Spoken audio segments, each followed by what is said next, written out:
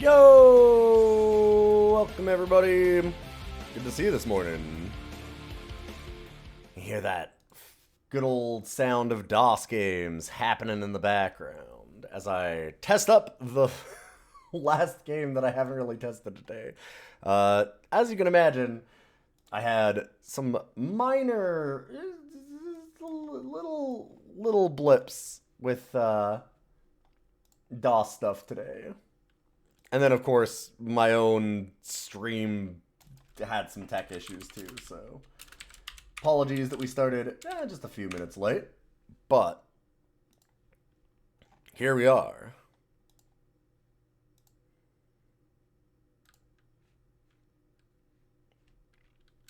And we got some DOS to do.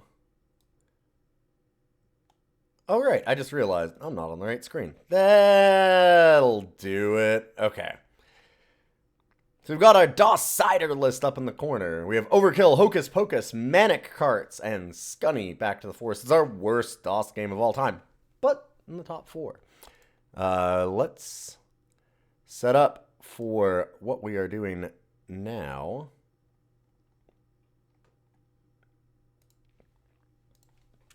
All right. Because our first game today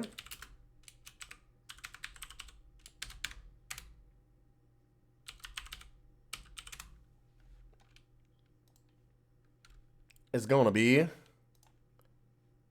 The Amazing Spider-Man. This is requested by Comet, who is in the chat right now. Hello. And we'll see how this one ranks.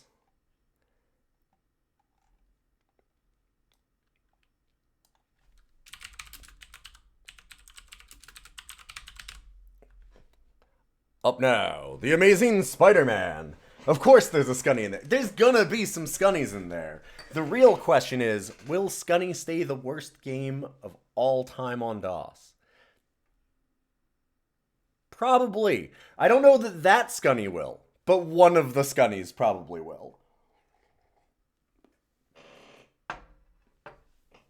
Scunny is a powerful contestant for the bottom of the list, to put it lightly.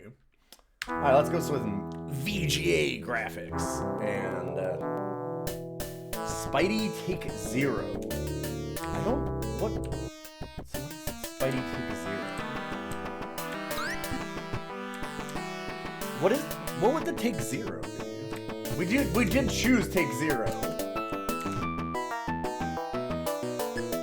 Okay, so we can call... Oh, the helicopter. That seems unsafe, Spider-Man. Yeah, I know this is level 1. I tried level 1 earlier just to test it. Okay, let's stand up. Let's not crawl. I do like this so far. I kind of like the up down crawl. Okay, so I'm guessing that this is the entrance.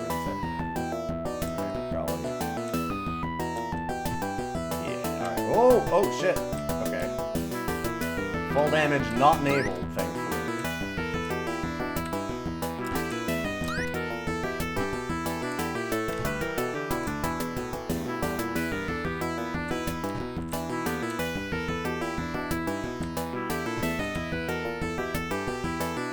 Controls are a little weird, but like they're interesting, they make sense. There we go, okay. These guys by shooting them. Alright, so we webbed him. Nope, okay. So I can't swing once I'm... Oh, now I'm swinging. Maybe I just should... Can I go all the way up and... Yeah, alright, I can just cling. There we go.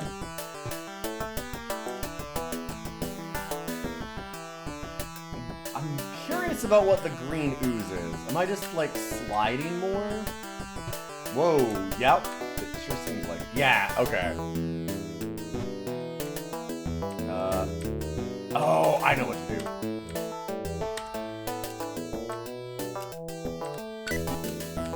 Ah.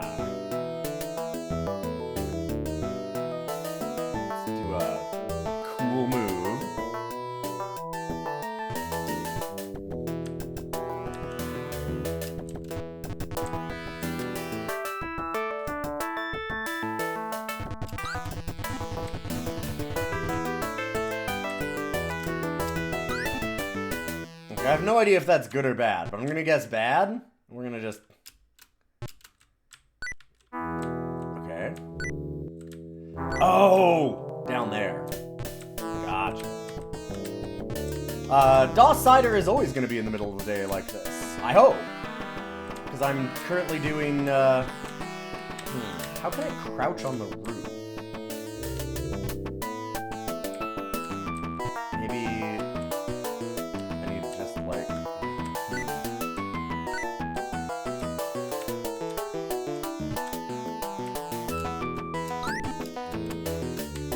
Here's the thing, I can't crouch, I can't get past... Hold up. Okay, there's gotta be a...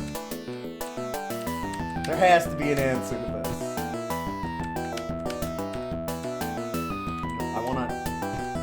I wanna crawl up that side. Oh my god. Spidey. Sir.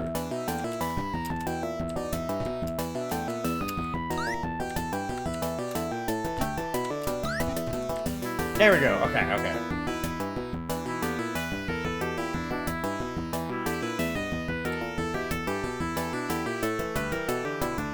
Oh god, I missed that Spider-Man's feet were bones in the side. Yeah, he's the bonesman. Because we accidentally walked into that robot, I guess.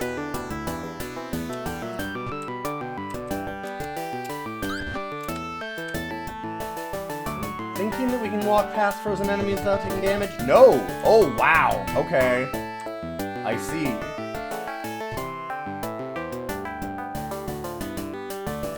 Huh. Yeah, controls here are real weird. They're a neat idea. What the fuck did that do?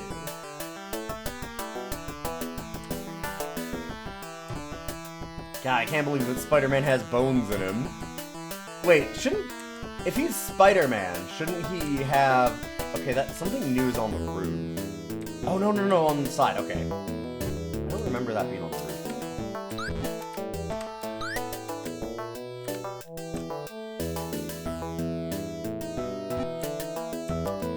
But yeah, I have badminton in the afternoons, so I'm trying to... Oh, well, okay. A little more damage.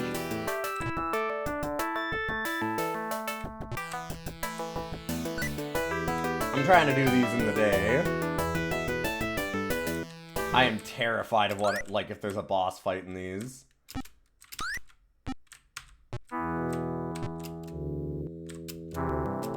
Can I...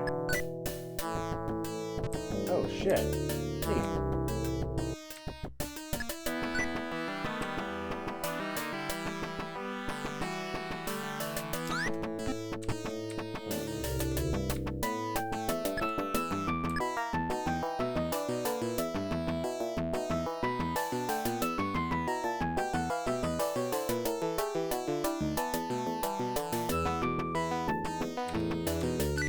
Well, this is more Halloween themed than I expected. Huh. Okay, so can I...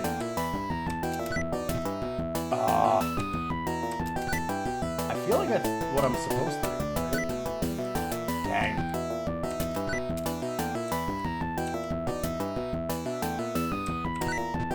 Oh, come on. Can I not dunk him? There we go. Hell yeah. Get that mummy out of there. Yeah, this is a real wild turn. The bloody cross is really getting me. That's sending me a little bit. So I wonder if... Can I just go through the...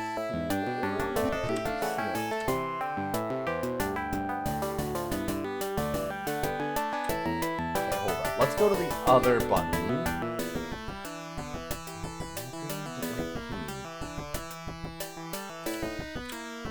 Nope, nope.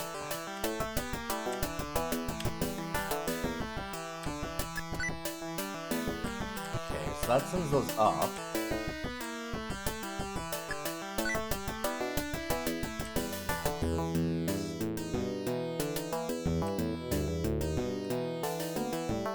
Oh!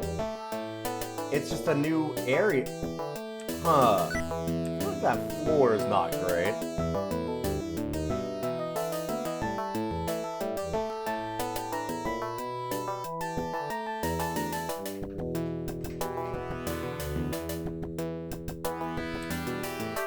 Okay, so that doesn't change. So why did this change? Does it maybe change if we...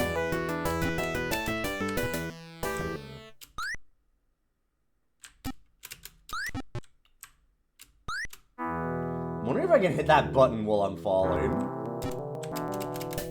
No. I'm not a bad enough dude. Yeah, I'm in the lift, sure. I just... Okay, fair enough. I'm trying to figure out how I could go to the other side and maybe have it do a lift thing. Oh! No, ow. Oh, wait! That's healing? I'm more Spider-Man. Ah, yes, Spider-Man's crystals that he needs to get healthy. This thing is wild. The movement is real strange. I wouldn't say bad, just like, it takes some getting used to. This is very much a stealth game. Oh god, oh god. Okay, hold up. Well, we got it. We're good. We're good. So it's a...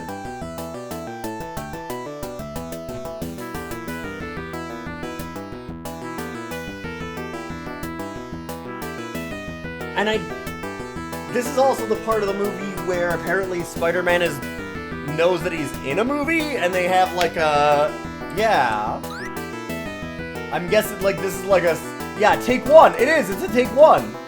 That's totally what it is. Yeah. Huh. We're making the Spider-Man film, I guess. Can I not leave? I don't... It's not letting me get out of there. Huh. Is that a checkpoint? I mean, kind of, I guess. Huh. Apparently, I'm not allowed out that way. Which seems weird.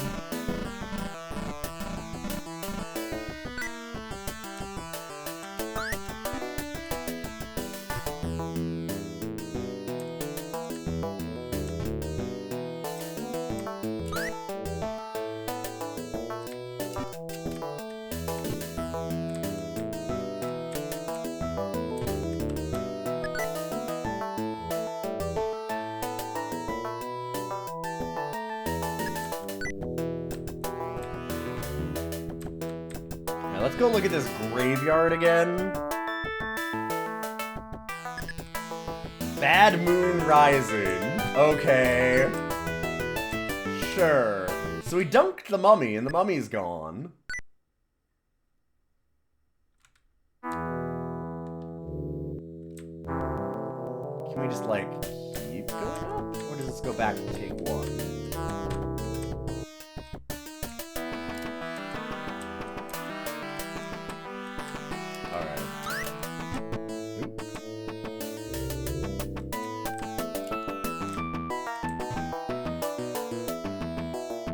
I like the animation on our little Spider-Man, too.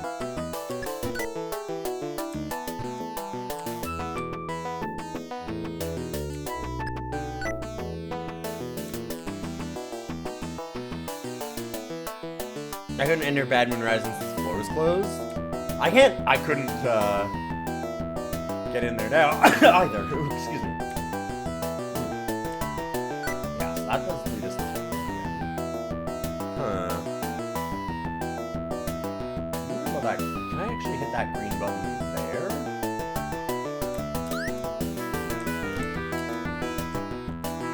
Can we just somehow get out of the lift?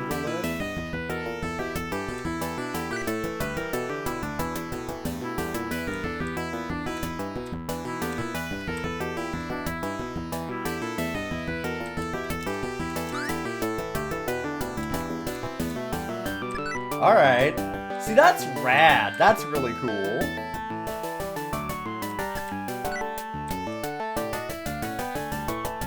then this will be the graveyard, right?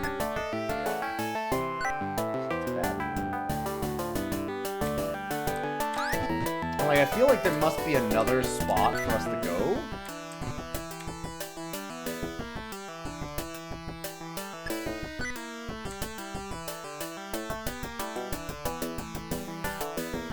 What else? The ceiling closed. I should be able to get through. What? I don't think so. I'll go look again in a second.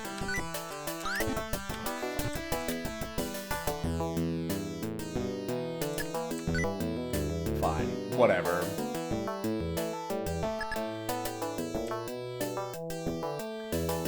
Oh! Oh, from take one. That would make sense. I see what you're saying. Yeah, okay. I gotcha. The movement in this is really neat. You meant through the ceiling take one. Yeah, no, I getcha. I didn't read all of chat yet, was the problem.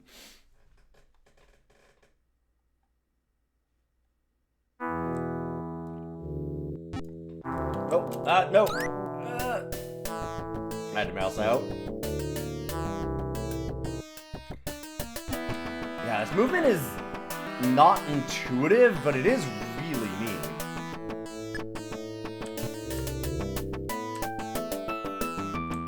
Okay.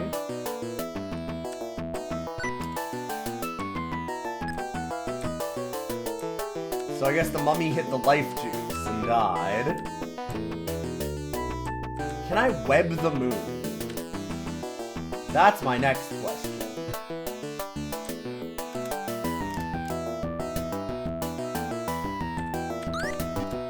No. No! Oh, the moon! Wait, the moon didn't hurt me.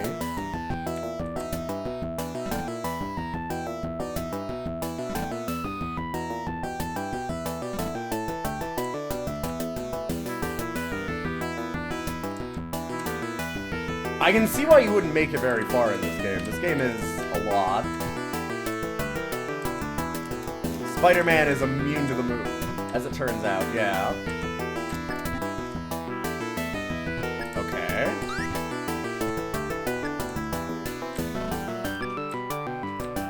Interesting. Oh god! Spider-Man has made it to the void of space.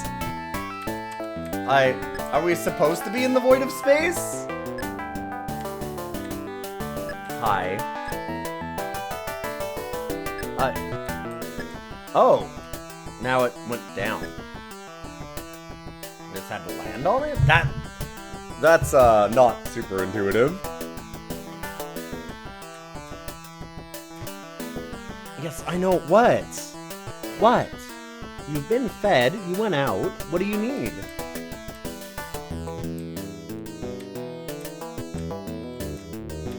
You already even took a bunch of my coffee.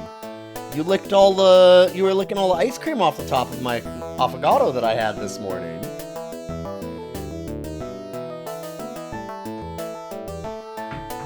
I don't know if you need any more. Oh, the mummy's walk cycle's real good. Like, all the animation it's pretty basic, but fun.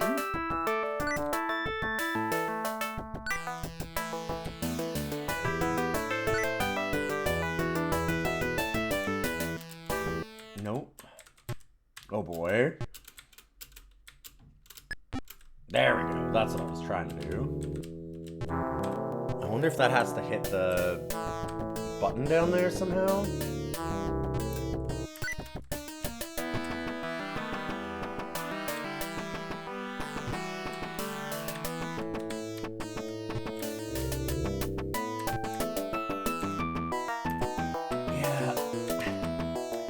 I gotta say, the controls are real interesting.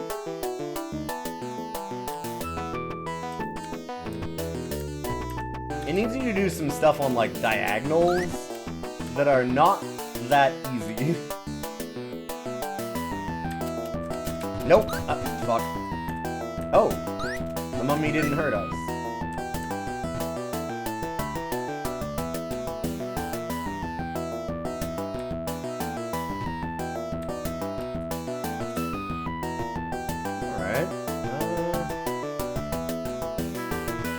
Oh boy. right? Oh, this is a bad room for Spider-Man. Spider-Man, no. Listen, I know that you're the wall crawler. I know that you like to do it, but can you not? Just for a moment? Thank you. I appreciate that, sir.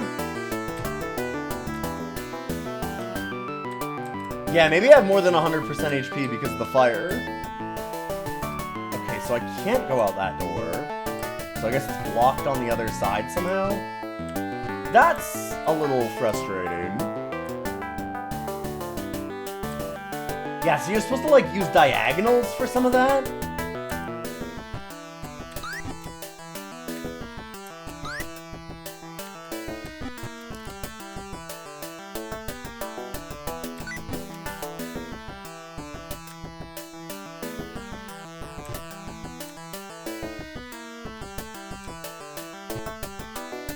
Yeah, things being blocked on the other side is... Because then you don't, like, wait, why is it blocked? There's no real way to know. Which is a little shit. Just a little. Nope. Ah, fuck.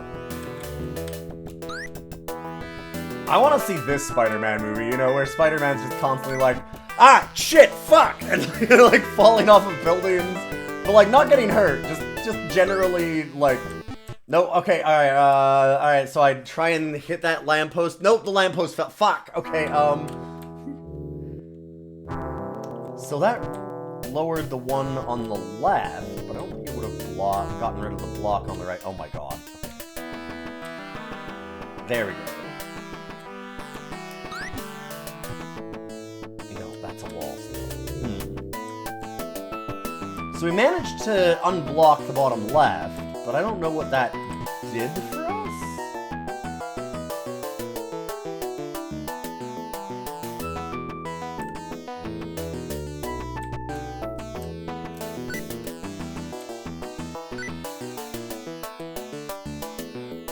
Oh, there we go. Okay.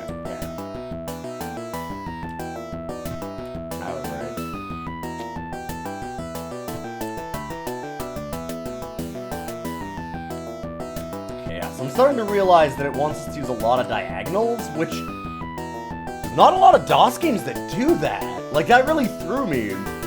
But going down those stairs, you just, you know, like down and left or whatever. Really interesting. Hey, Sponge, good to see you. Get in your hole, Spidey.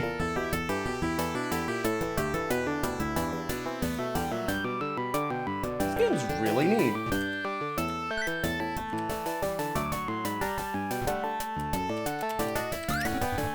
Oh, hey. Okay, I heard the of us taking damage. So yeah, we must have more than 100% health because of,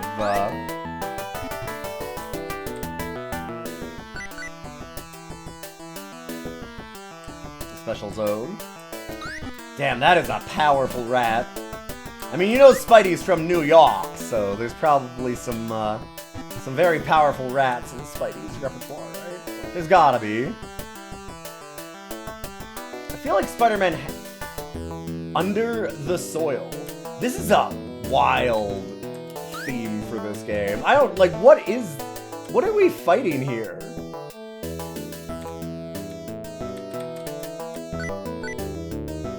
Okay, so we got that, sure.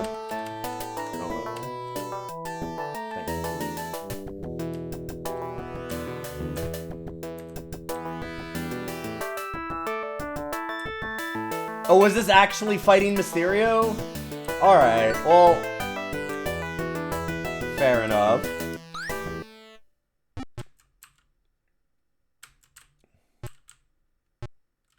Well, eventually. Sure.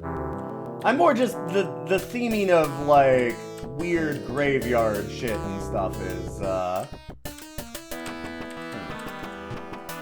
something. Oh, this is... I won't say the controls are bad, they're just weird. Maybe I should say they're bad. I don't know. Like, I don't know how to feel about these controls. They don't... I'm fighting myself. Yes. Yeah, that's... okay, accurate, but... Spider-Man, just get off the wall. No, but not that wall either. Can you just... My dude, figure out what a floor is! Non-standard from a modern perspective. No, it's non-standard from a DOS perspective. DOS games don't have you do diagonals.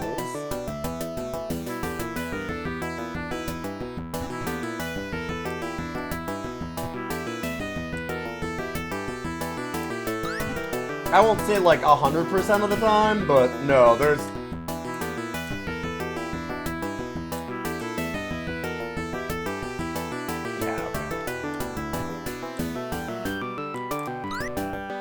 This is just simply non-standard.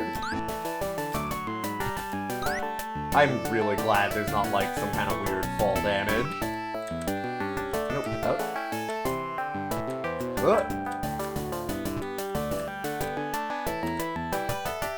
Oh, are those slippery? Maybe I can't use those. No! Oh, your old friend Spider-Man made it!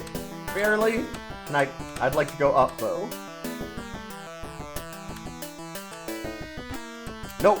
Fuck. Sure.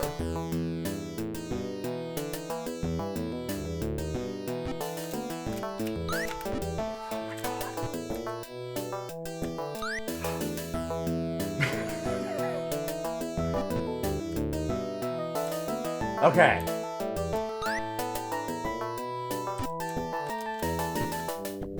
Old Spidey's got the skeleton, yeah. Okay, why do we sometimes grip the ceiling when we're done, like, climbing up, and sometimes we just refuse?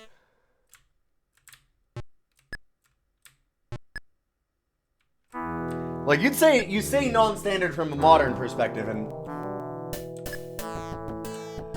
in some ways that's true, but also, I mean, like, that's also true. But I've played a few DOS games, like, quite a few, and this feels weird from a DOS perspective. Like, this game it controls real fucky. And again, I don't necessarily want to say bad, it's very unique.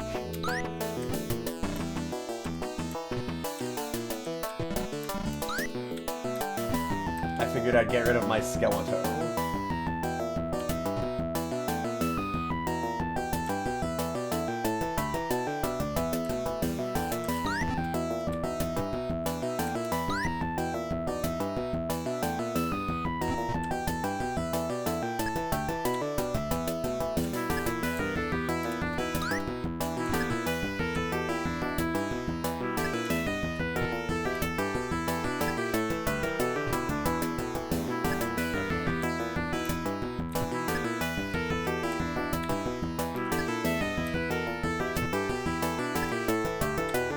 So am I supposed to get on the moon then? If the moon doesn't hurt me...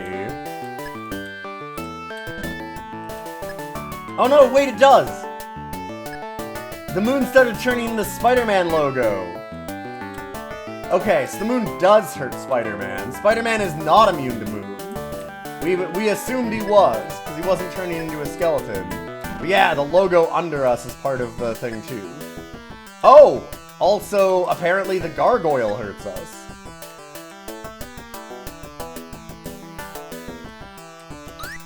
The things that deal you damage versus the things that don't is,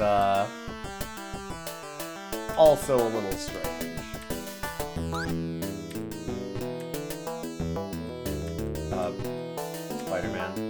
Spider-Man.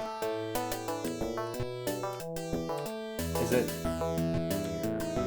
Let's go to the other side. Is it because that green one's slippy? I think the green one's slippy.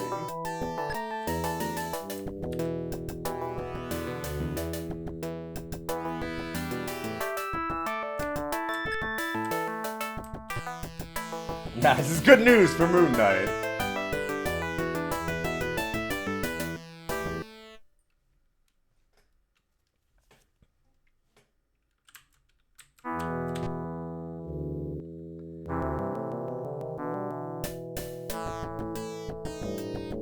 Bad Moon... Okay, Bad Moon Rising into Bad Moon Falling is a great joke.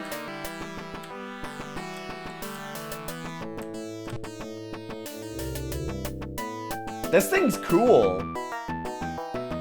I don't love all of it, but it's neat. Oh, shit. I see.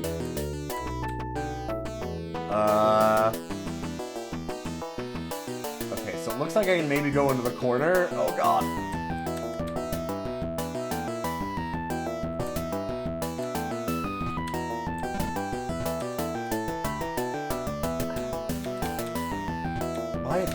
Climb the corner. Okay, he doesn't like those corners, I guess. Hey, buddy. I don't know what your problem is today, but can it not be your problem?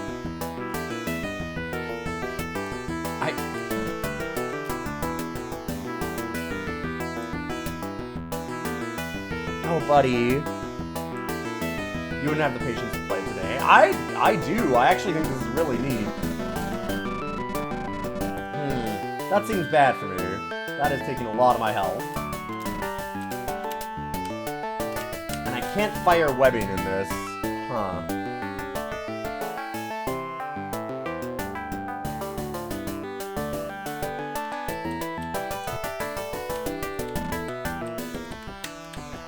Please. I am also accustomed to playing DOS games in a way you're not. I guess. But I don't know, this is okay. The moon just being a black background cutout kind of sucks.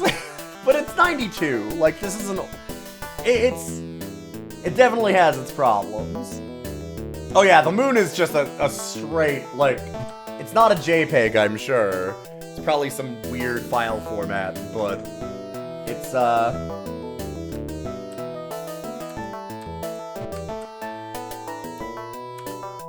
It's sure something.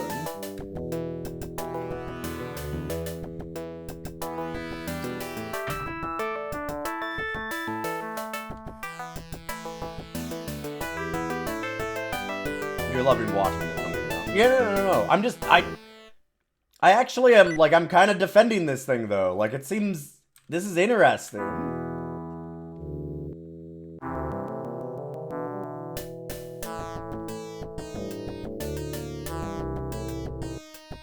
It's really unique, too, is the thing.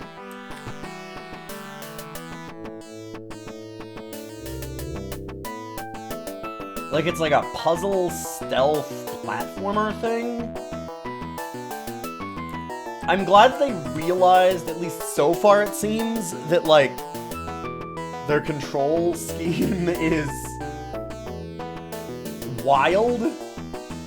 And so it's not like the platforming type stuff has been... There's not like a lot of instant death pits or something, right? Like, if that was the case, I'd have been really fucking frustrated with this game right away, because its controls are interesting and unique and not necessarily amazing, but also I think that there's justification for how they work.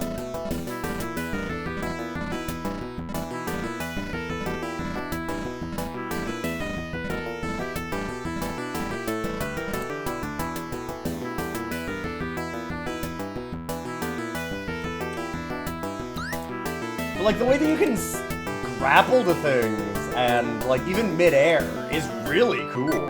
That's not something that was real common. Like, this is a neat movement setup, and, like, all the wall crawling, like, it feels Spider-Man-y because of that. Like, it really does capture Spider-Man. The animations are okay. Some of the, like, these backgrounds are a lot. Like, oh my god. That cat running over the mountain thing, like, it just, oof. Some of the outlines on stuff, like the weird black kind of in the bottoms of these, like this stuff. It's like, eh.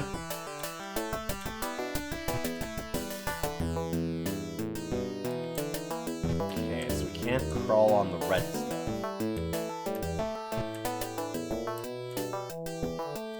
You know who doesn't capture Spider-Man? Peter Parker. What are you talking about? He captures Spider-Man constantly.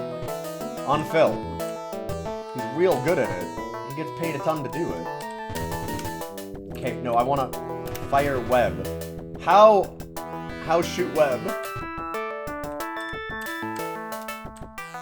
Okay, so I can't do it from crawling?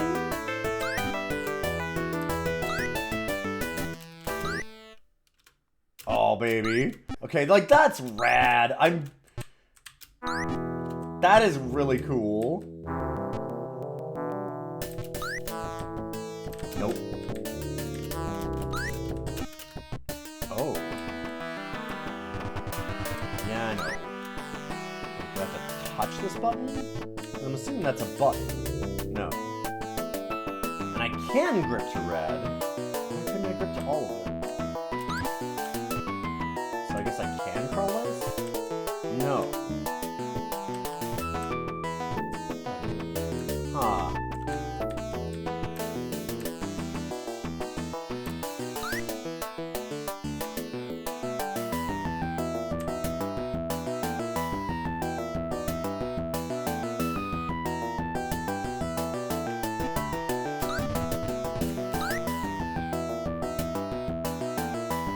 J. Jonah Jameson keeps asking him to. J. Jonah Jameson doesn't ask Peter Parker to capture Spider-Man. He asks him to take pictures of Spider-Man. Bring me pictures of Spider-Man! Come on! Peter Parker ain't capturing shit. He's some fucking nerd.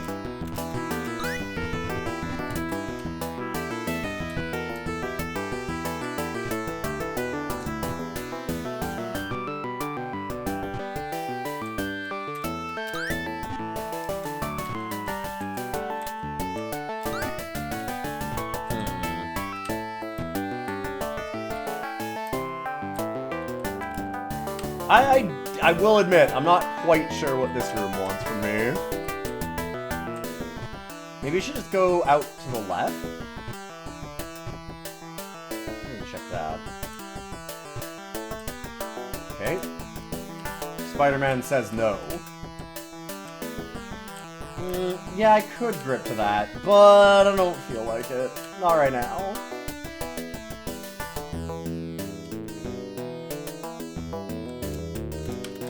Oh god, RoboCop's here to bust their ass.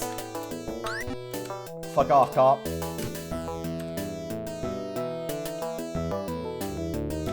Oh, yeah, okay.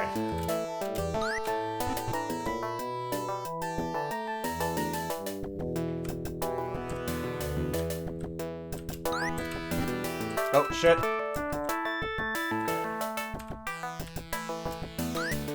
Space first, then go across. Probably the way to do that. How about... So... Nope, no!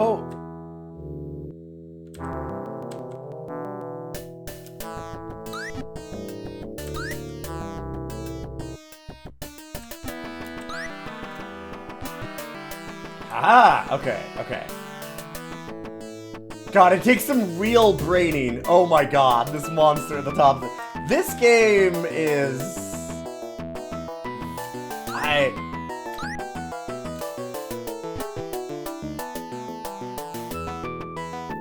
This is something.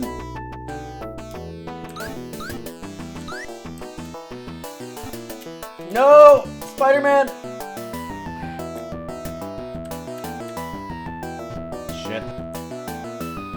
Nope, shit.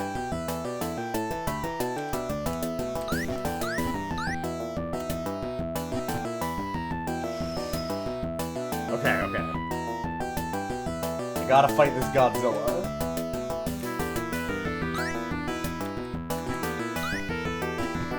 1312 includes RoboCop. I think that's the point of the movie, yes. At least partially. Like, RoboCop works for OCP, which are very obviously the bad guys.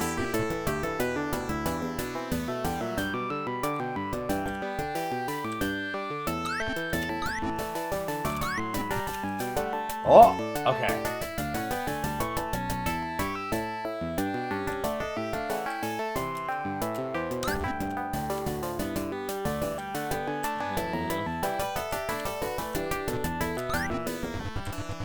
I wish that when they were webbed, they didn't deal you a whole lot of damage.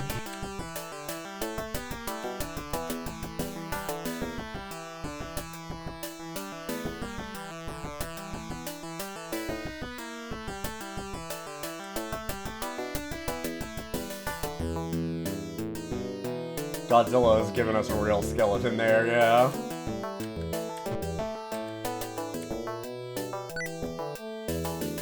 So those are buttons. Why couldn't I hit the one then? Because I stood on it. Maybe you have to walk across them from above? Yes. Oh man, industrial mummy.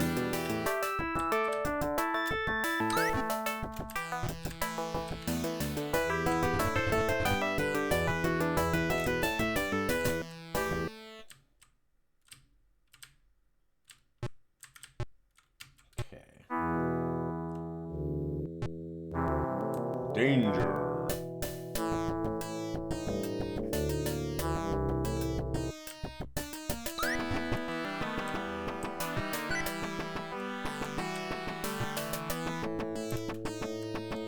God, yeah, some of these, there's a lot of this problem in DOS games.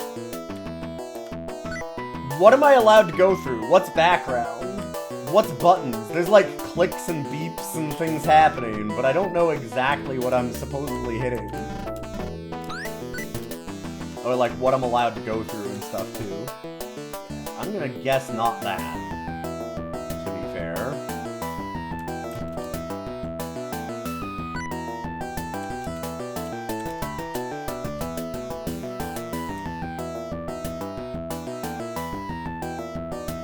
Wait, so is that is a block now? That wasn't blocking me a minute ago. Like, those pipes aren't always blocking. So what's stopping me from... What am I sliding off of?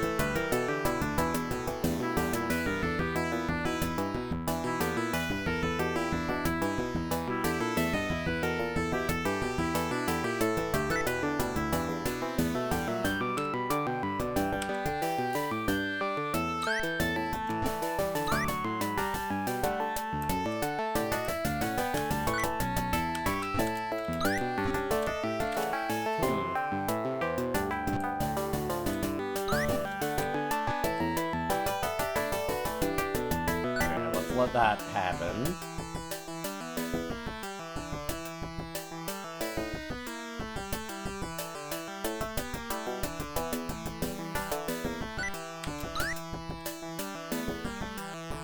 And maybe just go past it? This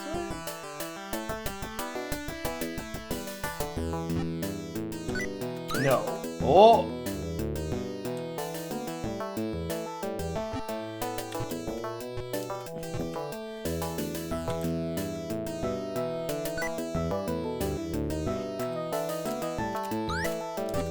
That is a very strange problem.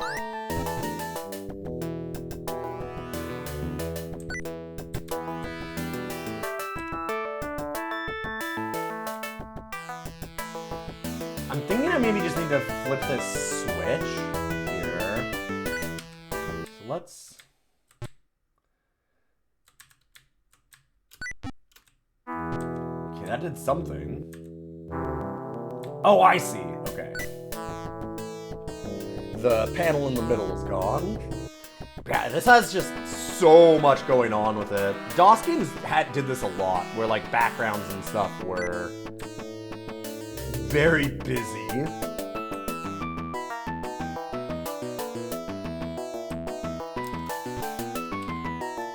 Well, it is getting close to Halloween, so we wanted to show off our spire bows. Good to see you, boys. Okay, now I can go underneath this one. Oh, but it's doing a real move now. Gotcha.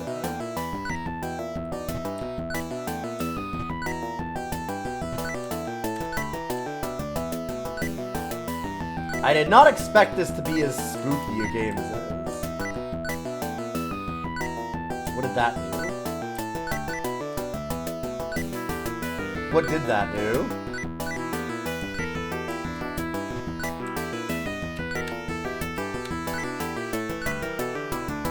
No. Well, anyway.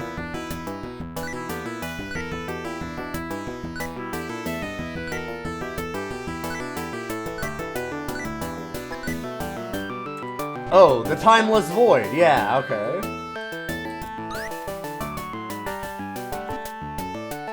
What is...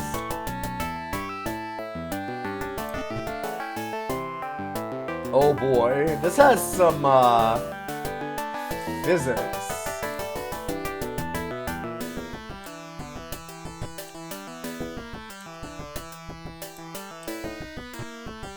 Huh. This room's movement is extra strange.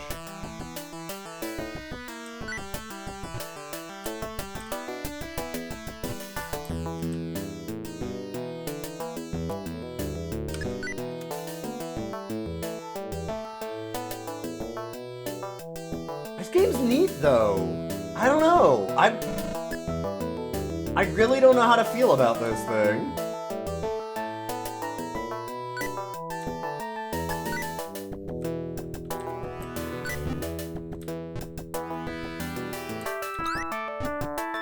I'd say it seems interesting. I'd have definitely played the hell out of this in like '92.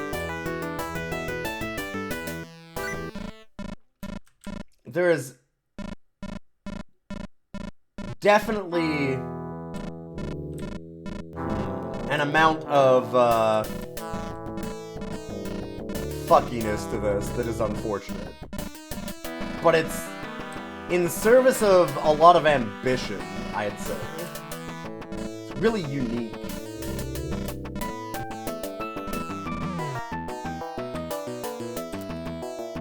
Dang, it takes a lot to kill a mummy. I'm gonna guess it's gonna take less to kill Spider-Man.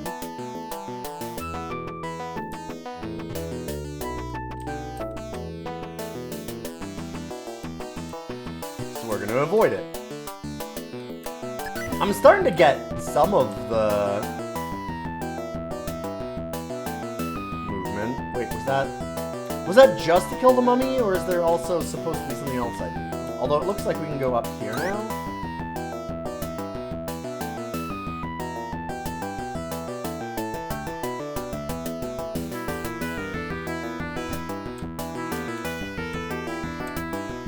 Oh no.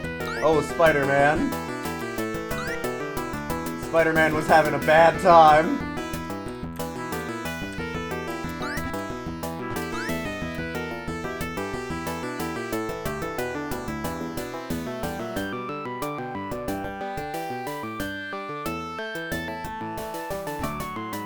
So I can't grab onto that?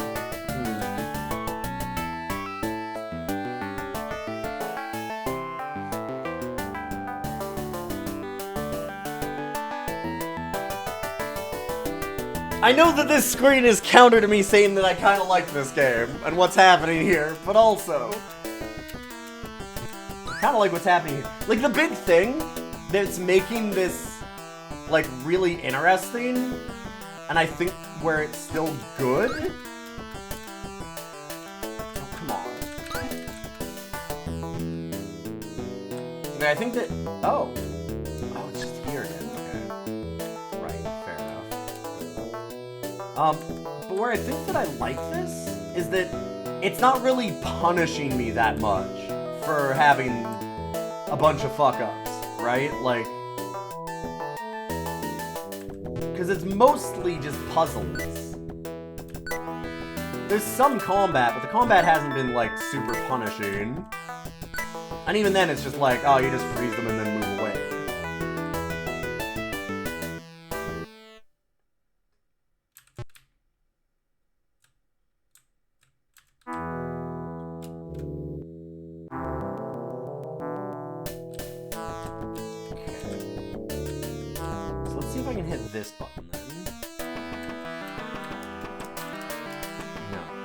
Can I maybe just climb on the wall first?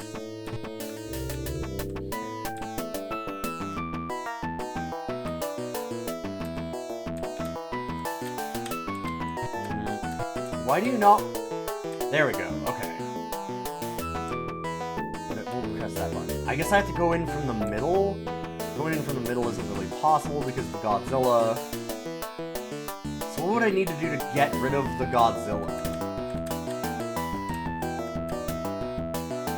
Yeah, there's like no instant deaths. There's no, like, you've got a fuck ton of health. It seems really forgiving in that way. And so the weird controls and the problems that has... Oh, it's probably that green button. I don't think I hit that.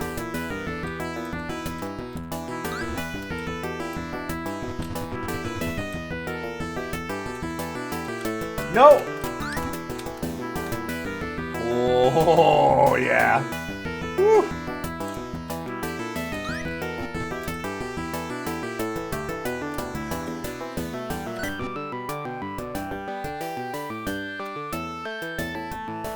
I think that means that Godzilla will move, hit the green, and slide. I think that we've made a big trap for the Godzilla.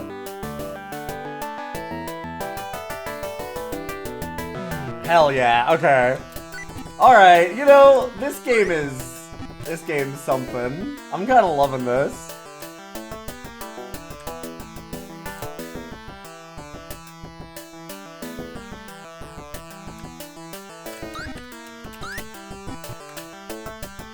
I wonder if I can hit that from here to go over, or if that is just to kill Godzilla.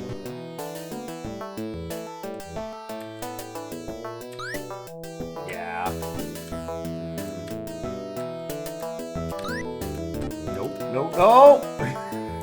Spider-Man, please. Oh, fuck. If there's one thing I remember about Spider-Man, it's how uncoordinated he is. That was a really big part of his story arc.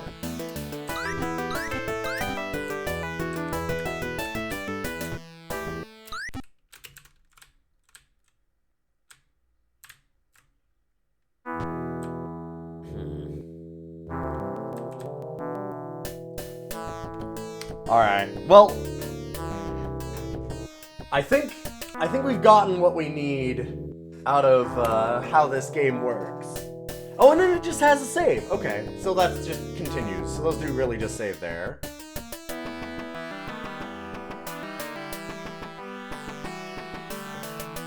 Well then,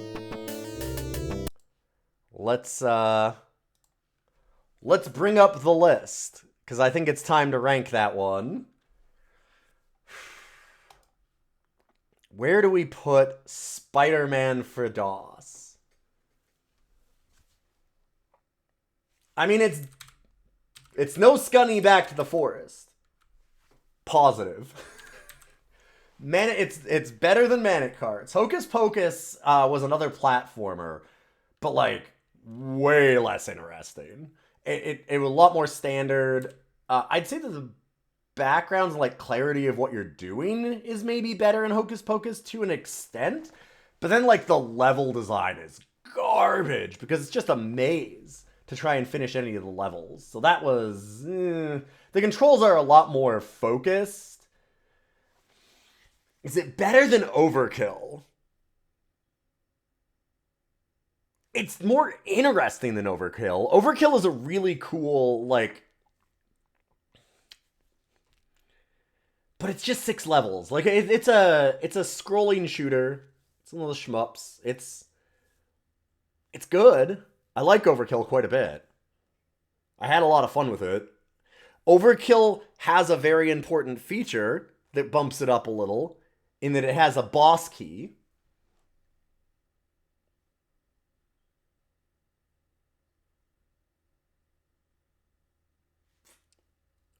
Is it better than Overkill? That's a tough one already. I didn't think this would be that hard. I thought that this was going to be... Because it was suggested, this was a request from Comet.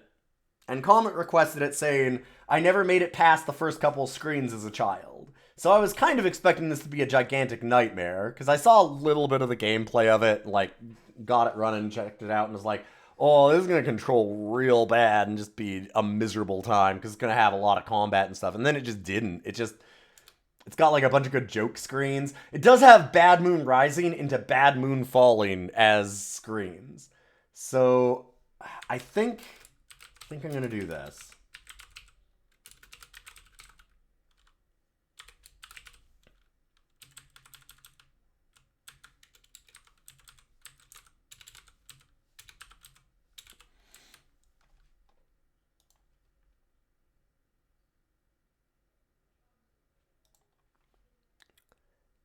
All right, everyone.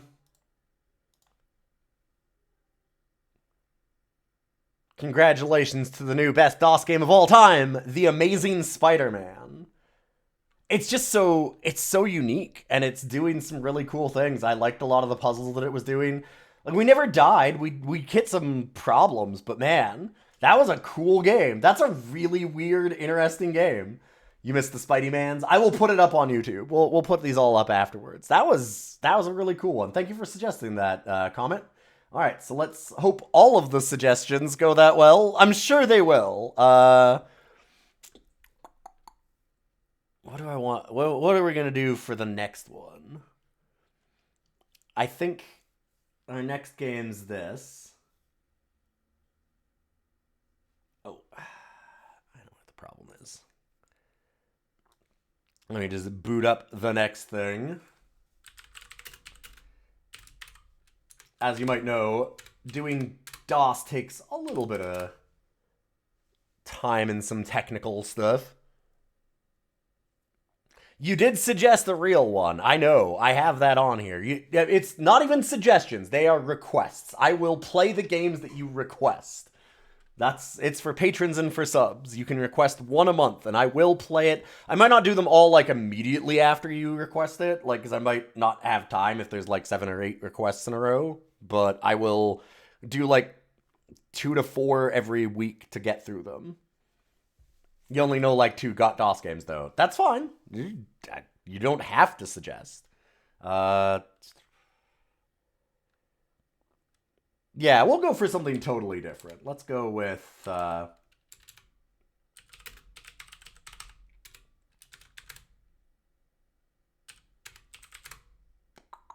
go with this one.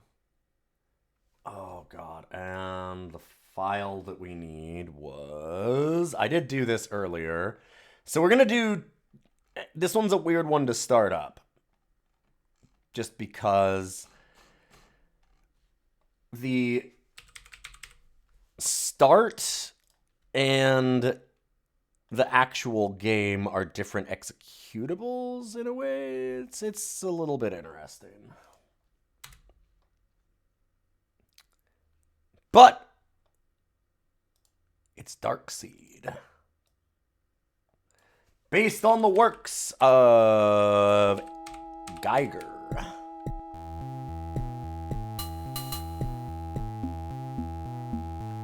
For spooky Halloween times, fun to put this in. I did read up a little bit on this game. One of the interesting things is that the palette, like the color palette, sucks. But the reason that it sucks is that Geiger saw the, like, resolution they were doing the files in and was like, no. And wouldn't let them. So they had to do it in higher resolution, which meant they had to do a lot lower color palette on it. Instead of 256, they were limited to 16.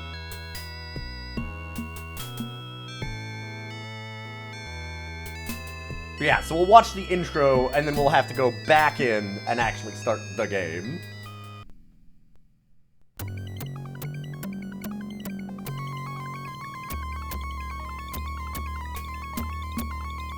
This was part of why I took a little bit longer today to get going, because figuring out how to get this started was something. Oh yeah, the little man in the head. After a horrifying nightmare, Mike Dawson awakens to the first day in his new house. Alright. And now we will have to start the game. Figured that it was important for us to get that little intro, though. You gotta know all about the little man, what goes in your head.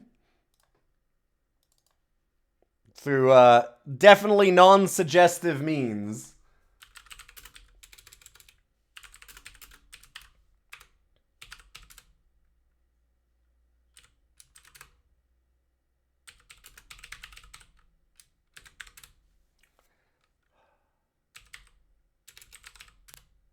Okay.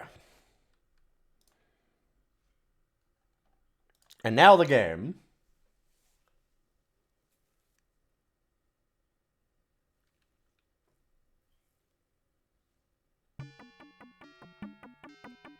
That shit was some nightmare. It even left me with a monster headache. So it's a point and clicky. My head sucks. Ah, my head sucks. Ah, my head sucks. Wooden planks creak under your feet.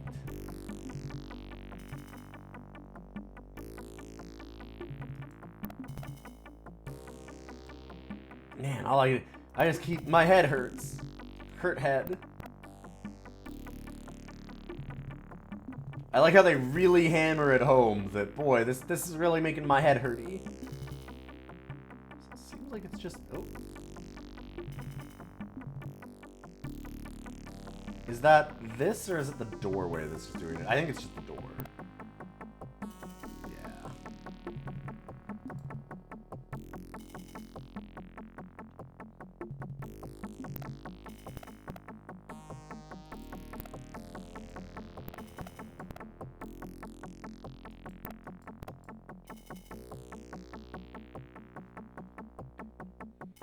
This font is giving you a headache. Fair enough. Alright, I'm holding money. Uh-oh. Oh boy, wow.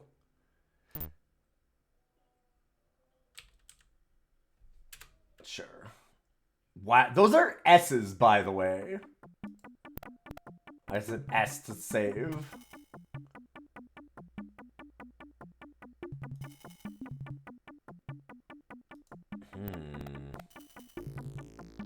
Dilapidated room. Got a real shitty house.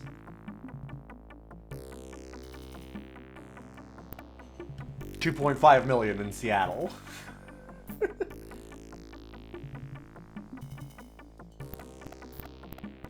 Can we use the ladder? No.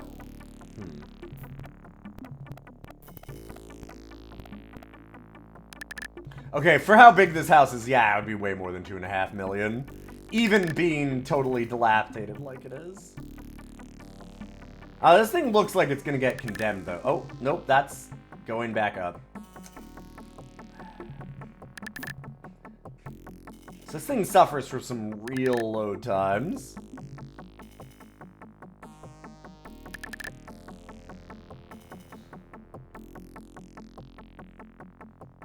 Still not entirely clear what thing we're clicking on. Like, is that the stairs? It's the stairs. Okay, it's not the photos, it's the stairs. Time to load again. Gotcha.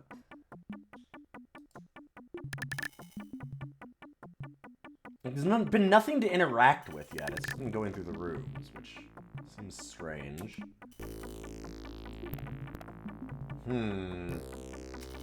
Cool eye door.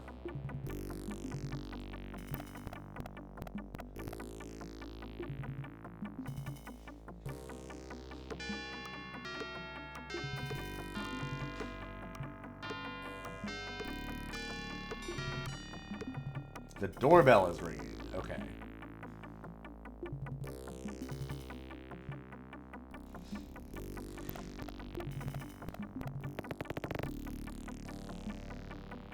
Pick up the package.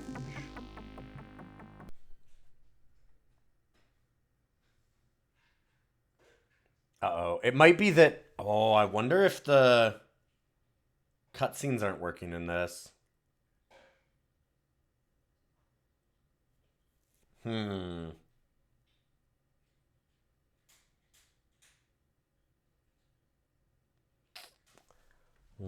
moment.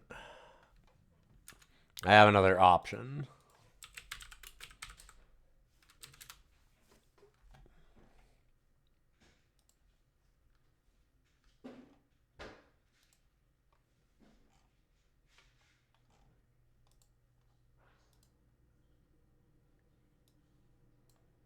Will this work? Maybe.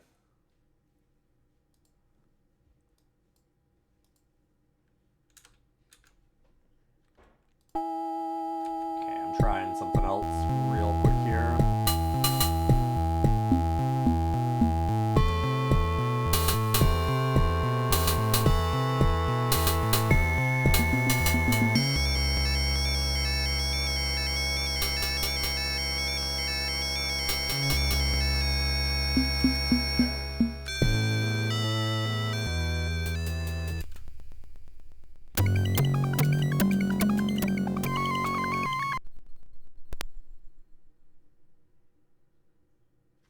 Did they manage to get it?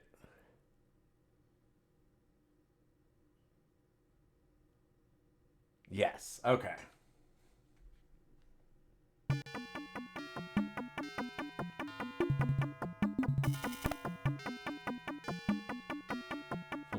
So I wonder what was wrong with my setup. I did a lot of looking at it, but some weirdness. Oh well.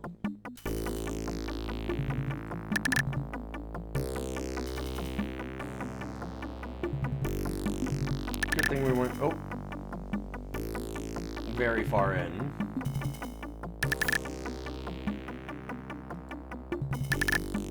DOSBox is a little finicky. There's another one later, too, that was having some real issues with, like, the cycles on my CPU, and I could probably do a lot of configuring in DOSBox to fix it, but then I'd have to change it for everything else, so I was like, you know, maybe I'll just not.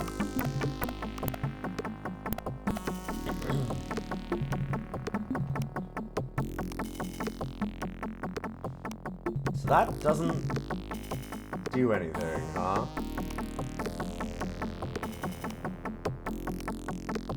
Like, so far the only interaction points are just the doors, which is very strange.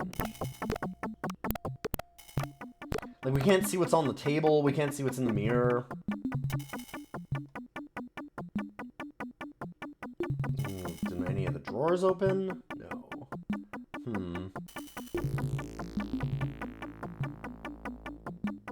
I'm guessing I just have to go through enough rooms to get that package. Trigger the front door thing.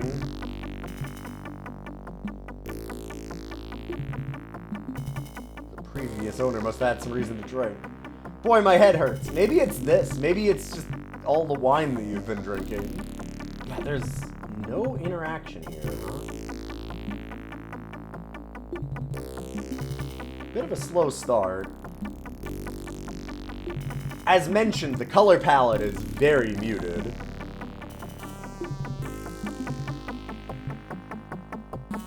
But I will mention again, this is much like Amazing Spider-Man, that last one that we played, this is a 92 game, if I remember correctly.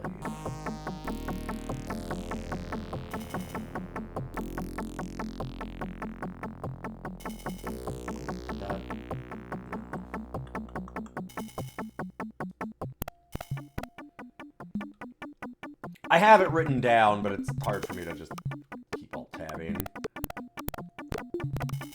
Have all the publishers and everything so I can put up info on it. And like for 92, this looks really nice.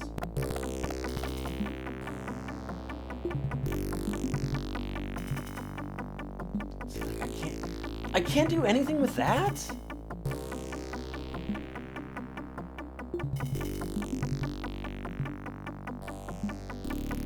My head hurts. My head's killing me. It's a real slow start to this game. There we go. Doorbell's going.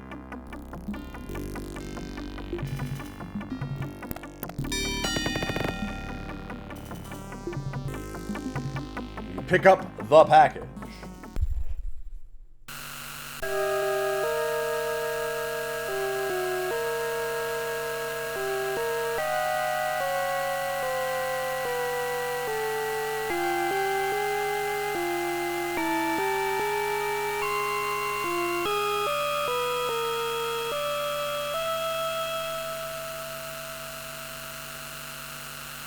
Spooky doll!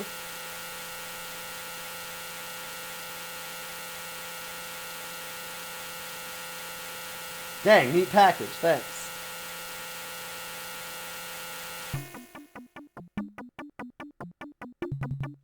Wait, that's it? Well, let's just leave the house.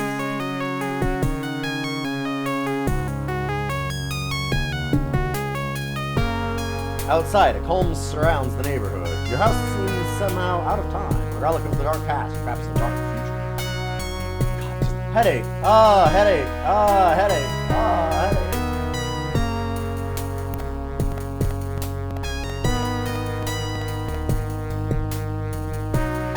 I mean, honestly, these are pretty good. This is pretty good sound for 92. It's a little tinny even for that time. I'm not lying.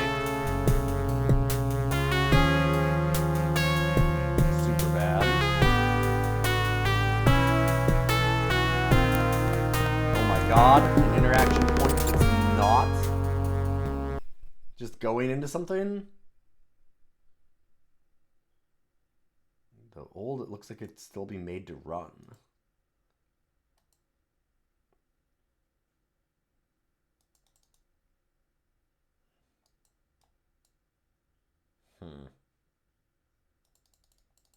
Can't like honk the horn.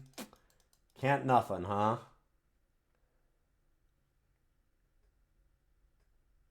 We can just leave.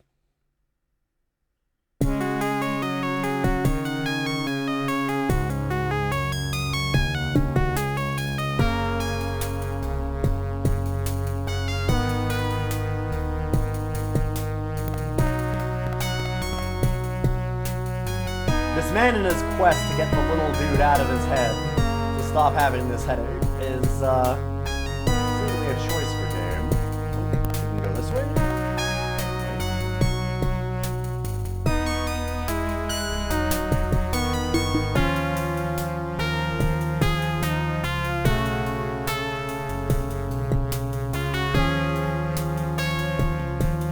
This must be the neighbor's yard.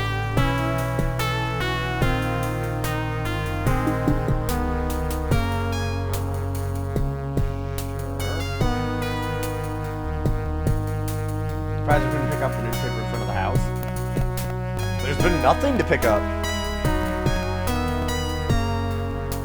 I mean, even the package we didn't... I don't think we got the package, did we? No, we just have the money. It was just a spook up.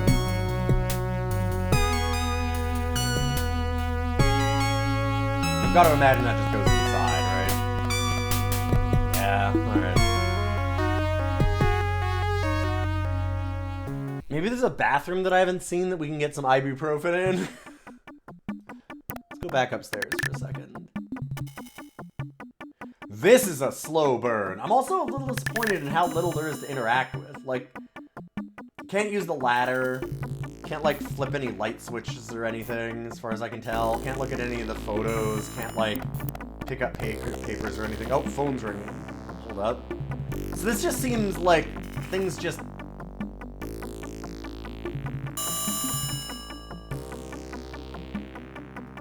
Is that...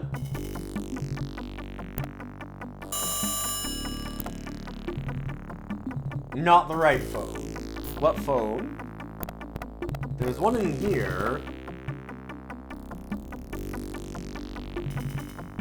Or, no, not in, oh god, in this room? There was like the living room here somewhere.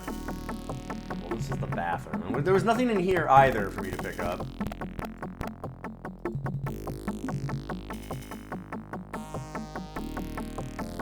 Was it downstairs?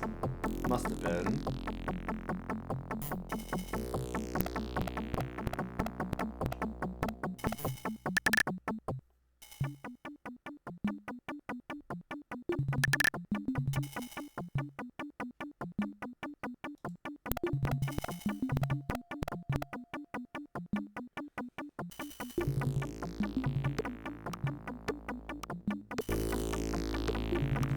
phone in here, was there not?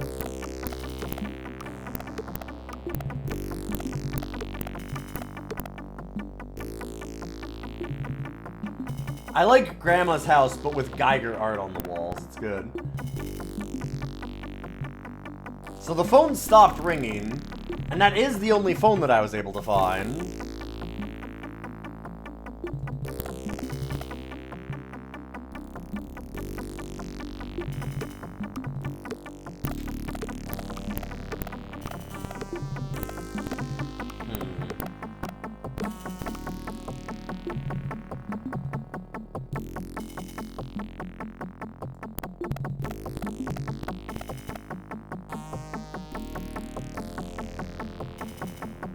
Yeah, there's nothing about the phone ringing anymore. And I couldn't even pick it up.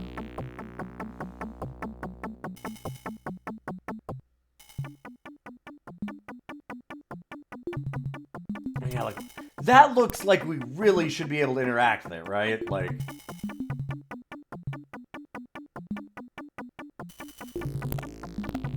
maybe the table below the phone? I don't think so. Go see.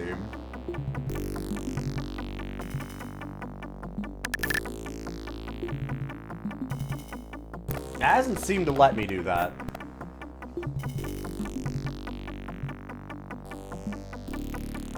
Yeah.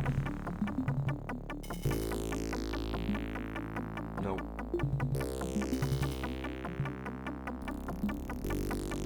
Like, just the door.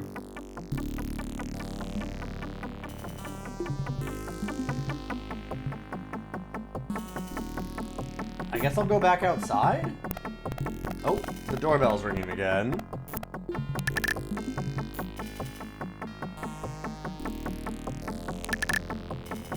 Alright. So we're just gonna get another spookum? Wait, but there was no one there. Wow, that music really comes in.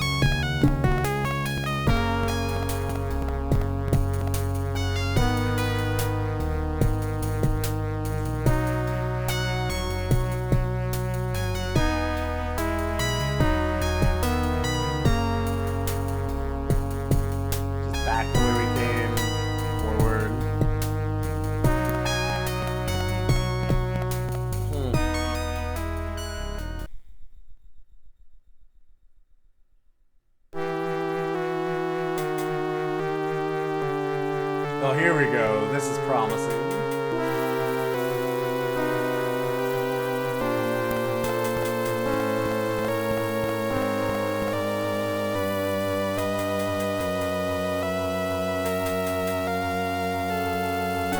Oh, come on. I've got to be able to get a spookum in here. Nothing?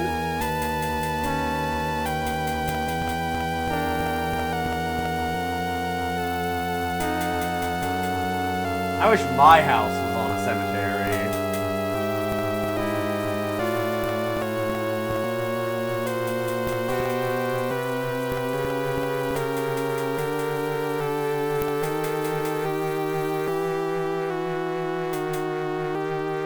Yeah, that was a different path.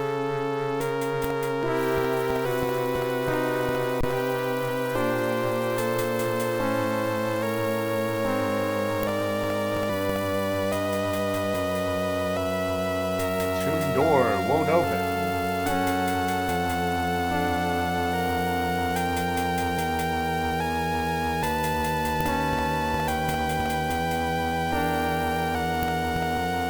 No.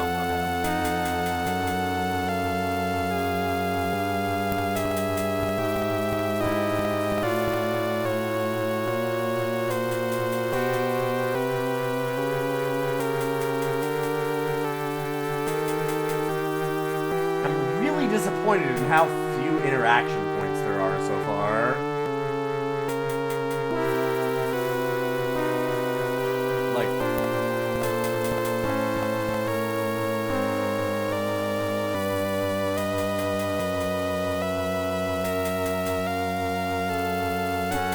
I'm guessing that just goes back, right?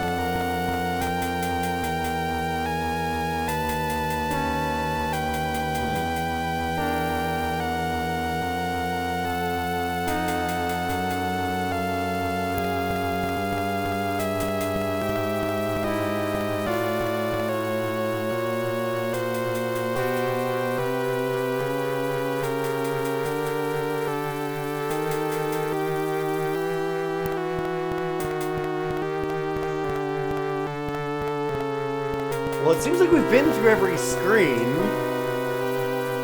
and there's nothing to interact with at all. I mean, maybe I haven't pixel hunted enough, but I think that we have.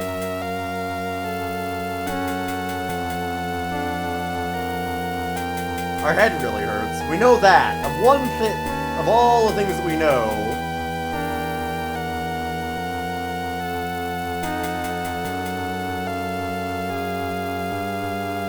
we know our head hurts. Honestly, my head is starting to hurt just thinking about this. Like, I'm actually starting to get a headache.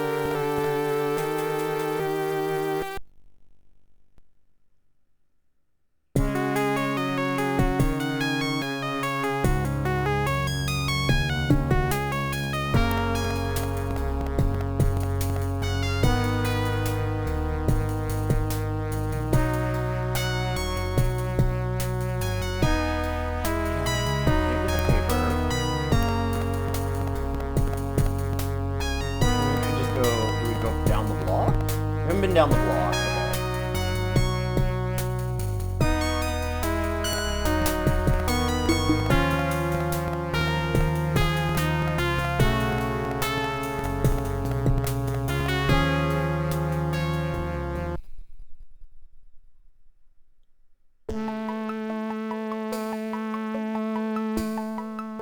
Yeah, I'm thinking that we missed the phone call.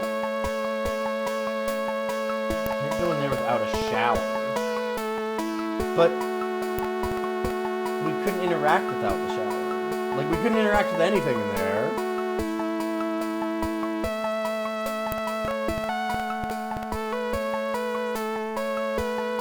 Call for an appointment first.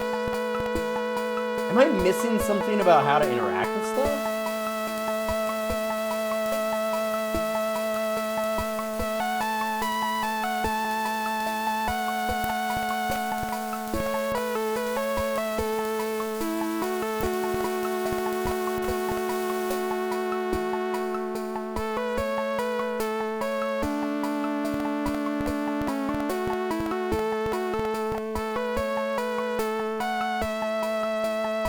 Man, $6 haircuts. What a time.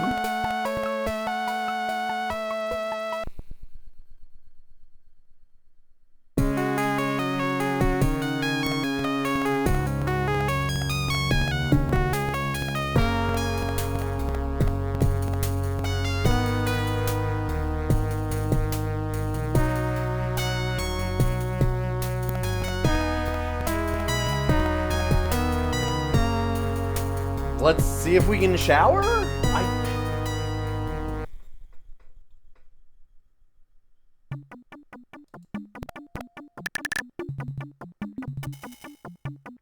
This feels esoteric and empty, even for point and clicks.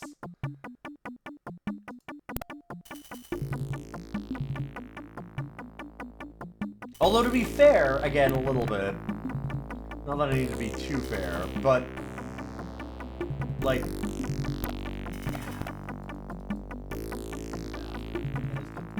I want to shower. How do I shower?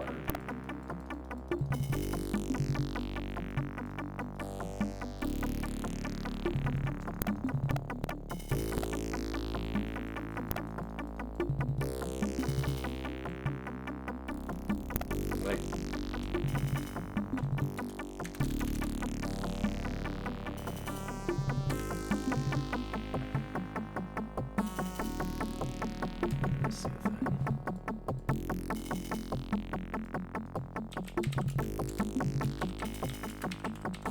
I looked at the manual and stuff for this before, but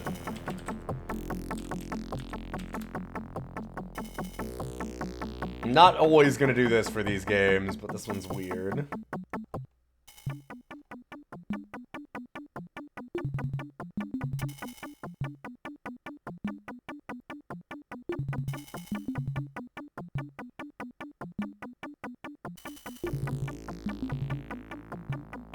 Okay, I'm supposed to be able to open some of this stuff.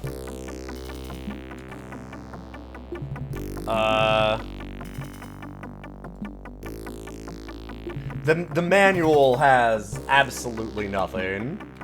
Correct.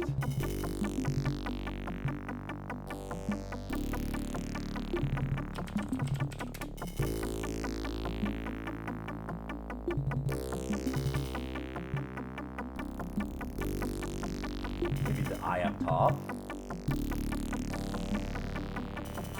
I mean, like, that opens all this.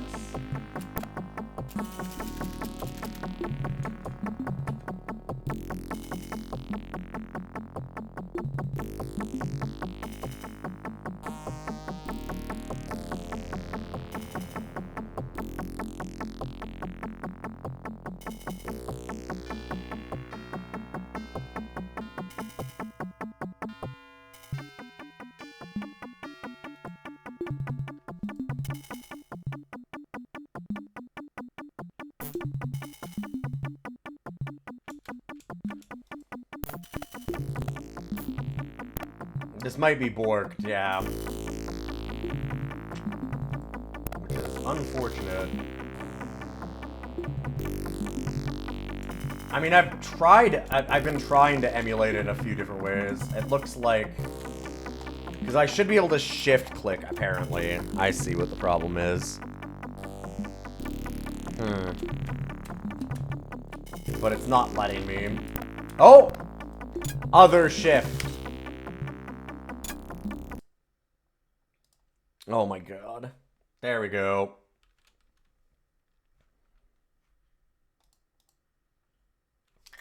It is right shift, not left shift. That's the fucking problem.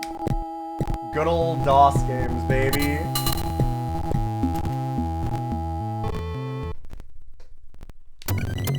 I'd been shift clicking.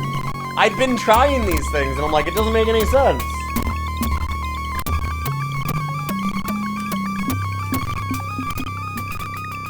Okay, we don't need to see the little man in his head. We know why he's got a headache. Alright, now that we can play the game... Because, yeah, that was messing me up. I'm like, man, this game is not that interesting.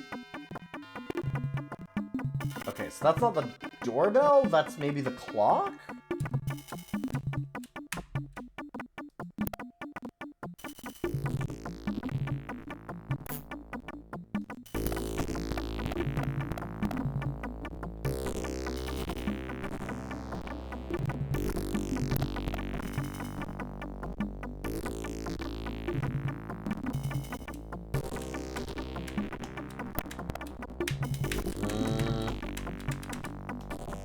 What? Come on. Now it's not. What?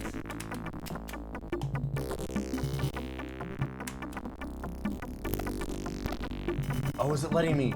It's doing a right click. Oh, the right mouse.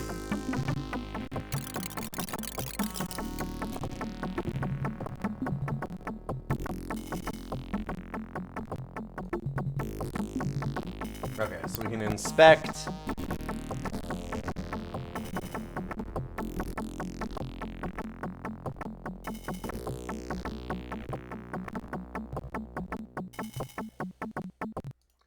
Okay, so we can inspect, we can use... The old pipes don't work.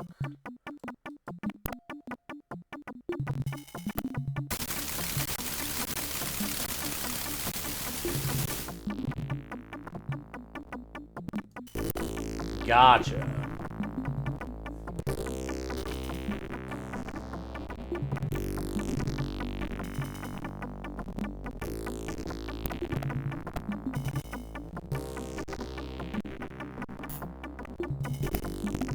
Alright, now we're all showered up and ready to go.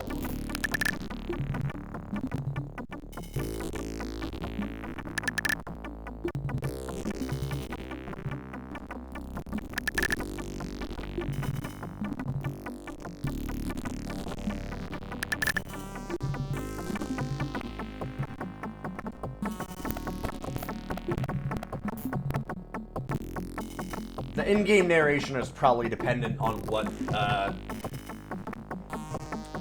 like, Yeah, I'm not sure that I'll be able to do that. It's probably dependent on doing specific, like, sound stuff with, like, whether you have a sound blast or ad-lib or Roland or all that kind of stuff, so. You've already read this paper. Neighbor's dog. Got it. Sure. Not ski season yet.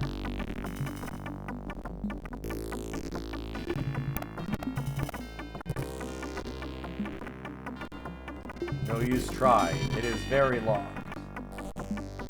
Okay. Doorbell's ringing. Let's go get our spooky. Hi, I would like my spooky doll.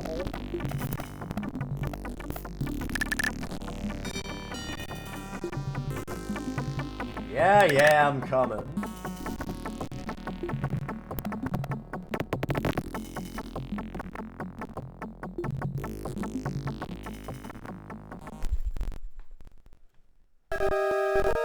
Oh, sweet, it's the possessed doll I ordered from eBay. You know, your place for all of your possessed doll needs.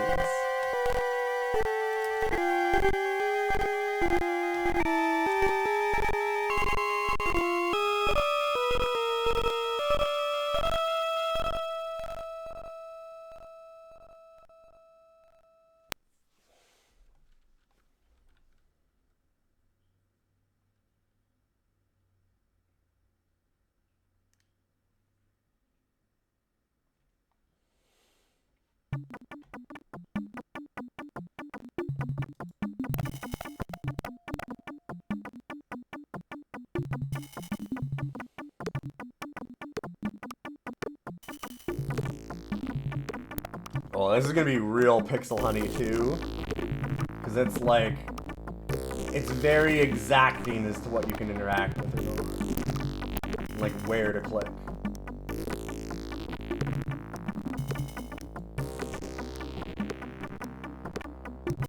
Like, not that, that's not painting, that's not painting, that is though.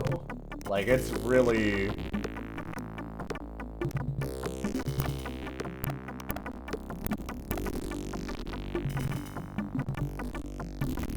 Mr. Dawson, we moved the mirror here from the garage as directed, but notice that a piece is cracked off from the corner. We didn't do it. Really? We'll let you know if it turns up. We'll let you know if the piece of your mirror what is that gonna do?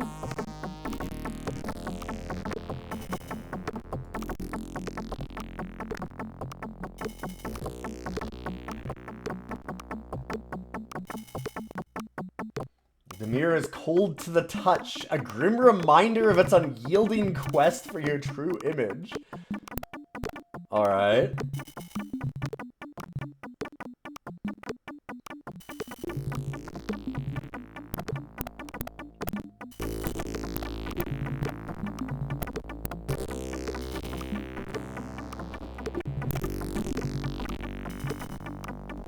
Pot casing is locked.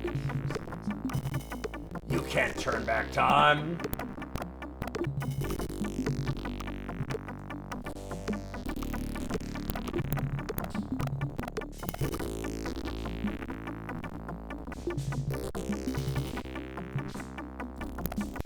Go wash our hands. Ugh. No. Turn it on. Get all this dust off. Time for some breakfast. Open the oven door.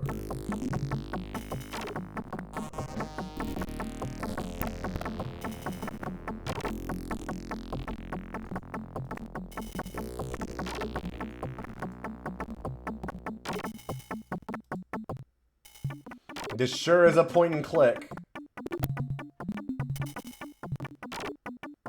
Yeah, that's just... It can't do the drawers, only the cabinets. Gotcha. Oh, and apparently not... Okay, and none of those. Gotcha.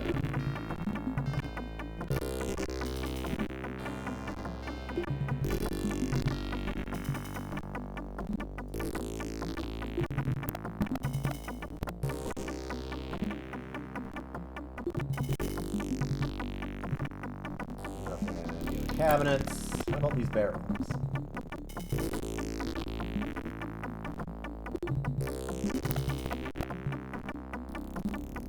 What do we want with an empty bottle? I don't know. Could be useful.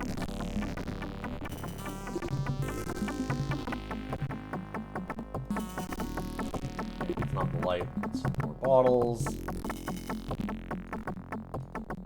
Let's go look in that study. There was that whole, like, map or whatever on the desk.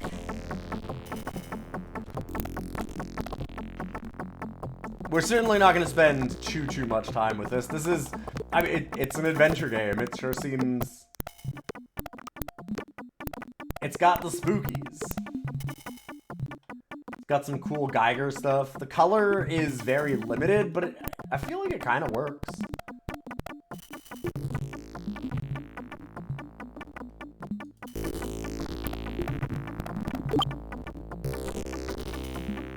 Okay. We're now holding the blueprint.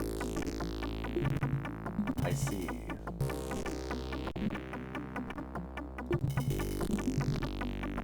All these books would fall apart at our touch. Go ahead, bud.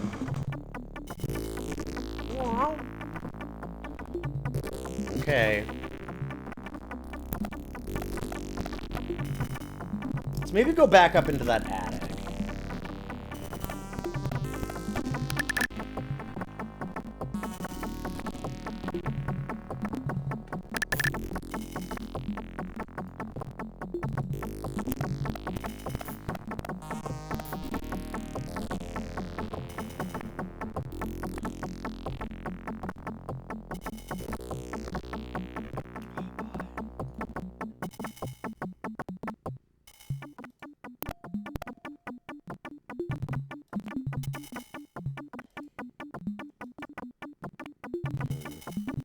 Tell us about that.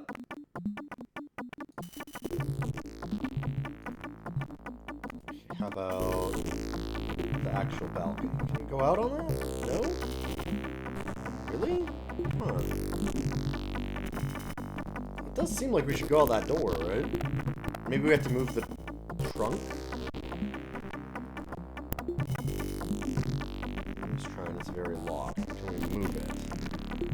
Yes, okay.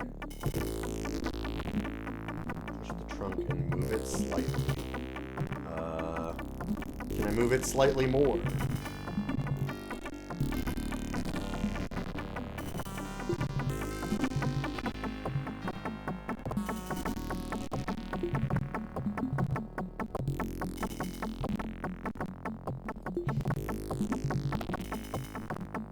God, puzzle solved. Just click it a bunch. Just keep clicking.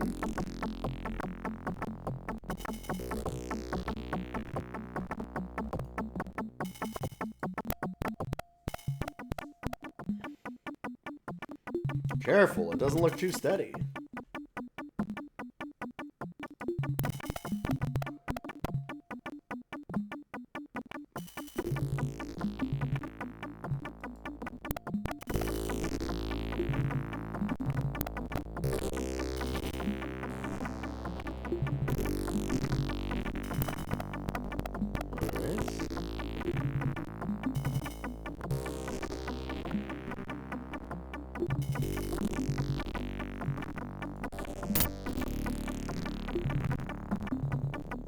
There we go. We can look at that. 5 secret passage. Study kitchen. So first floor has a secret passage off of the study?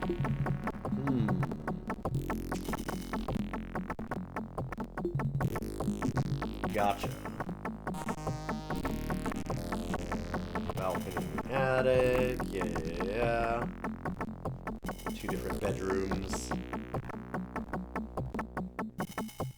Oh, there's another secret passage in 12 off of our bedroom.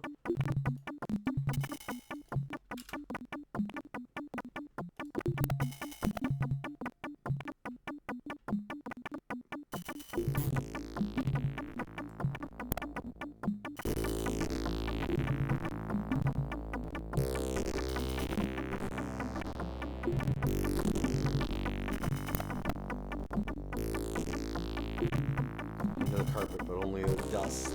How about under the bed?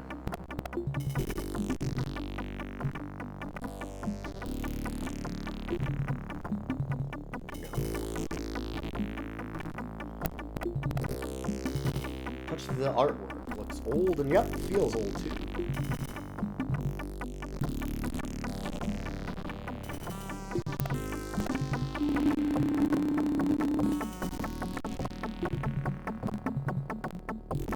Of anyone I'd like to call. Oh. Oh my god. Oh my god, the pixel hunt. At least, I will say, they do show you the blueprint that has that info. So that's something.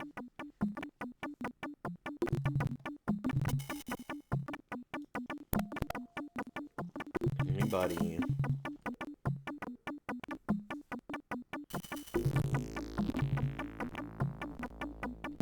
But that is a hell of a pixel hunt. Oh, and something over here. The wall is cold to touch.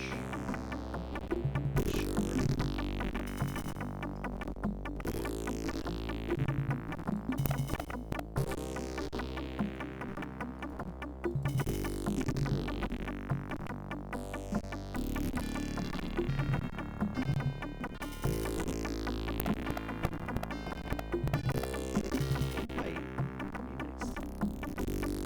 Is that something else on the desk?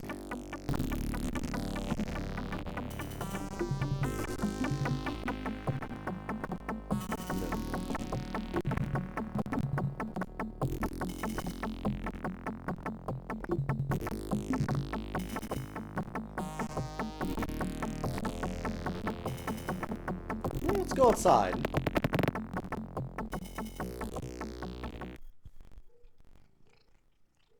I mean, we're showered, we've got our ibuprofen, we're all good to go.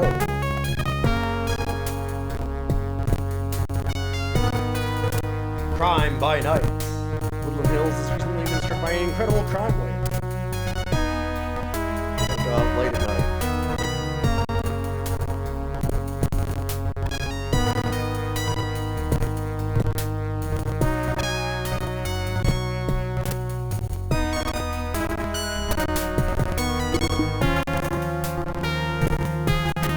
I won't fault the crunchy audio here, because it could easily be...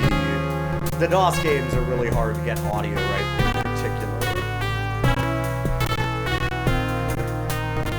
Audio is rough in these, because everybody has different sound cards back in the day, and a lot of people didn't have a sound card.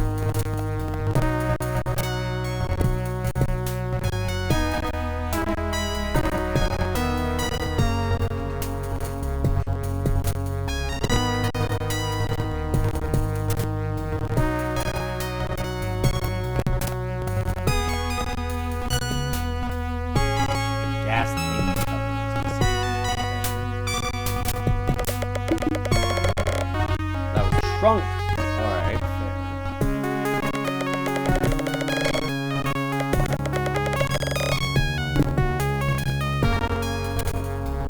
Can I look in the trunk?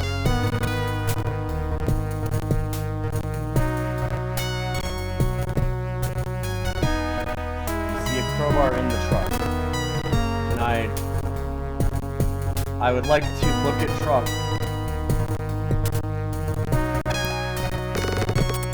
No, but I'd like crowbar, please. We've got the rope. Alright. Yeah, the game got a lot better when we figured out how everything was working here. Alright, we now have gloves. We're getting some interesting tools to use for later.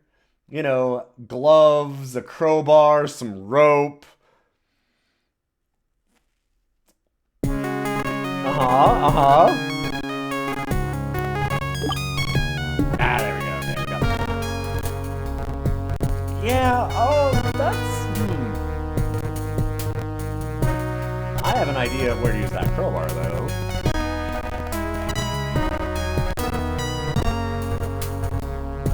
We could probably use it on the trunk. Or there's like that fragile box up in the attic.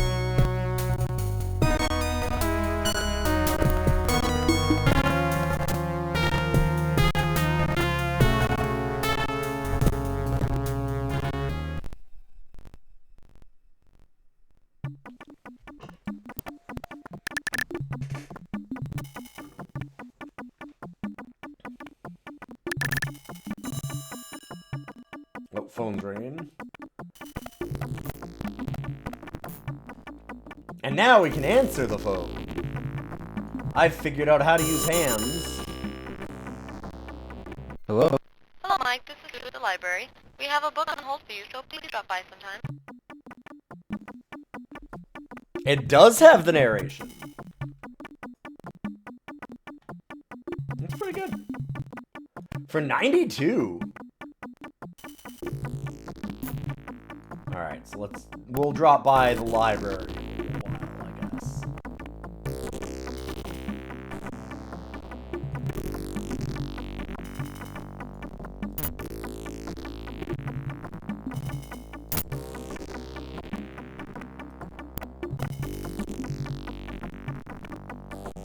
If I put the crowbar in the trunk, I'll forget it. Yeah, I'm not trying to put it in the trunk. Oh, there's nothing in there. Gotcha. How about... Eh?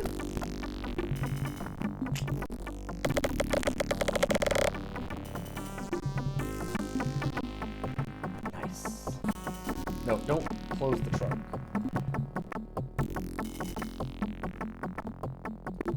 Game. It's not locked. I fucked up the lock. Question mark? See an old diary inside of it. Now I can get the diary. Gotcha.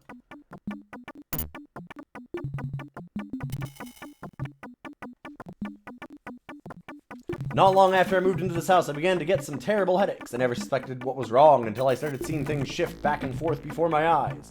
People's faces, even places, in my own house. Something terrible is going on. So terrible no one would have ever guessed. I found my answers on the other side, but I grew so fearful that I moved the mirror to the garage, for fear that something would come through to attack me. Who are these ancients? Why do they want so badly to come to our world? What distant galaxy did they come from? I have tried to find these answers, but I cannot pass the sentry which guards the way to the archives. If only I had more time, but it is obvious to me. Dun dun dun.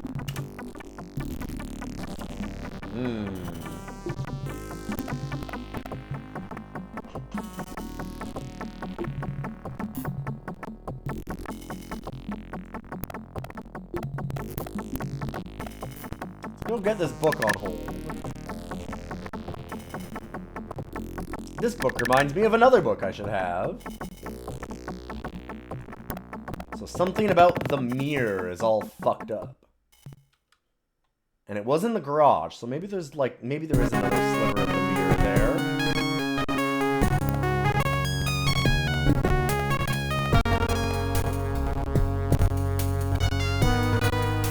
Seems kind of important to go to town and get this library, though.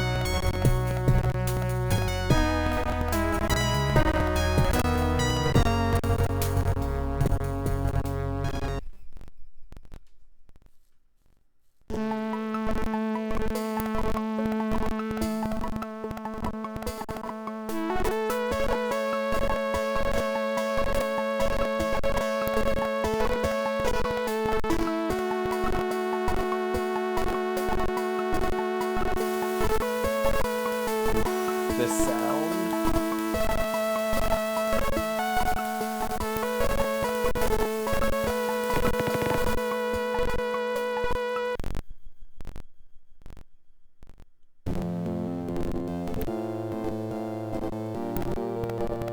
Hello, Sue? Oh, there we go. Hi, Mike. Here's the book that was put on hold for you. Yeah.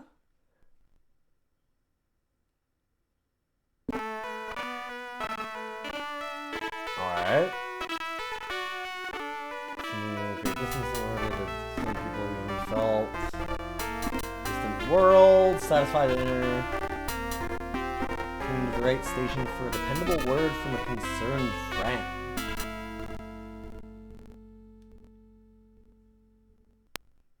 I'm not sure we're supposed to be able to read that first page. There's some of the words that are legible, but a lot of it is not. I'm gonna guess no. Tune into the right station. We don't have a TV in the house, from what I saw.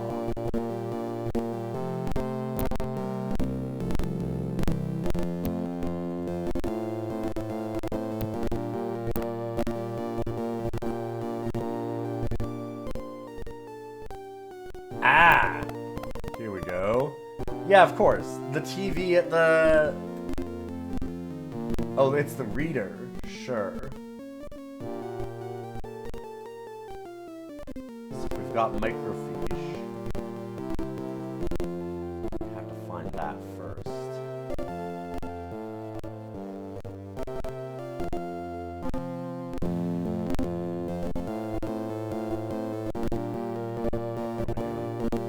Wrong hand. Nothing of interest.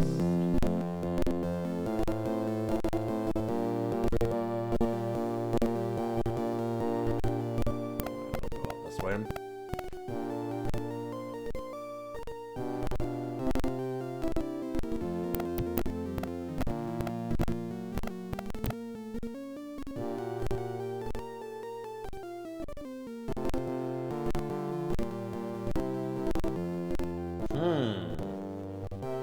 I'm guessing that's just the same font, just because they probably had limited resources for some of that. I don't know. I'm trying to imagine change. Very quiet part of the library.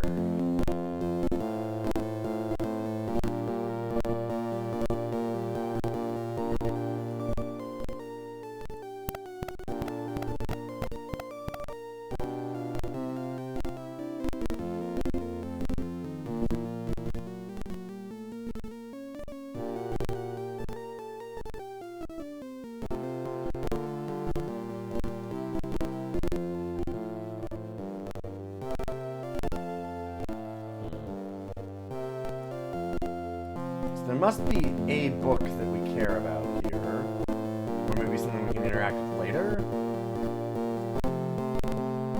I wonder if there's going to be a clue as to what book it is. It definitely seems like we're supposed to hit one of these specifically.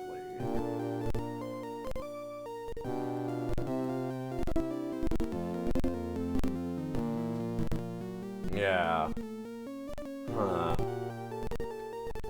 Look at that one more time. There's no, like, empty spot for us to put the diary.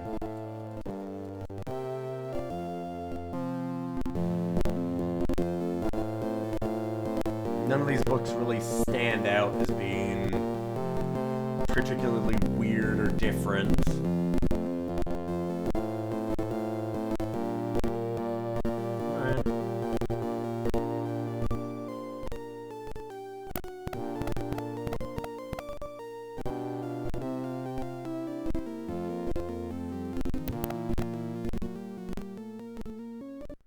There really hasn't been, like, a big inciting moment for what we're supposed to be doing yet.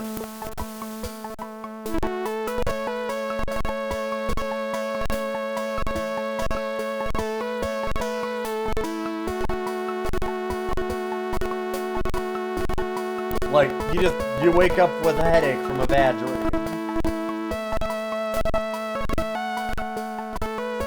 It hasn't really given us any thought about, like, well, you know, here's the thing you should be doing or thinking about, or, like, I don't know, look around your house, I guess. I mean, we've got all these implements. We always do that. Let's go talk to more people. I do like the talking. The hand will do nothing to the clerk. Okay. Huh. Oh, that's... I'm sorry, Mr. Dawson, but you'll have to pay for that. Okay.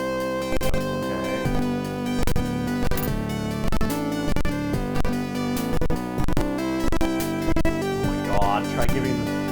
Why don't you give it to the clerk?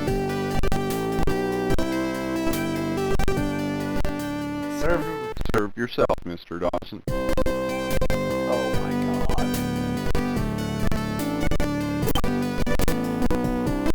What did we get? What is this? Alright, we have insecticide. I'm sorry, Mr. Dawson, but you'll have to pay for that. A bottle of cheap scotch. Okay. Ah, it'll go excellent with my insecticide.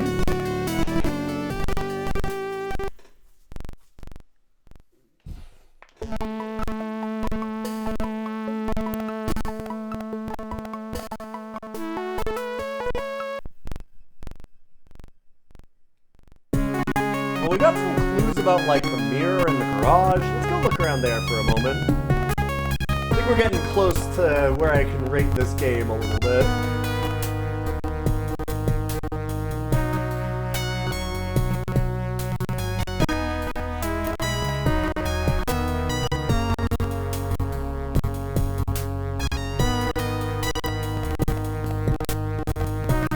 Audio is... Oof. I mean, again, I can't fault it too much, because that is very likely an emulation issue, or just, again, audio back in these days was so rough. Like, it doesn't even have to be an emulation problem. That was just... If you didn't have good audio software, it would be an issue.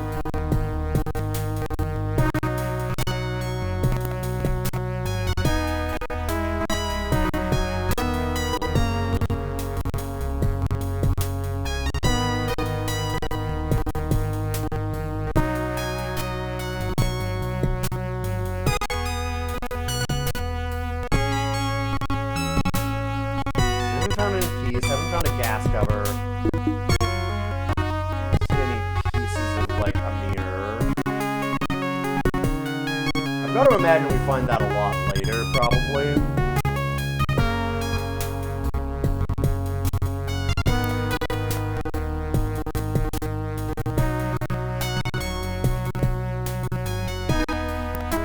The neighbor's yard.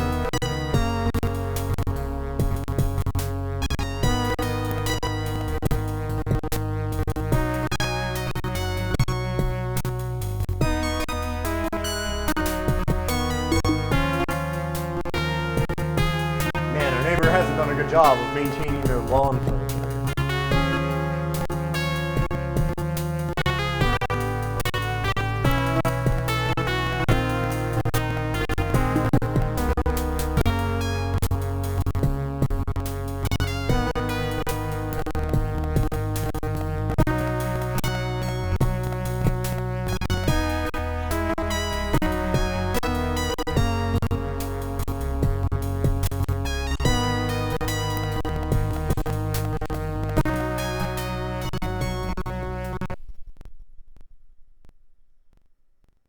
I don't know what we would need.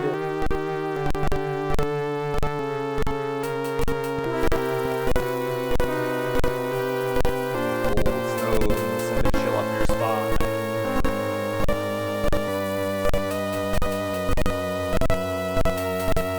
Yeah, it's skipping a lot more now.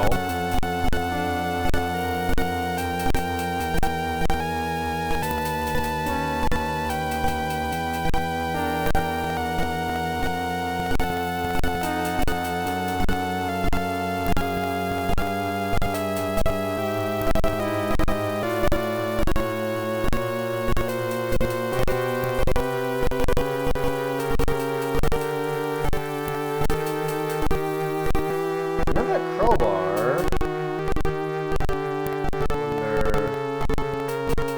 Should we just do a little bit of light grave robbing?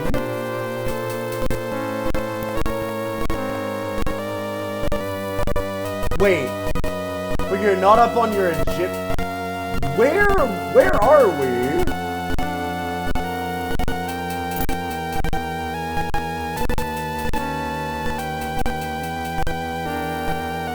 Door's too strong for that. Gotcha.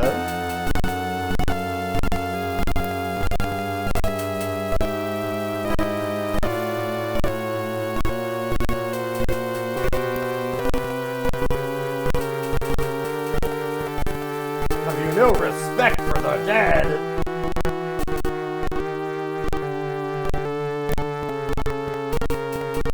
Yeah, the skipping's gotten worse and worse over time. This one doesn't have anything on it, which is weird. Okay.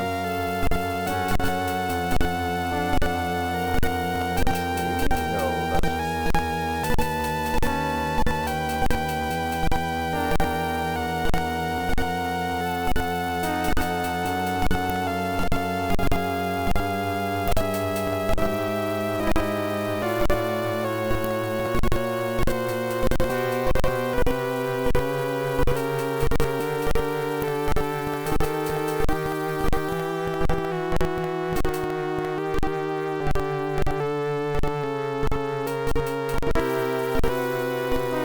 Yeah, this is an adventure game.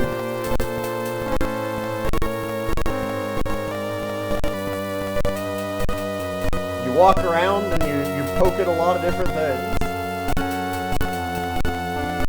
I'm starting to get the full measure of this.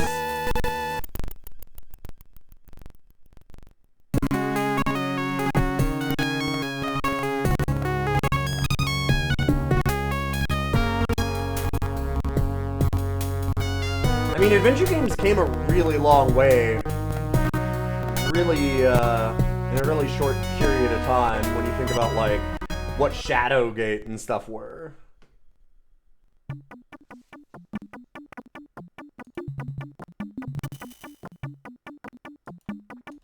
So if I go upstairs, there was actually the light switch on the wall kind of thing, or like there's like a switch here. Like, what's that thing? Move around, Mike. What's that?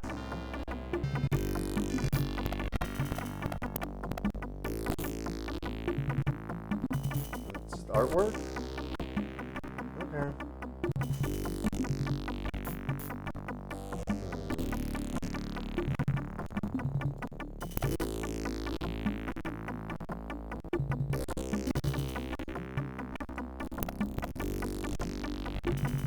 Feel under the bed, there's nothing. Heavy old coat, sure.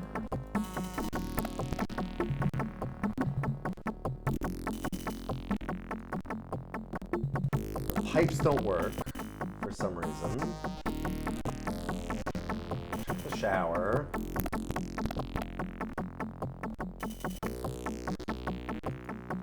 You're already dry.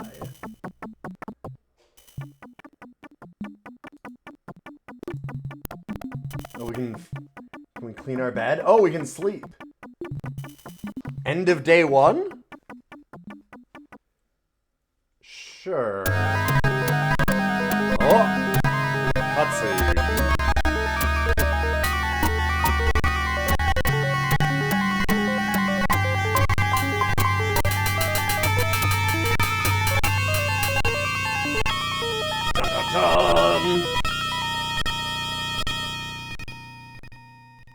Did you all know that you've got a spooky, melty man inside of you? Mike does, anyway.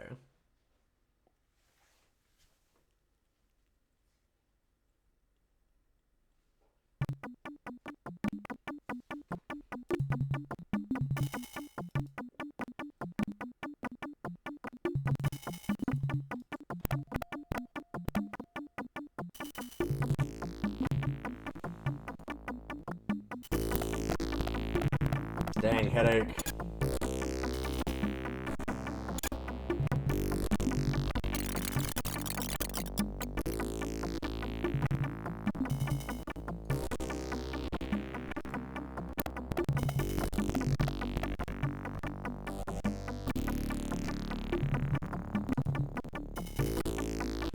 I'm really surprised I can't do anything with this phallic vase. Wait, can I? Oh, that's under the carpet? That's the carpet. Okay.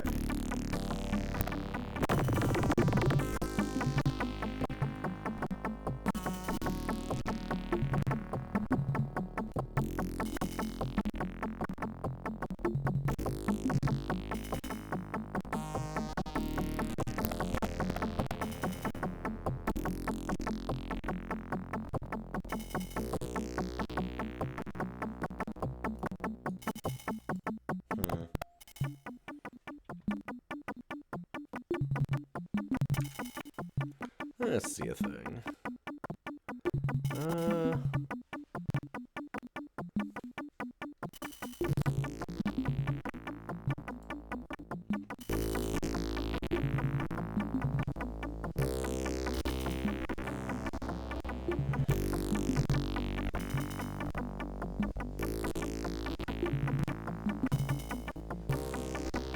Oh, apparently, I'm just looking at a guide now for a minute, just so we can see a little bit more of this game.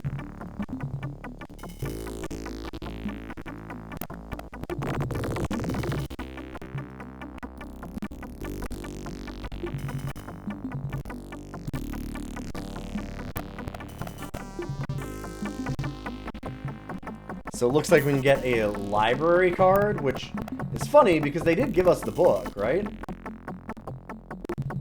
Oh, maybe they didn't. They said that was the book that we needed, but they didn't do anything with it. Don't really want to wear such a heavy old coat. But if I search it... God, you have to click it multiple times. Oof. Small piece of paper.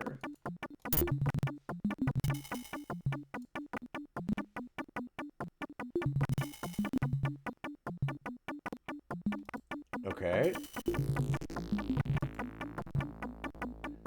A copy of Lord of the Rings that's overdue. Was there more in there?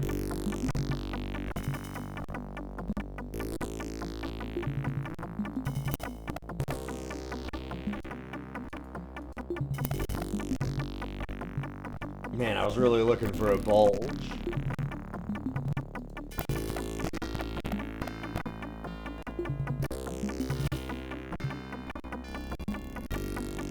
Oh, I probably need a shower too, don't I? Oh, there's a doorbell again.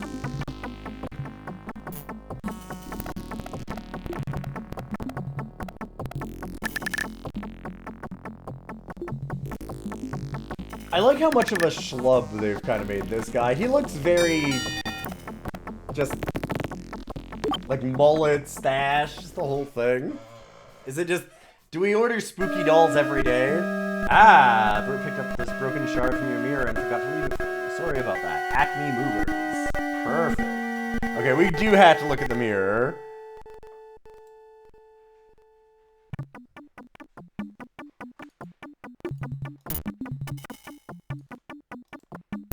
That's important. I'm gonna need this for my ranking.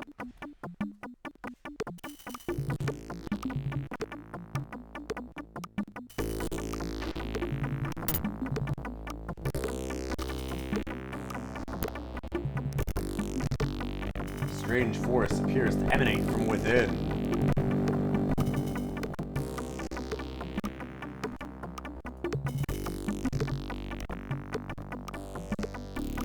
It reflects a haunting image of yourself. I can go into the mirror now, it seems. Oh, baby, alright. That's a good effect.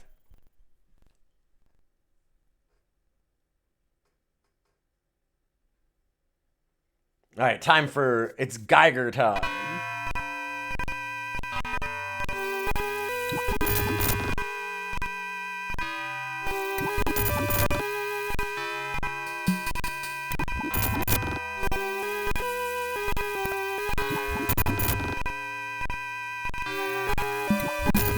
Strange machines provide energy.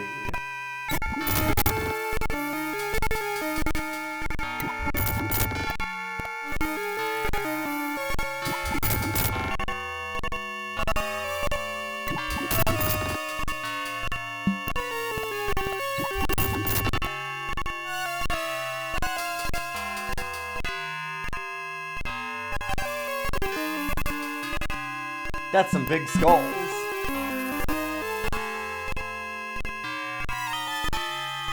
This is not a good place to practice your phrenology. I mean, it would be a good place to practice phrenology, but why would you want to?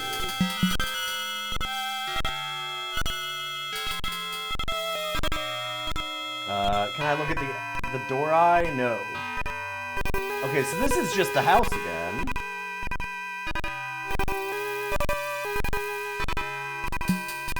Where the stairs are. Front door.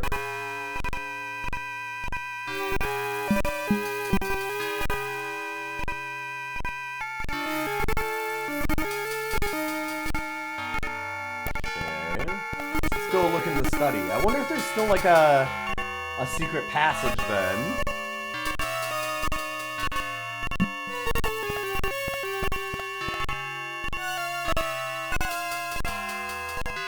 Time to pick up the plans, only to find out they're a holographic projection.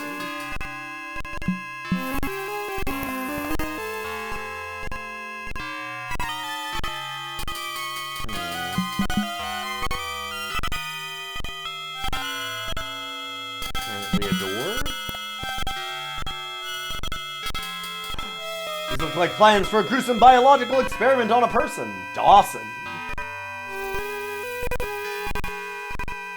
D was on the diary, so I'm guessing that they were experimenting on the previous owner.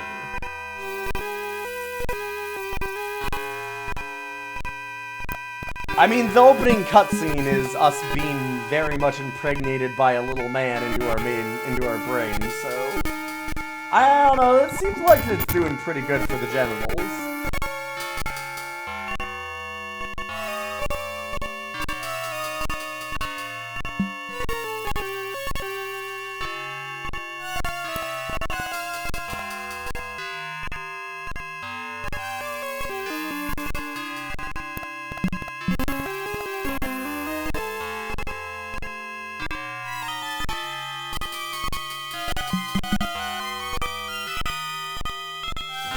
Waiting for the next victim.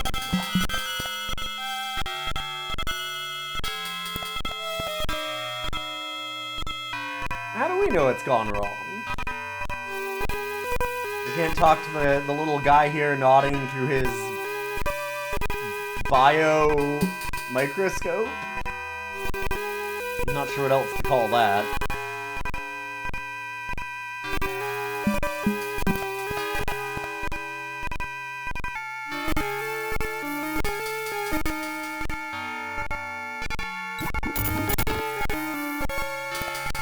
We've done enough mirror time.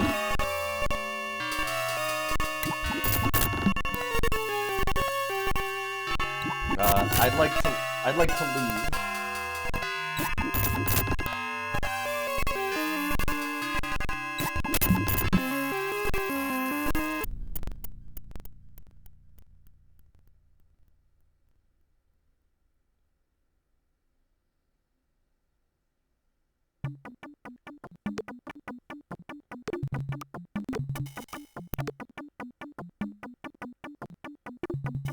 Interesting. Alright, let's...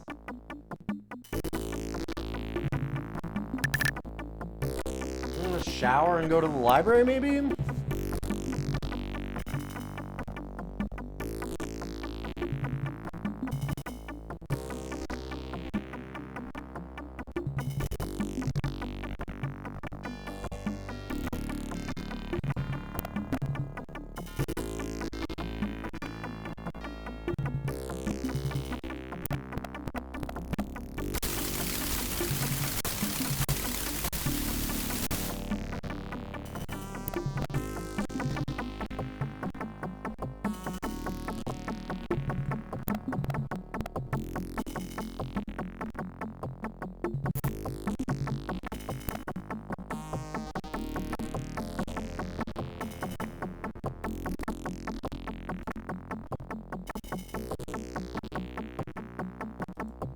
Says, okay.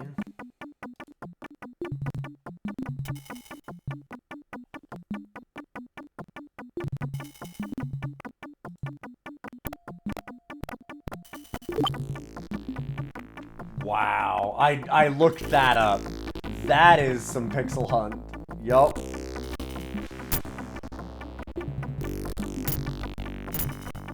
You're holding the watch. Huh.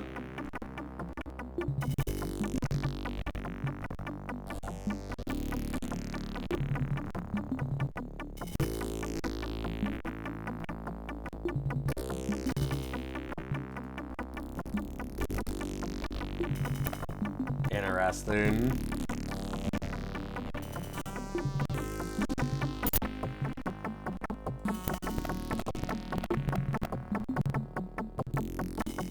So yeah, the watch is a way for us to actually pay attention to game time, because that's going to matter in this. So now I can rappel up and down the balcony, I guess, so I can get in and out easier. That's kind of nice, this little shortcut.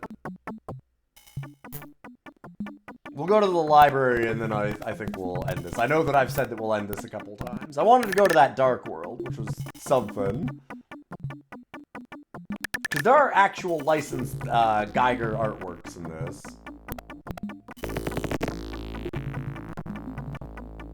He didn't do anything specific for the game, they just repurposed a bunch of his stuff.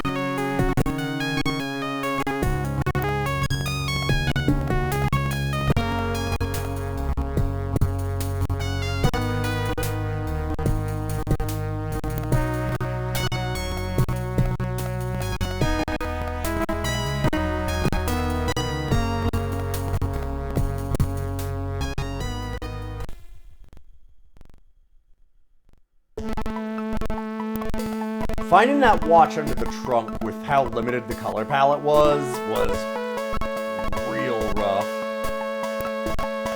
I gotta say, I don't mind, like, point-and-click adventures, but some of the pixel hunt stuff is just always a real turn-off. How easy it is to miss things.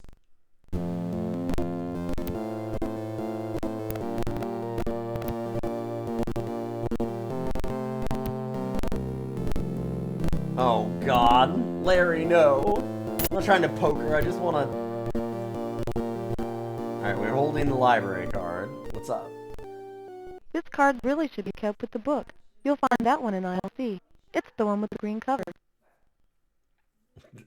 Thank you.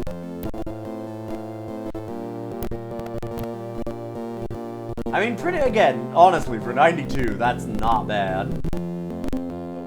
Aisle C, right? Other side. Gotta sell that hint line somehow. Yeah, there is a hint line in the manual. The manual has almost no instructions at all. But it does tell you all about the hint line. Very importantly.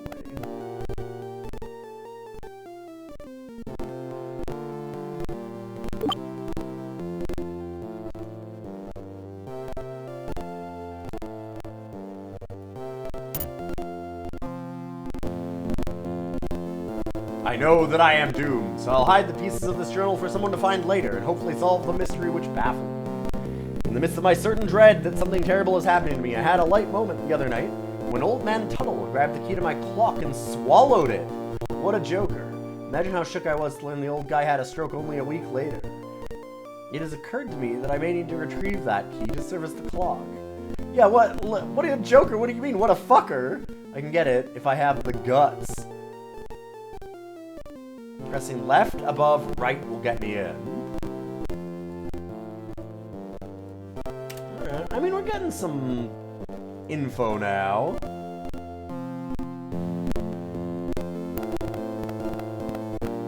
I do want to see how nasty this gets. I keep on saying that we're gonna end, and then not. This game is interesting. It seems pretty decent for a point and click. Good spookums. Licensing H.R. Geiger work is a good idea, because obviously it's so iconic and for a good reason. I do wonder about, like, with that watch being so brown, could be for game cycles being incorrect. Yeah, we could speed up the game's sound, actually.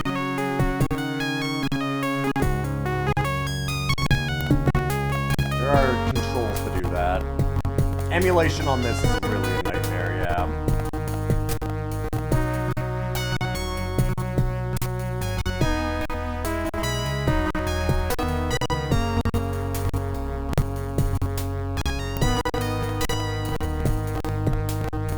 It took quite a bit of work to even get this running. I did a lot of work on a lot of these games this morning. Oh, no, we don't want to be in here. What am I talking about? We want to go and see Old Man Tuttle. Grave robbing time, baby. But, yeah, so what I was saying about the Geiger license stuff, like, I know with this game that it had a extremely restricted color palette because of his demands for it to be in a higher resolution, which is cool. Like, it looks really sharp because of that for 92. But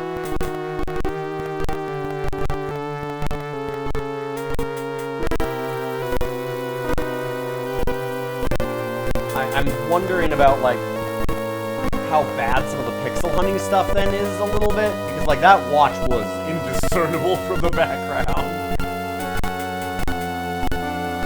Things like that are a little bit of a problem. They've done a pretty good job with how limited the colors are. Like, you don't notice that much. It was left, right, above, huh?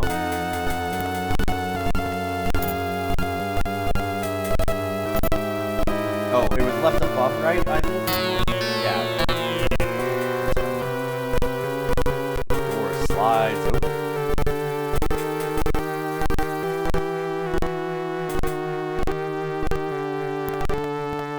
Oh, that Tuttle. What a joker. Ah, yes, I'd hate to have an unfresh casket. We'll do nothing but caskets.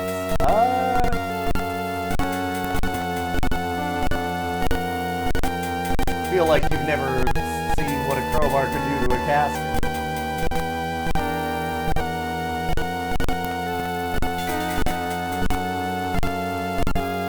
Great, now we got Grandpa all over us.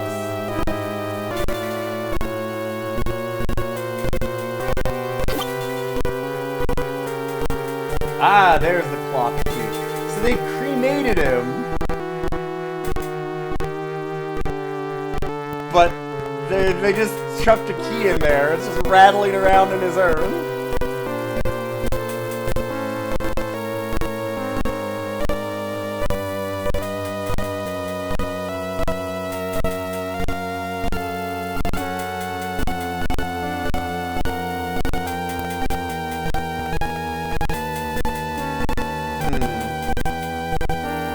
Thanks, Hangman. I'll have to check that out too, yeah. I'm running the newest docs box. You can change a lot of the cycles and stuff too, but it's titchy.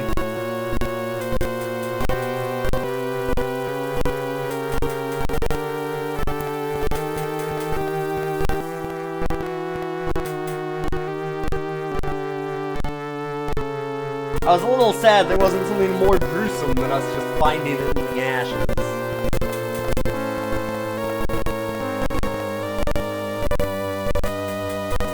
That definitely seemed like a spot for it to be, Oh yeah, if the cycles get too high, that's also a big issue.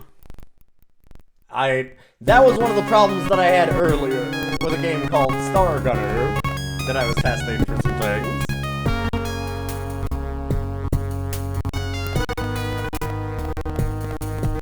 And that one wanted to use, like, basically the refresh rate was changing, so I'd have to limit the cycles in specific ways, and it was a whole config problem. Oh, not upstairs. It's downstairs, the clock is.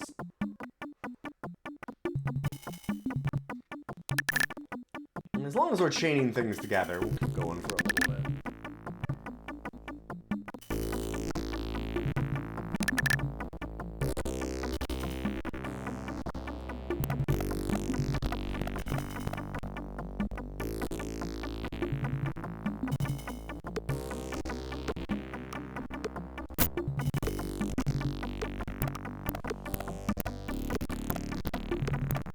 Alright, gotta service our clock.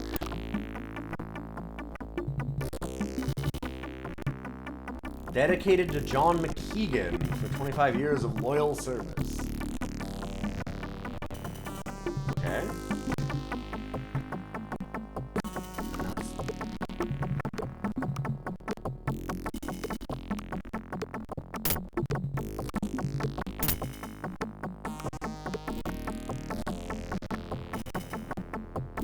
Okay, and I can't do anything in this screen. It's just that. So I guess just info.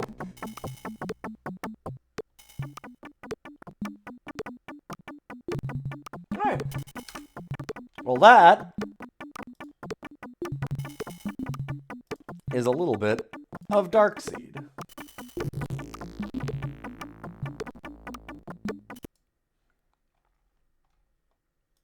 Obviously, I can't play the whole thing. So what are we going to rate that? Where am I putting this? The colors are really washed out, but a lot of the effects for, like, again, for 92, certainly not bad. Like, it's a pretty sharp-looking game, which, fair when you have just a point and click. Like, that versus Amazing Spider-Man, it definitely has better visuals.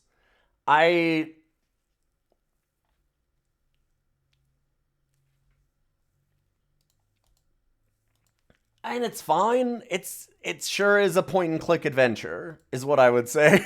That's the thing, is it's like, you point and you do some clicking. It's neat that it has, like, the real-time aspect. Like, there's some cool things going on there, but none of it seems mind-blowing in any way. It's just kind of like, yeah, it's a point and click, sir. Yeah, the appeal of it really seems to be that it did work with Geiger.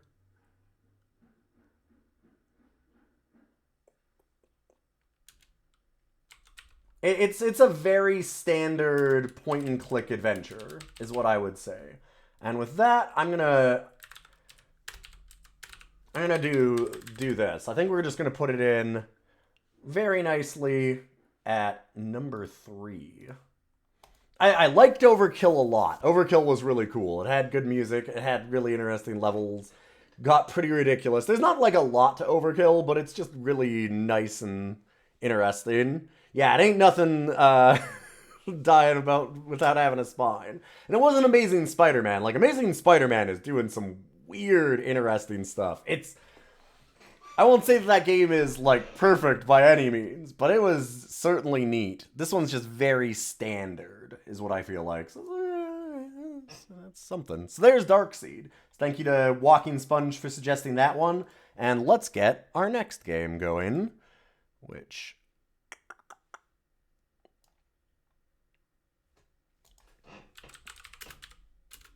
we had a request from Witchfinder, who is here right now.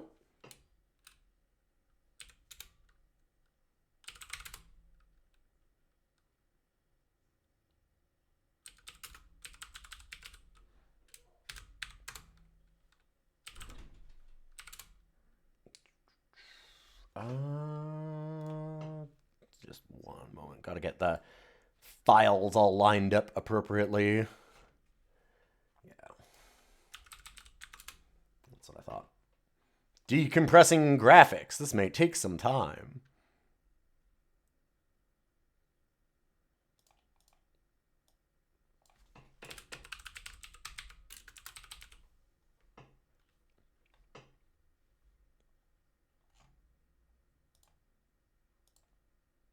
Ooh. It's Commander Keen. 1. Invasion of the Vorticons. Marooned on Mars. So everybody knows about Goodbye Galaxy. But do you remember Invasion of the Vorticons? Gotta look at the story first, of course. Billy Blaze, 8-year-old genius, working diligently in his backyard clubhouse, has created an interstellar starship from old soup cans, rubber cement, and plastic tubing. While his folks are out on the town and the babysitter has fallen asleep, Billy travels into his backyard workshop, dons his brother's football helmet, and transforms into Commander Keen, Defender of Earth. In his ship, the Bean with Bacon Mega Rocket, Keen dispenses galactic justice with an iron hand. In this episode, aliens from the planet Vorticon 6 find out about the 8-year-old genius and plan his destruction, while Keen is out exploring the mountains of Mars. The Vorticons steal vital parts of his ship and take them to distant Martian cities. Alright, so we need to find the joystick, car battery, and vacuum cleaner, and Everclear for our fuel from Dad's liquor cabinet so that we can get back. We've got information on Mars and all this. Unbeknownst to NASA, when the Viking lander landed on the surface of Mars, it caused a major political upheaval. It landed on the despotic Martian king.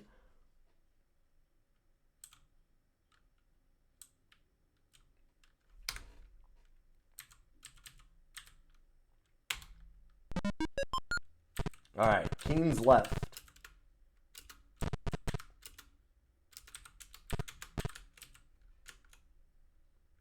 Go get them. Alright, actually, real quick, let's go to title.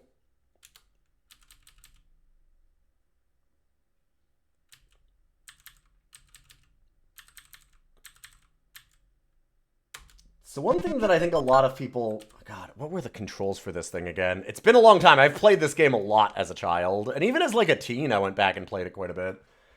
Including this one. Yeah, it's control. Controls jump. That's... What was... Oh, boy.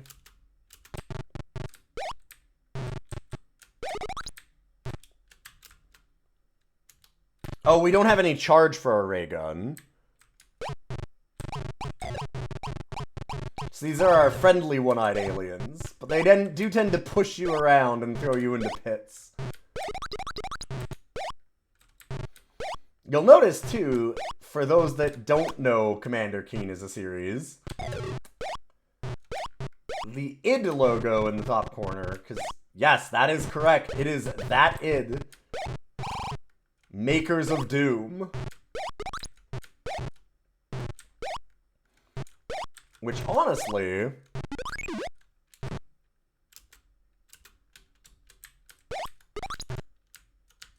God, what was it? One moment.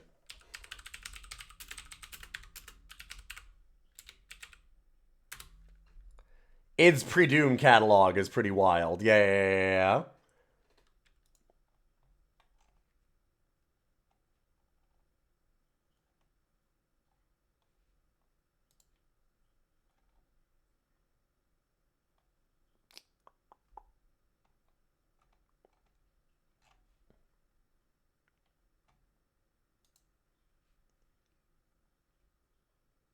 That's the Keen 6 manual.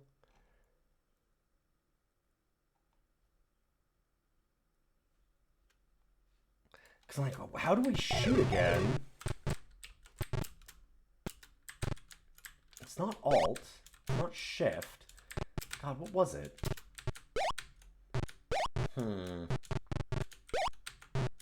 Because we are going to need to fire that gun.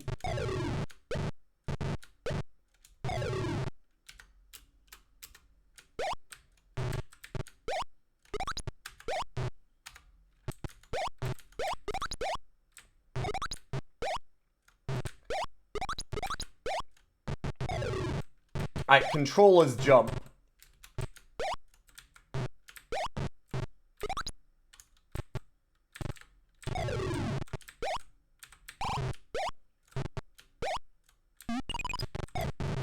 I've used spacebar, that's this.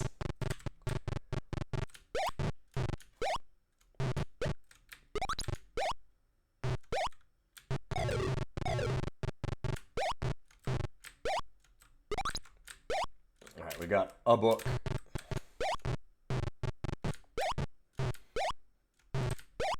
Yeah, I was kind of thinking about this game when it got requested by Witchfinder to do a game in the Commander Keen series, so I picked this one, since everyone knows Goodbye Galaxy.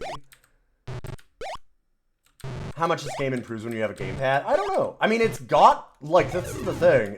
Thinking about this game series, I guess that the way that I would view Commander Keen as, like, a series is that it feels very much like PC's Mario, in a way. Like, this series was really good.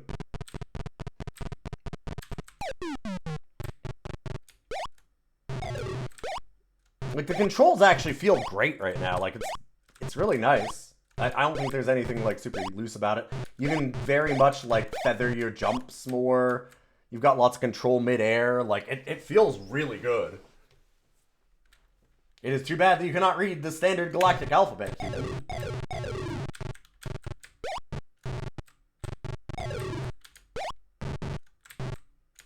So yeah, these are like tip rooms in a way.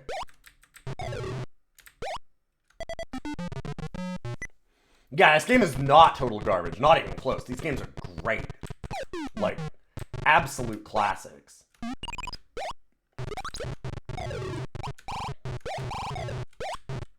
When you look at like a lot of the DOS games, like for example that Spider-Man game that we saw, they tend to have a real problem with doing too much, right? Like the backgrounds are just really busy, so it's hard to tell what's interactable, what you should be doing, what you can jump on, what you can't jump on, like what you can grab, why you can't grab certain things. Well, this game is like, you could certainly complain that like there's less detail and stuff in the graphics to a certain extent, but it also makes the game a lot more playable. And it's still got like a nice little style to it. The animation of Keen himself is good, like...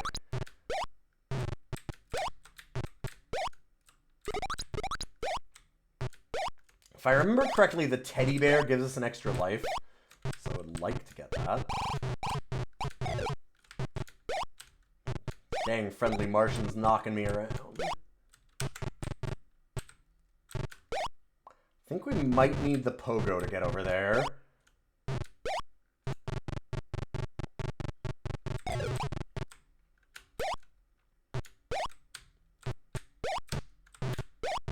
You can do a lot worse than Keen. You can do a lot...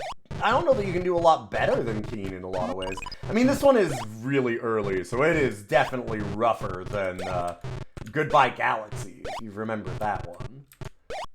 Which is essentially Keen 2, because it's Keen 4, but that's because these are all DOS shareware games, right?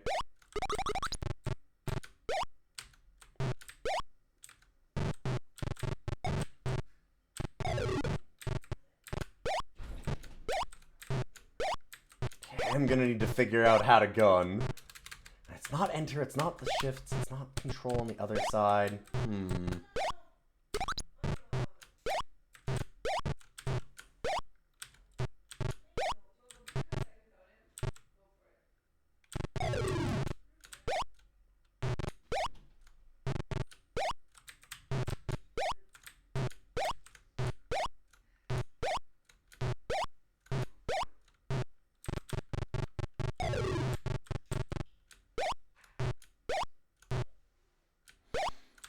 Yeah, there's stuff that you'd say is better than Keen, but it's almost a different era. Exactly. DOS lasted a while, because it's like mid-80s to like I'd say about like 10 years kind of for like MS-DOS type games for the most part, right? Like mid-80s to like mid-90s, like 96 or so is kind of when you stop having DOS games. Some are 97, but like not a lot. It is a big technological range. Well, especially back in these days, like, that time gap is pretty big.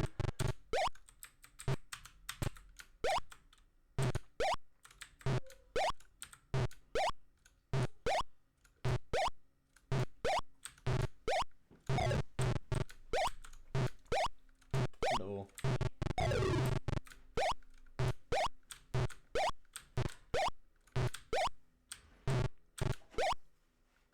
A lot of weird, chubby robots and stuff in this game in particular.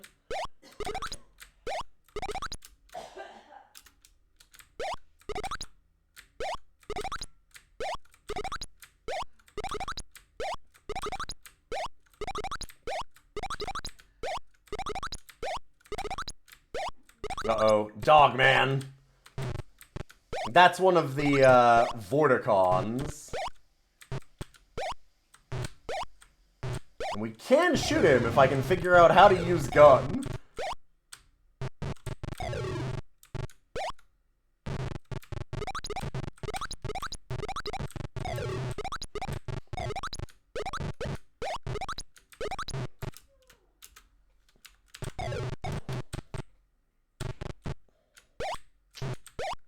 like that extra keen. I'd love to get that teddy bear. Maybe I'll just go down and use this key card, though.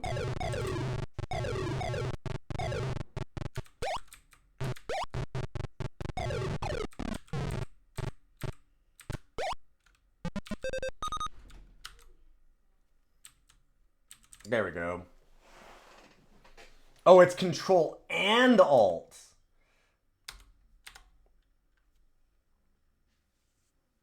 Modify which action? Oh, well, cool.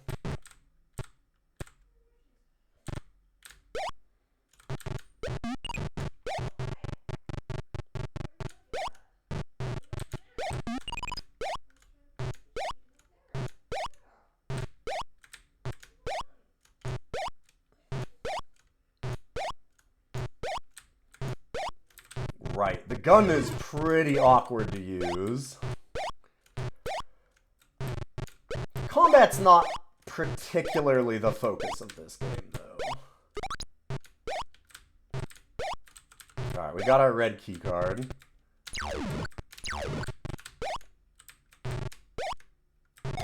Oh no! No! Get out of here, dog man.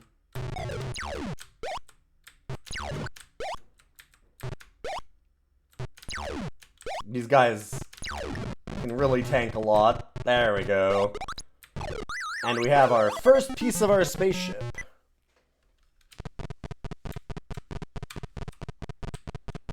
But yeah, like, it's nice that you get, like, a choice of where to go. Aha! The pogo. And this is fun because you can just kind of, like, jump normally, but then if you just do the extra control, you can get a real boost on it. And you can just turn it on and off whenever you want.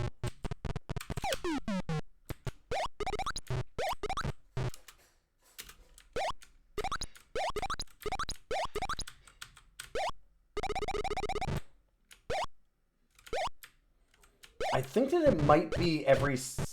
I'm not sure if it's every so many points that we get an extra life, or if it was just the teddy bears, and the teddy bears are worth a ton of points. Or the teddy bears are worth a ton of points.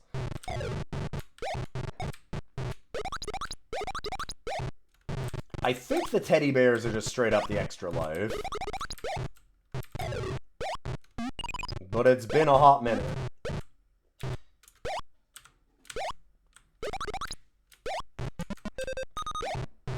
Not a super long time. Like, I probably beat this in the last 12 years or something.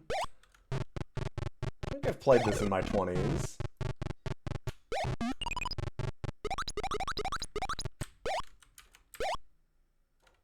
Oh no! No! Oh! Yeah, those guys shoot towards you real quick. Alright, got out of there. Come on. I should turn off the pogo when I get up there. I don't remember how many shots these guys take. I think that it's only really the dogs that take a bunch.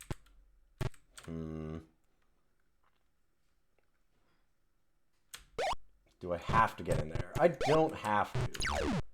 I'm interested, though. Alright. They've got, like, good death animations, too, for all the enemies.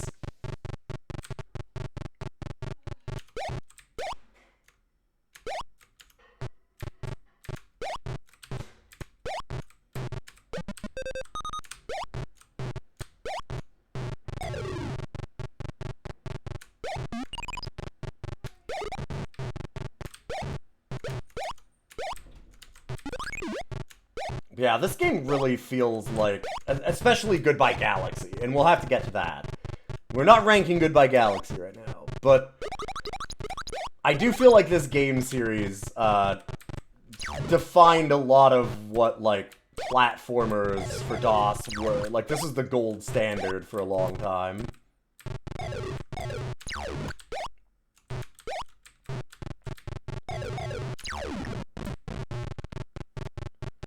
Like, the controls don't feel bad at all, either. It's just, you go, like... I mean, Alt Pogo, controls fire, and then both of them together are just to fire off your gun. So It's basically a controller. A plus B. I do think that those ones are dead. Some of them will come back up. There are ones that will respawn, in a way. But I think that the Vorticons and the angry ones will come back. I think it might stun the friendly ones, but I don't remember. See, like, that doesn't seem that impressive, but boy, most of the DOS games for platforming, that kind of a jump would be really demanding, and here it's like, oh no, that's super easy. Like, it makes sense. It's just a good jump. The teleporter in the ice will send you to the dark side of Mars. Already even got 2 pieces of our ship.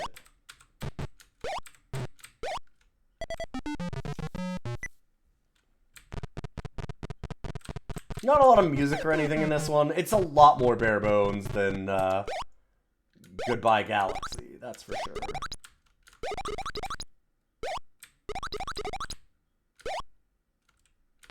Hey, Light Cecil. Yeah, this is entirely my childhood, yeah.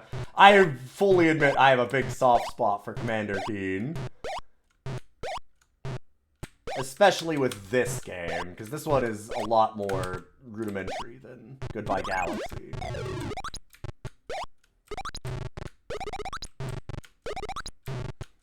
But like I said, some of the simplicity of this is what makes it nice. Like,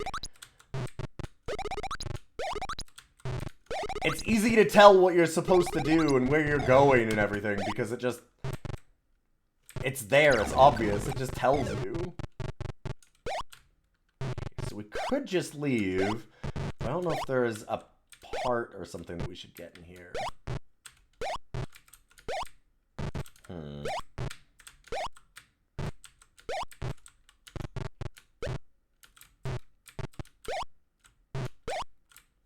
Mostly Keen 4, yes. And I figured everyone was very familiar with Keen 4, so I didn't want to actually do Keen 4 right away. We will definitely get to Keen 4, but we can't just do all bangers. I was given the choice of what one to do, and I'm like, you know, everybody knows Keen 4. Less people know Keen 1.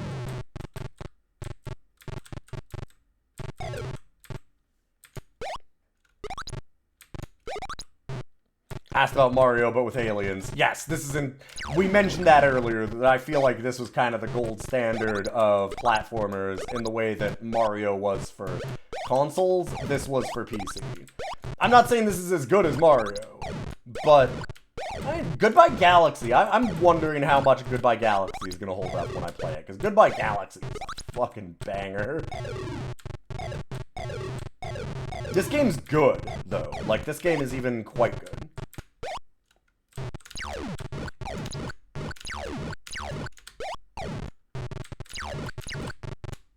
Ooh.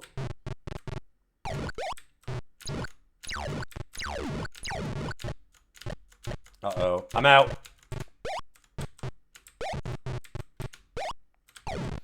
Oh, yeah. With the shareware games, it's... I mean, realistically, Keens 4, 5, and 6 are just Keen 2. And this, Keens 1, 2, and 3 are just Keen 1. Because it's just shareware episodes. Like, this is a very, very short game if you just do one. But yes, it had, I mean, what you need to know about this game and how it controls, like, it controls how it looks. Like, it just controls really nice. And it's made by id. Like, this is the Doom guys, and they know what the fuck they're doing when they make games. Like, this was a great, great, great feeling game for the time. Hey, Jub, good to see you.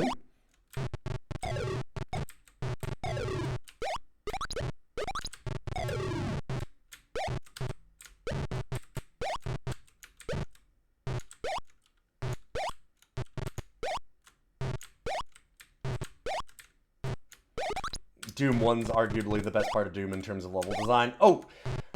That is a trick, actually, with a lot of these games that are shareware, including the id games. The first one is almost always the best. You need people to pay to If you're gonna put it out on shareware, you better put your best foot forward.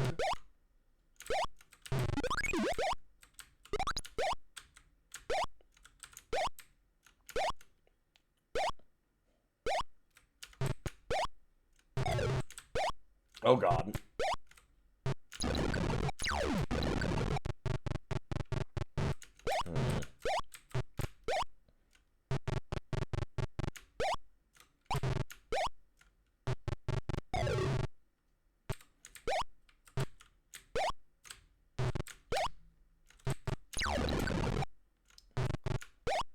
Maybe there isn't a point to doing a whole lot else here. Maybe I should just leave this level. That's kind of the fun thing about Keen in a way, is that, like, you don't really have to do all of the levels sometimes. It is really about, like, finding your ship parts. Let's just go ahead and leave. We might not need anything in this one. It might have just been for us to get into the ice for the teleporter.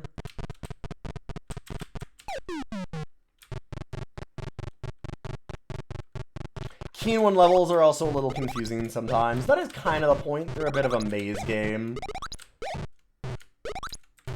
So I don't mind it as much. They're also pretty... It's kind of clear what you're supposed to be doing, if that makes sense. And they're designed in such a way that for the most part, it's easy to get, like,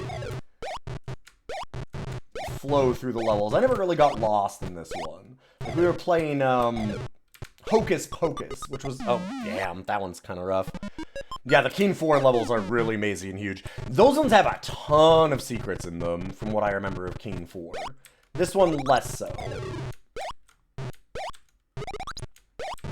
But, like, we played Hocus Pocus last episode, and that one really just, like, had really long walkbacks and stuff, where you'd know where a thing was, but it would show it to you, but you'd have to, like, do this really weird, trying to figure out, like, exactly where it wants you to go. It's just a real pain in the ass. I remember this jump being a bastard. Yeah, there we go.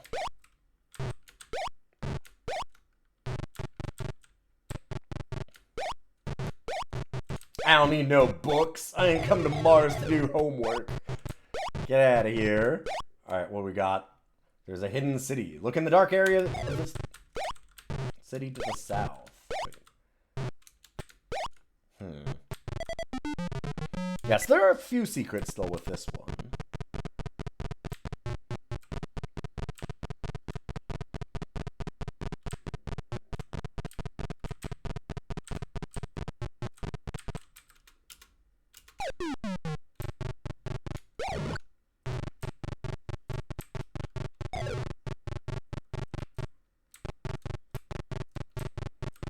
Oh, it loves Mars, yes.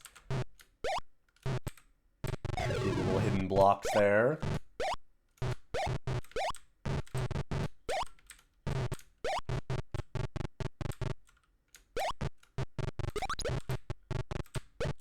Oh yeah, there's a... when you play this game series, if you don't know this game series, you will... But you know, like, a bunch of other retro games and stuff, you'll probably see some things that you've noticed in, like, other games, eventually.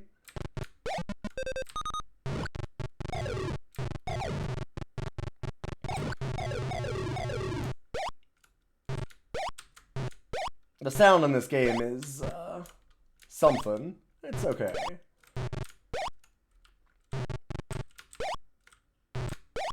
Kind of like the zaps and zots and all this.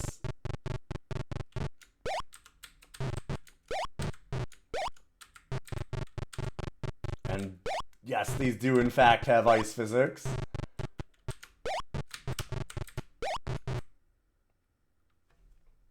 As you can tell.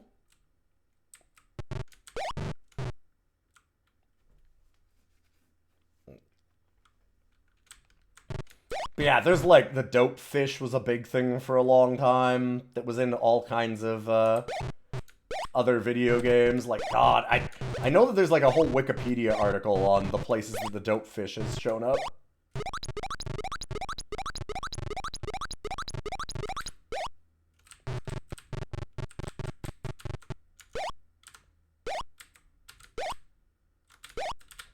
Oh god, the pogo stick.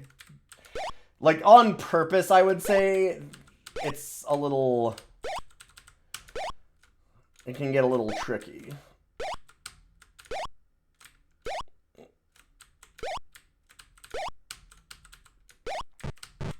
But it is for some special stuff. Wait, how do I get... I thought that I could get up there this way.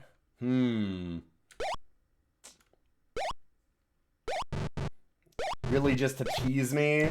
Alright.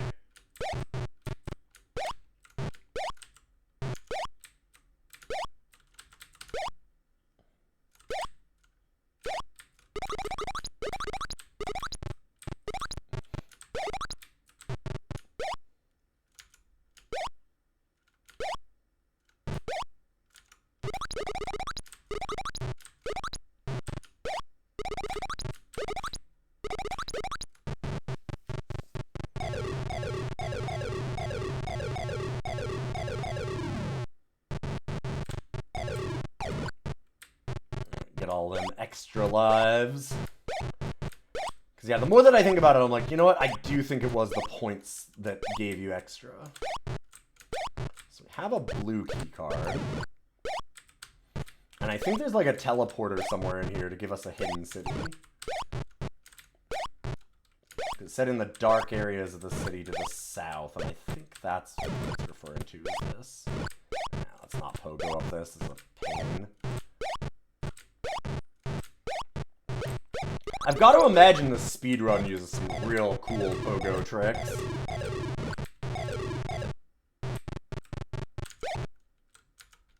Uh-oh.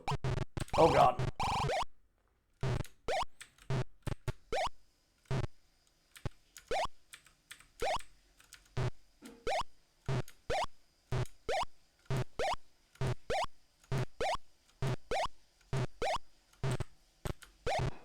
I like how it kind of teaches you about all the dark blocks here with that first little secret area and then immediately showing you stuff like that.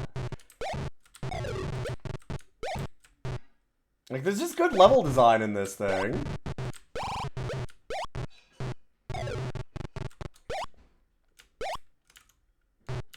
It's certainly not, like... Oh, I only have so many of those. Oh, as in 0. Oh, right. Yeah. Oh, I can't... I'm out, though. No! My last shot! Okay, there's gotta be more guns somewhere.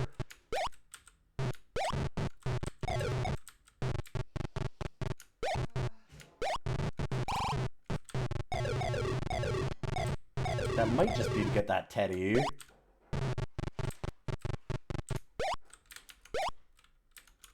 No. No, stop. Stop pushing me. Oh my god. Get out of here.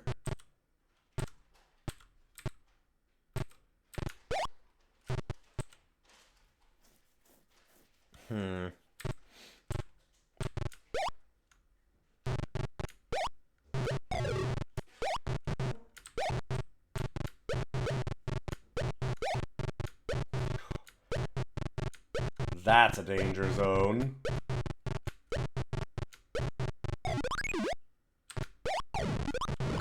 Oh no. Oh. Dang.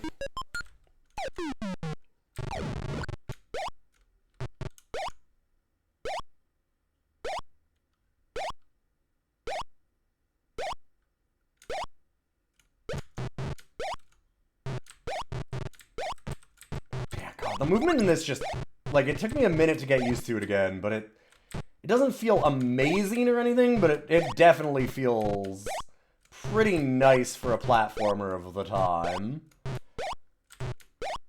The jump isn't like a massive commitment. That was a problem with Hocus Pocus and a bunch of the other platformers that, like, oh, we need to go get that stuff again. That all the jumps just feel like, oh boy, you've jumped. All right, let's see where you end up over the next 2 seconds. Hopefully there's no enemies, because, yike. Hocus Pocus makes up for that, and a lot of them did, by having, like, a bunch of, like, hit points, or different things like that. But this game doesn't need to, because it controls well enough that I think that it's acceptable for it to be like a one-hit kill. I could do without the ice physics, though, I'll tell you that.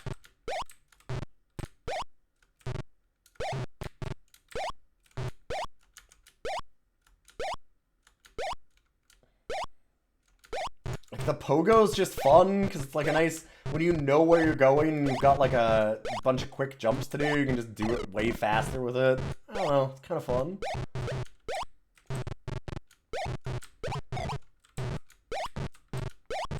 Really enjoy the Keen games, as you might have noticed. Alright, gotta be a little more careful about this boy here.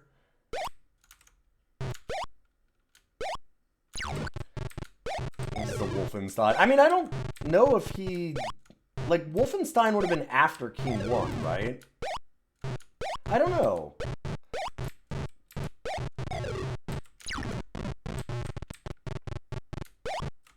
Get wrecked, idiot. Alright, there we go. Now we just need our vacuum cleaner. Then we can get our ship out of here.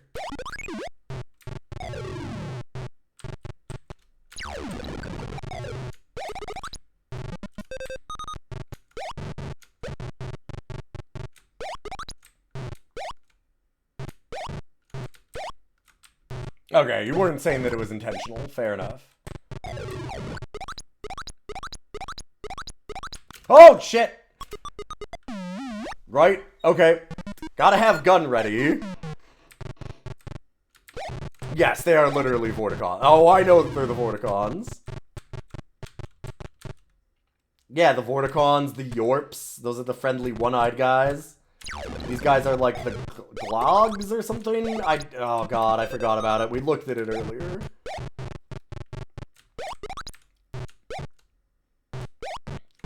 That was a mean surprise.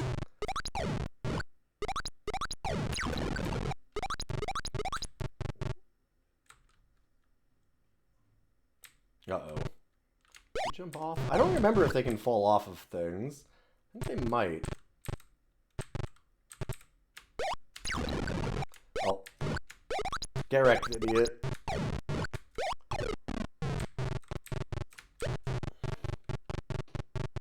Okay. Okay. Funny joke. God, and then the spikes there.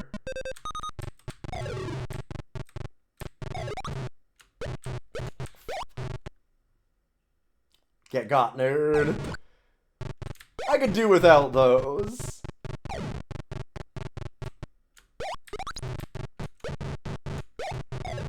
I do love the Pepsi. Oh hey, it's the Yorps. I love that you're encouraged to just beat the shit out of them. Not to kill them, but like, I always felt bad if I had to shoot one.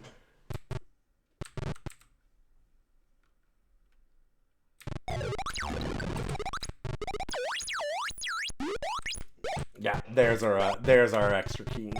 Because they do have like a special death animation instead here. I guess that I should show it off, huh? Oh. I'm sorry, buddy. Chat made me do it. They're the monsters.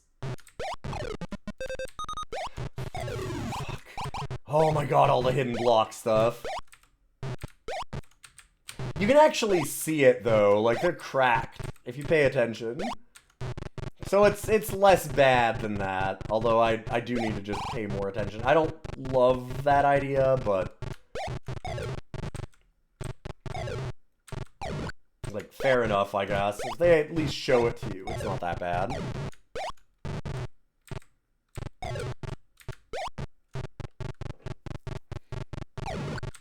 Oh, do we have to...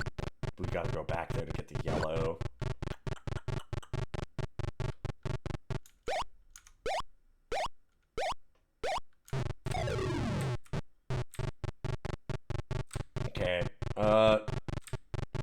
Wait a minute. How would we even get back? Oh, we might have to go all the way up now, huh? Oh, this is kind of a nightmare. Okay. Let's do the smart thing.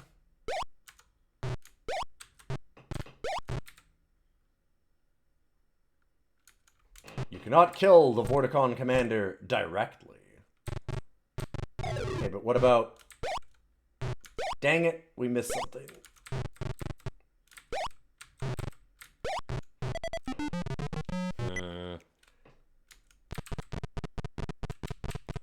Huh, I wonder what that last keycard was for then.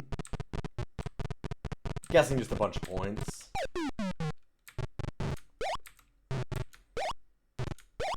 Hey, guess what? It's gun time.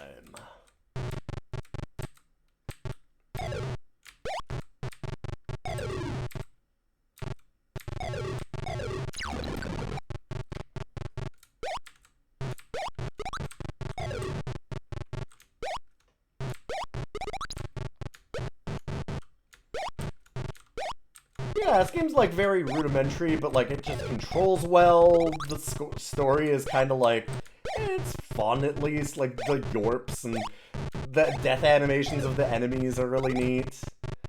The sound is kind of rough. It's got some cool secrets. Like it's got a nice little overworld and everything for between levels, which I liked. And there's a bunch of secrets inside of all the levels, which is fun. Oh god, this area is mean.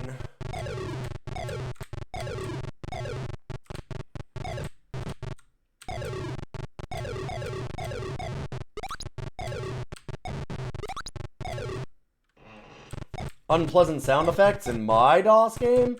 I mean, they get better, to be fair, is the thing. Not all of them have terrible sounds, but yeah, this one. I mean, no music even at all, like, just kind of nothing. Nope. Should've remembered, I gotta have gun ready. We're so close to being done, though. We've got 3 out of the 4 parts.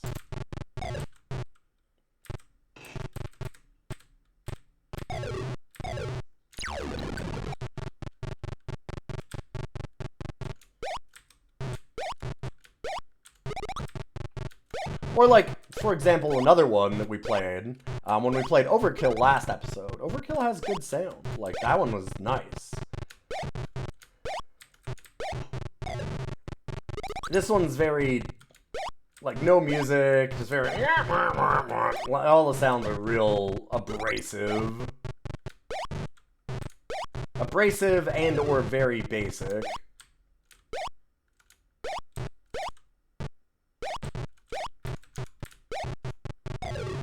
That's kind of one of the biggest detractors on this one, honestly. Because, like, the animation's nice. I think that, like, the characters, both enemies and you, like, there's some good death animations, some decent, like, the jumps and stuff feel really good and look really nice. Animation of you pulling out your gun's okay. Like, all that's kind of neat, but...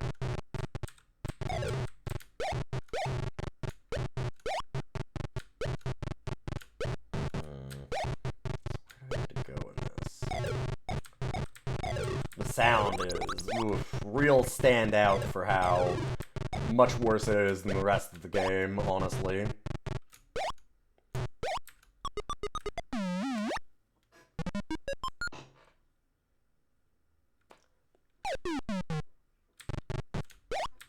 Yeah, alright. I was about to fire the gun because I thought, you know, I bet there's something in these tunnels. As it turned out, there was. It was directly right in front of me. Like, it was immediate. Cool. Good joke.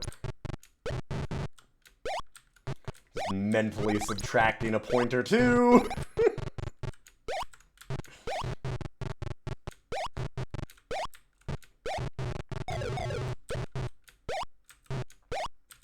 Like, the backgrounds and stuff are really basic, but I think that's almost a point in its favor. after we saw some of the stuff in Spider-Man and being just like, what the fuck does it want from me here? What's interactable? There is a certain amount of restraint that needs to happen sometimes with these games. And there's a lot of DOS games that had none.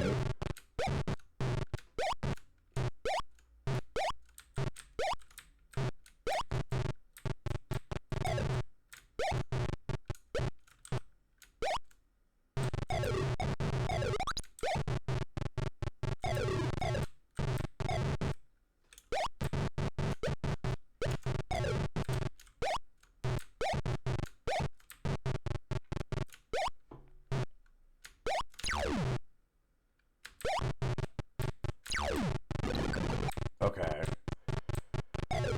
That's a unpleasant thing to do.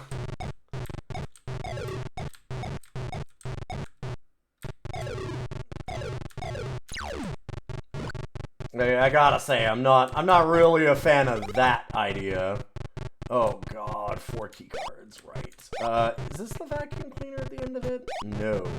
There might be the vacuum cleaner somewhere in the level, or... I think we actually need to find the hidden city to do it. If I remember correctly, because I believe that we actually have to go past the Vorticon commander.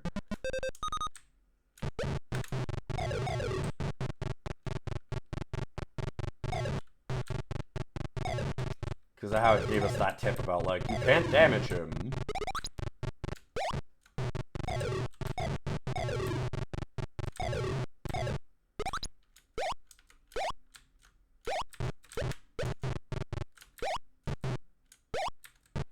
You're fine with most of the sound in this game except for the walking sound. Yeah, they're fine, but like, it doesn't need to have a sound for you falling, and it doesn't need a sound for the entire walk animation. But also then the game would be almost entirely silent without it, because there's no music. And that's kind of what I mean, like, across the board, the sound could just be better, because they could have had, like, a little bit of light music or something instead, or, like, they needed something. And the walk animation's not enough.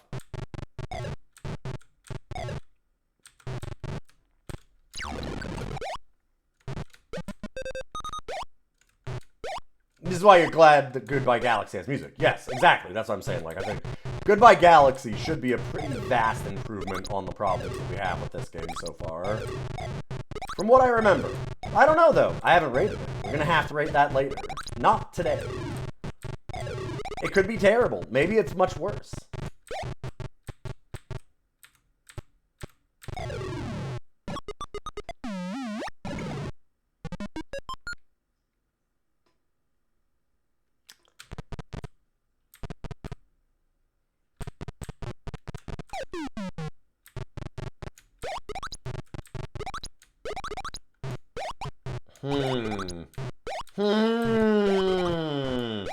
I'm doing a lot of calculations here, I gotta say. There's some calculating happening. Where do we rank Commander Keen? Huh.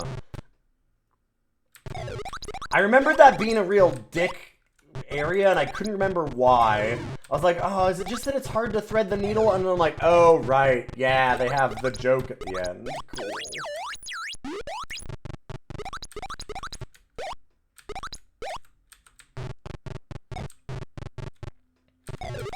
I feel like they moved away from those, but I could very much be wrong. Funny thing is, I think that I've played this more recently than I've played Commander Keen 4. I mean, obviously now, because I'm playing it currently, but...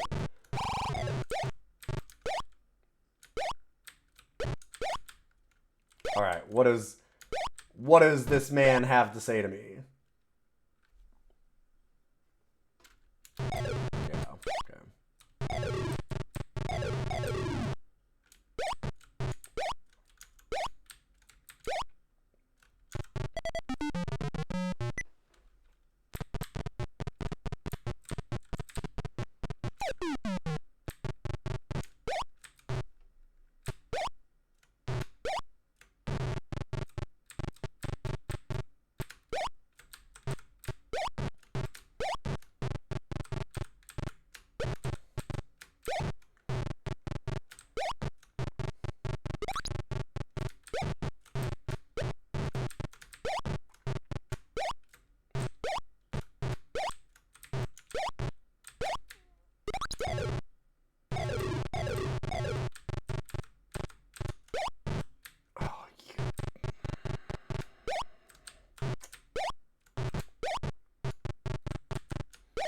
Oof, some of these jumps.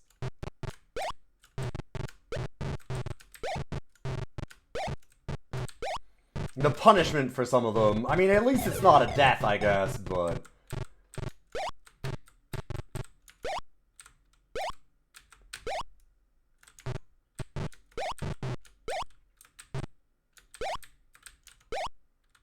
Okay, there's a hidden block just below that. Oh, right, yeah. Grrrr! Forgot there is the bad guy temple, too.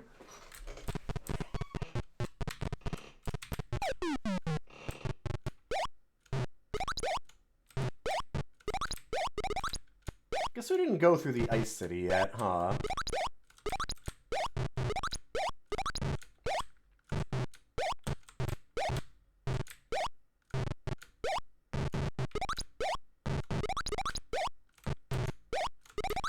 Yeah, I always liked that there was an overworld in these. It made you feel like you kind of had a lot of control about what you were doing, where you're going, like... Ooh, ooh. Okay, listen, you little fucker. Alright. Well, that's a little bit of Goodbye Galaxy. Or not Goodbye Galaxy. Invasion of the Vorticons. This is the first Keen. The very first Keen. It's a good little game, but... where does it go on our list? Oh... Is it better than Scunny Back to the Forest? Oh yeah. Yeah. A lot better. Is it better than Manic Carts and Hocus Pocus? Absolutely. Is it better than Darkseid? I'd say so. Is it better than Overkill? That was a cool shmup.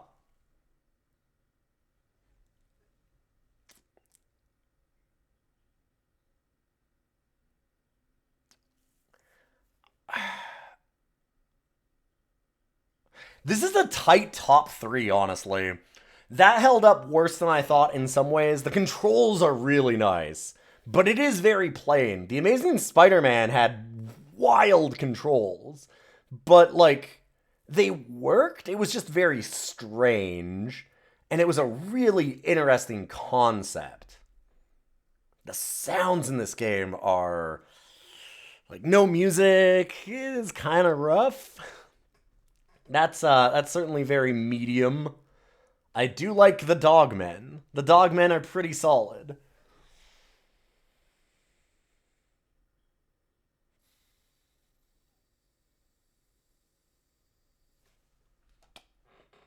Alright, I have a controversial thing to do, I'd say.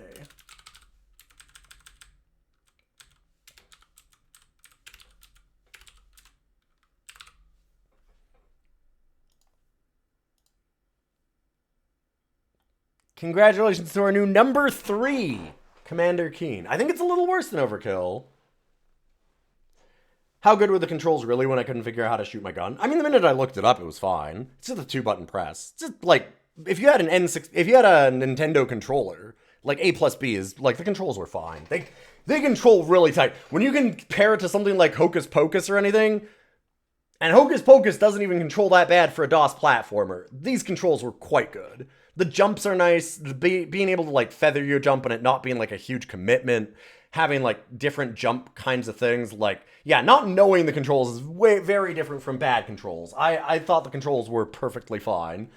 More than fine, really. The controls were quite good. But we're going to put it at number 3. I think that Overkill was a really fun little shmup and had a lot of options to do with it. And Amazing Spider-Man was... I kind of have a soft spot for that game now. It's real interesting.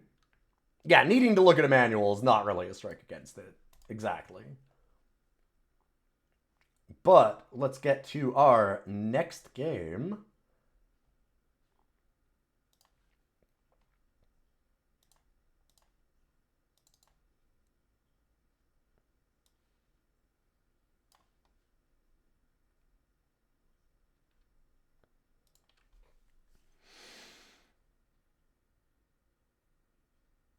And this one was, so that one was requested, by the way, by Witchfinder Finder. So thank you, Witchfinder, especially for allowing me to choose the Keen game. Maybe someday we'll have to get to Keen 4.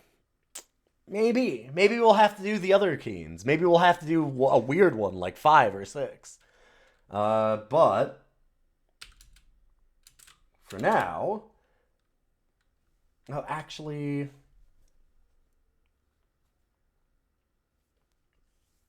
Yeah, we're going to do this. This is a game that I wanted to show.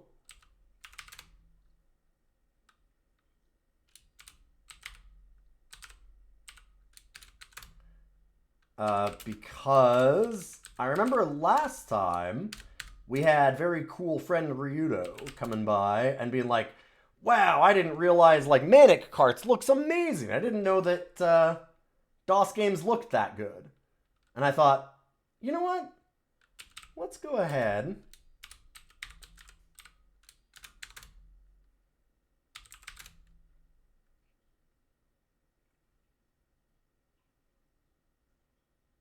and was it this?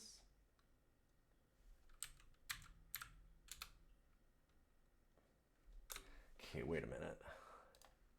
Where was this? I did try this and I got it working, but where did I... Oh, was it in just the first one? Is it RAL? It might be that. Finding the files is always just a bit of a pain.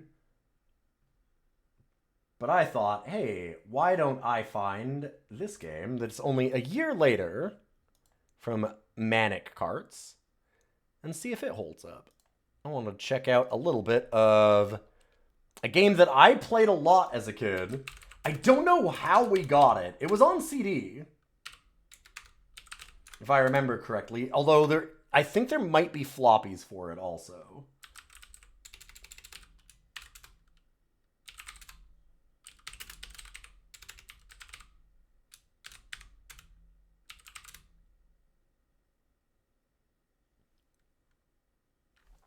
Shouldn't it? Okay, yeah.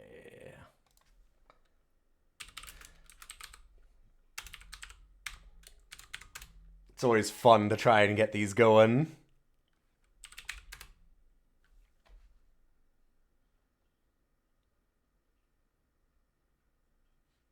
No?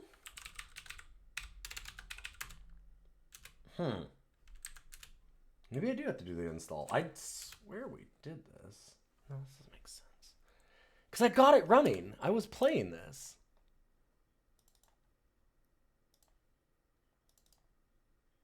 Huh. How did I get it running before? Because they wanted me to do an install. Oh, let me just see.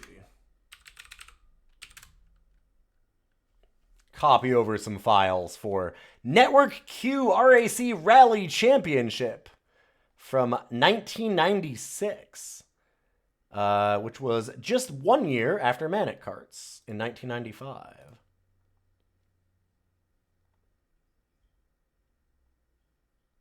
It's DOScider, but DOScider.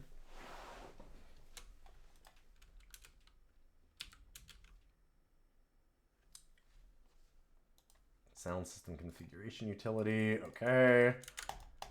Sure. We're DOSciding the best game. There we go. That's good. Exactly.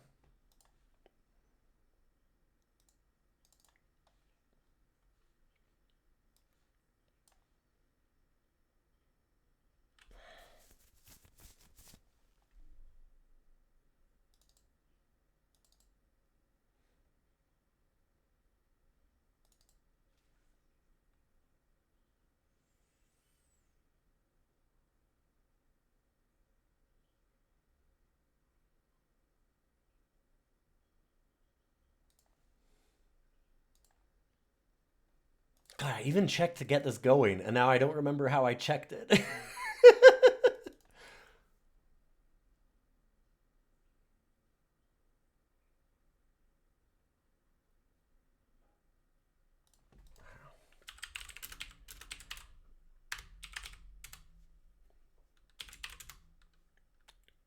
Like, I played a little bit of it and was like, yeah, this is what I remember. And now I'm like, wait, what the fuck? Why is it not working?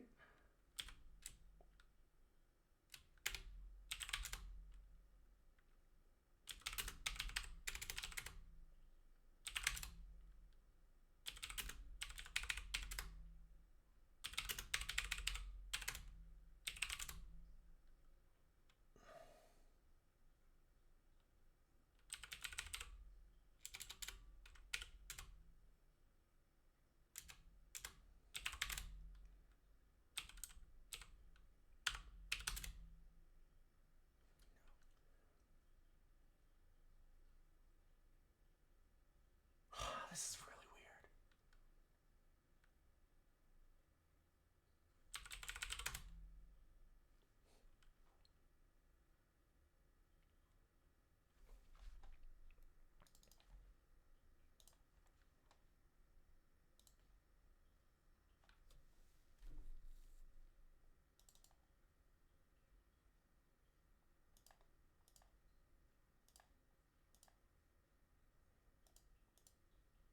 I'm so confused because I had this working. I might need to skip on this one for now. Dang, I was playing it.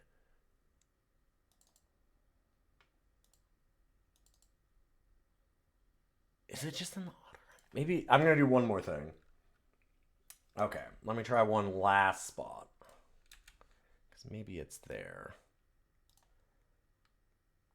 Getting the right files on some of these is just a pain.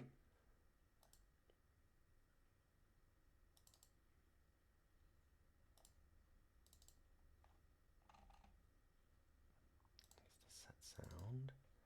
Okay.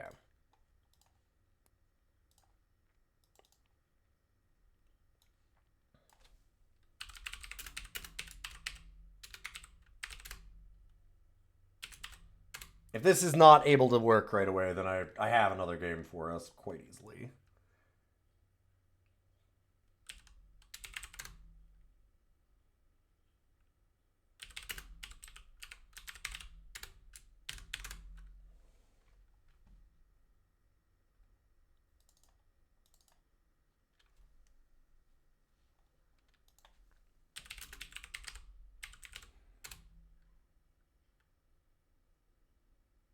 What? Huh. Okay, that was in a different folder.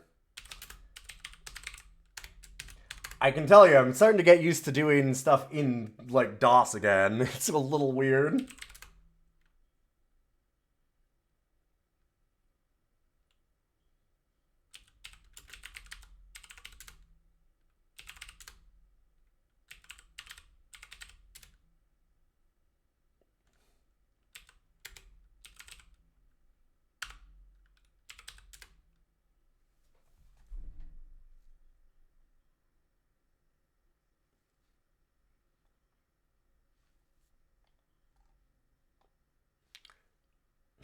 What the hell?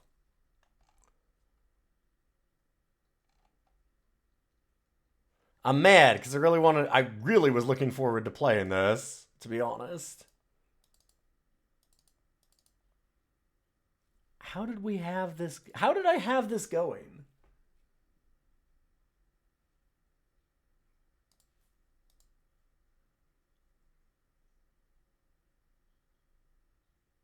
It does the install fine, but it doesn't want to do the rally game afterwards. Well, I might just have to say no to this one for a moment until I figure out some of the fixing on it, or...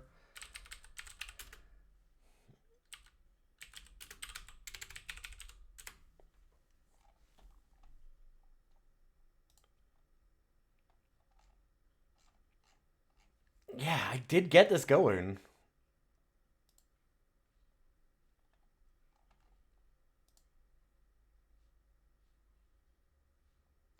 I suppose I could always try here.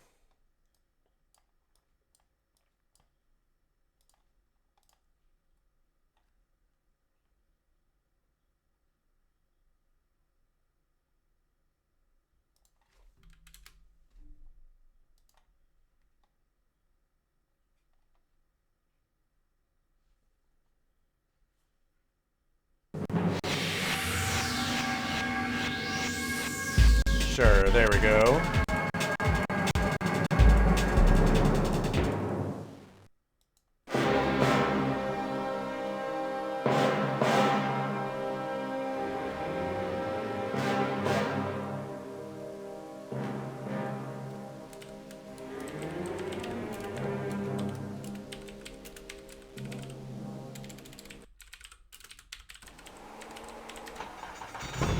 This one's got a whole FMV stuff, baby.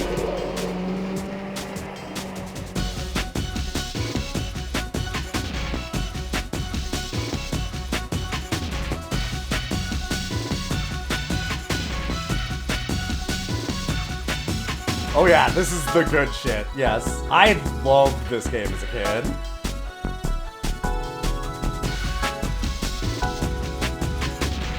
And in fact, this was the game that made me like the Subaru Impreza when I was like 14 or something.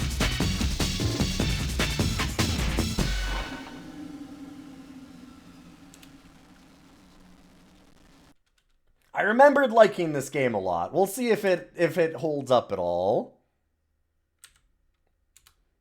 Oh yeah, no, this is a series. They did one of these a year kind of thing. This is a whole Rally Championship was a thing. If it'll... Please? There we go. Although now it does not want to... Full screen, cool. Man, I don't get it because I did have it working on my computer and now I just cannot remember what files were letting me work with it or not. Oh well.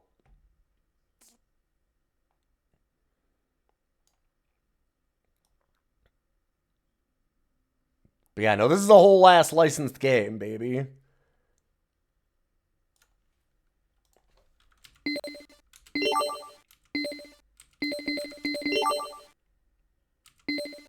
Automatic gears, got joystick and everything. You can redefine your keyboard.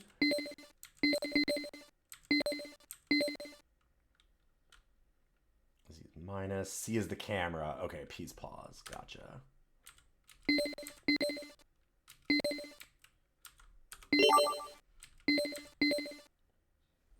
Oh, it keeps wanting to. There we go, though. We can do this.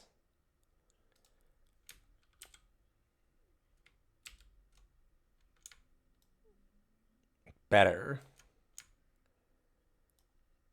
This is the problem of doing it on these places. Then it's a little bit obnoxious to do, like, escape and stuff. Getting out is not the easiest.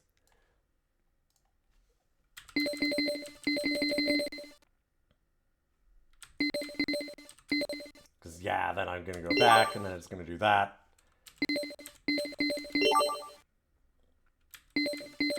Got all the different viewpoints you can do. You can actually do with the hands inside the car. I always found that one to be a real pain in the ass, but I'll do it just because.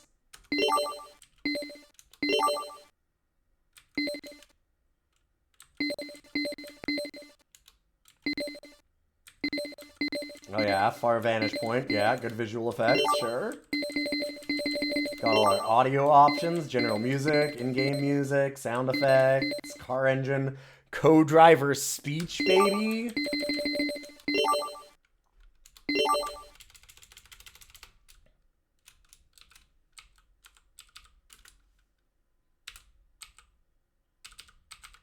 Alright, we've got Chief Jefferson.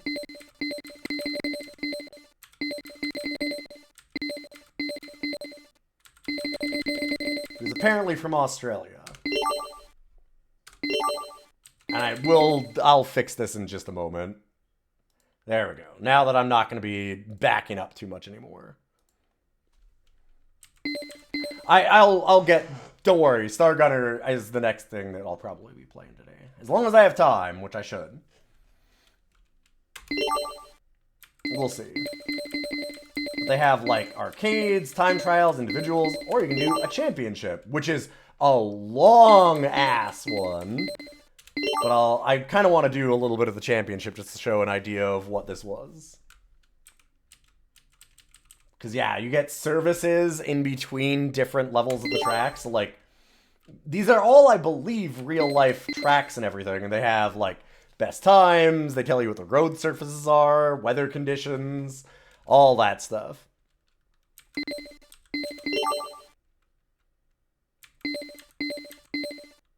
You can do your gear ratios, which I did not know how to do as a child at all. Your suspension's really important for, like, when you go into the more off-road stuff, because this one's tarmac. We don't need to worry about that as much. You can choose your tires, which, of course, I spelled with a Y, because this is a very British game. This is a very European game. Kind of tells you what the suitability is. We're just going to go for the tarmac.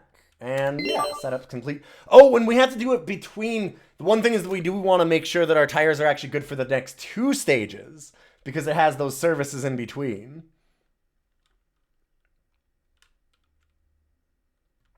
If I get annoyed by the interior camera, I believe I can press C to change the camera and get out of it. Oh no, did it change the visuals? It did somehow. Weird. Oh, there we go. Okay. 5, 4, 3, 2, 1, go!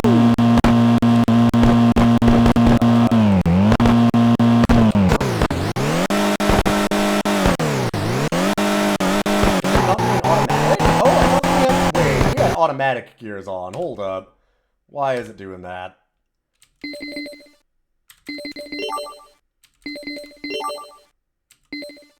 Yeah, automatic gears. What the hell? Maybe it won't let us do that in Championship? That's strange. Well, guess I'm gonna have to learn how to gear shift, huh?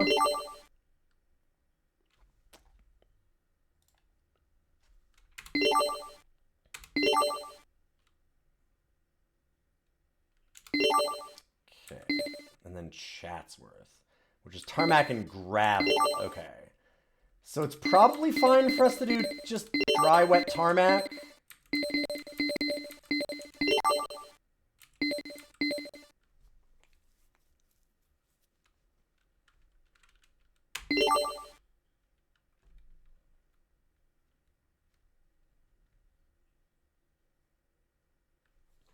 The checkered flag to end motorsport events dates back to the early stages of rally racing. At the end of each stage, you would have to check in. So in order to make sure the drivers didn't miss the check-in stations, they are marked checkered flags, because that's where the checkers were. Makes sense. Why is it doing this viewport?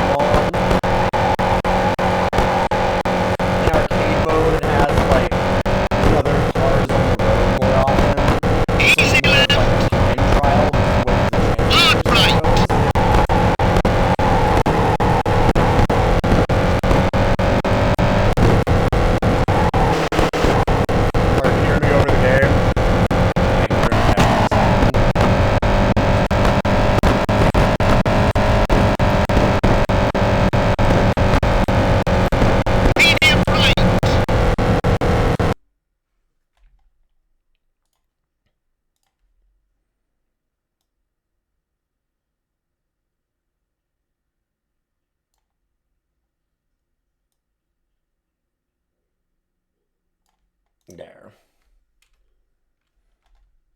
That should be a little bit better for you all. Oh god. Oh no.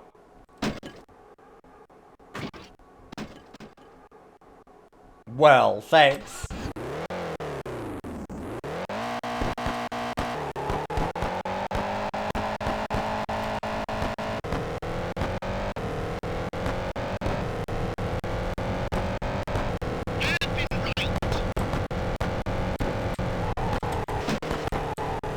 But yeah, you can actually damage your car, and it's going to matter a lot. It'll show you what damage you have at your service stations, things like that. You want to be careful about redlining it, which was a thing that I didn't know when I was a kid, so like there's a lot of really long stages, and if you just redline your car the whole time, you actually end up with like engine damage that will cause you big problems later on. The arcade mode has a bunch of other cars and stuff in it. This version is more like what the actual rally is, so it's all like timed courses in a way. And it'll have a bunch of other racers at the end of it where it's like, oh, this is the times that everybody else had. It has night stages, and so you have to actually repair your headlights if you actually crash, because you will need them.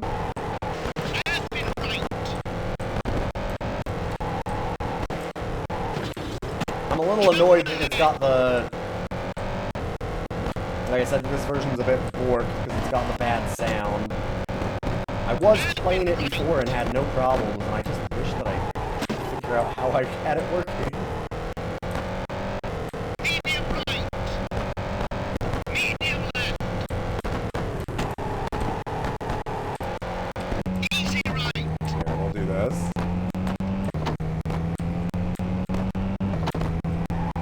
I always found this a lot harder to drive in, but it's kind of cool. For 96, like, actually having the hands and everything was really neat. Like, this is a 96 game. This was a really cool game in 96.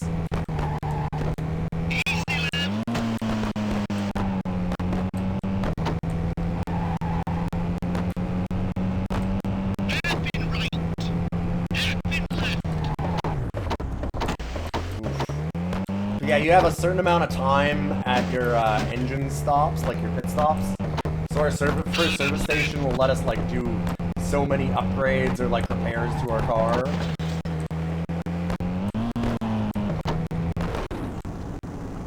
Alright.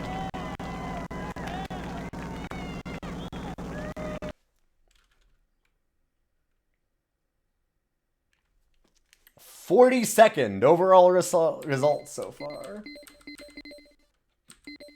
Lisa McGregor in the Ford is in first.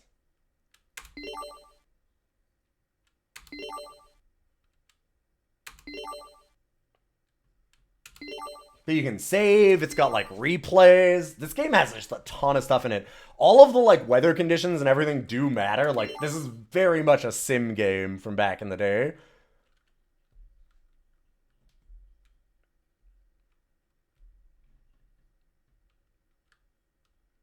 The whole, like, having your co-driver yelling out commands and everything's neat.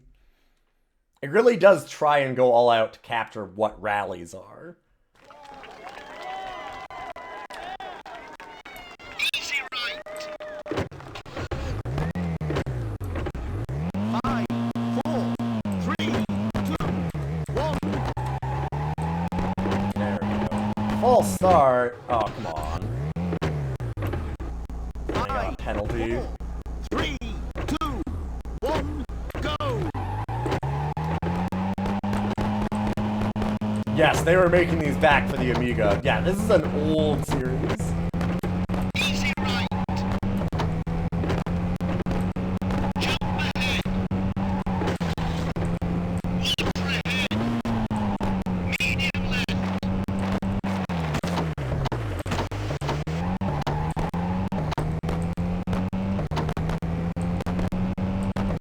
Medium right.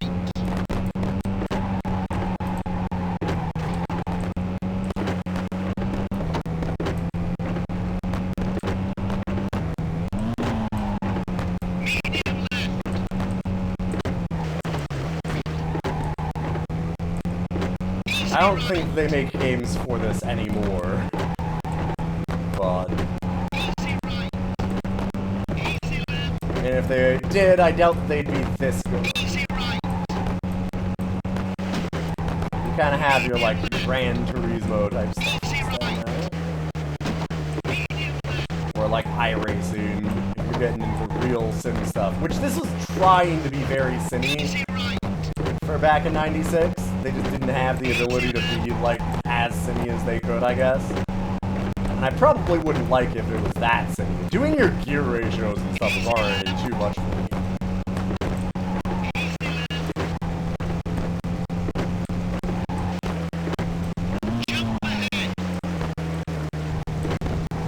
Oh, engine damage. I've been going red line too much. Hitting those corners too. Bashing my car against all the barriers.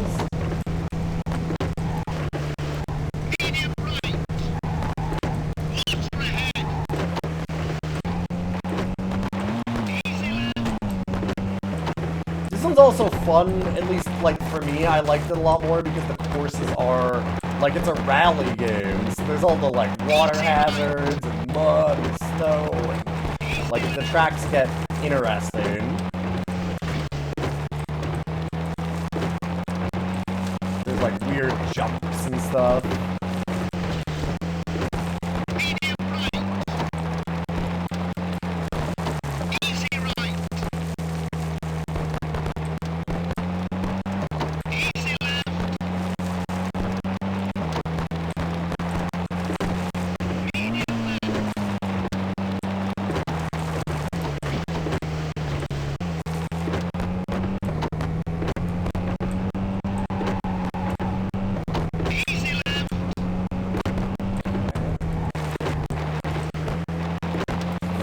A lot of stuff going on here. I'm trying to pay attention. Like, this game it does demand a lot from you as far as what you're technically trying to do. Because again, like, you can't just hit the gas even when on a straightaway the whole time because you'll damage your engine. You'll end up redlining it and fucking things up. So you've got to be really careful about all of your driving, even on straightaways.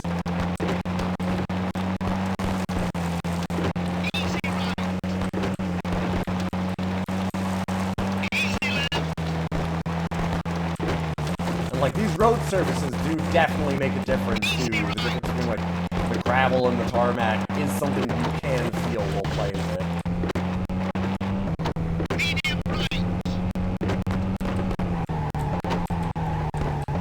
Oh, temperature shot, damn. That'd have been good for a hairpin. It's been a while since I've done this.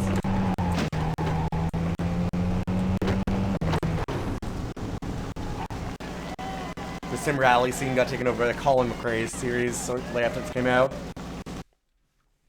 Oh, and the actual rally that this is based on is defunct. Oof.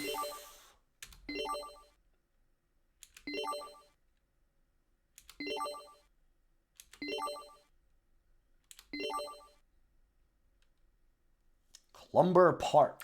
Tarmac. We've got temperature of 15 degrees, some fog visibility. Oh, right, they've got the fog in here, too. I forgot about that. Oh, this was... oh, the rally was going till 2019, but didn't survive COVID. Tarmac and gravel. And now we get all of our service repair. So it'll show us, like, how much time we have. Like 20 minutes, so it's going to take 5 minutes to do brakes. 10 minutes to do turbo, like bodywork is 6 minutes, etc., etc. If you fuck up your gearbox, good luck, because oh boy.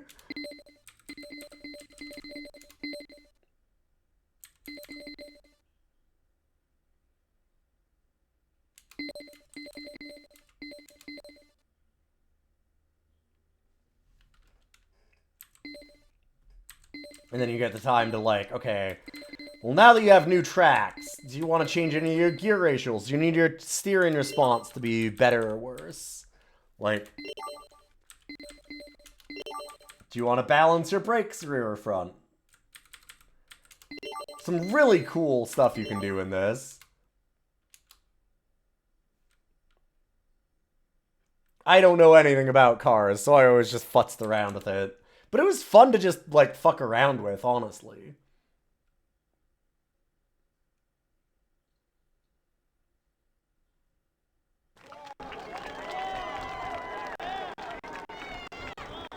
I do wish I had the version working on my computer better, because, like I said, I didn't have the audio problems that this is having. Where it's got that stuttering. I didn't have, like, the issues with the,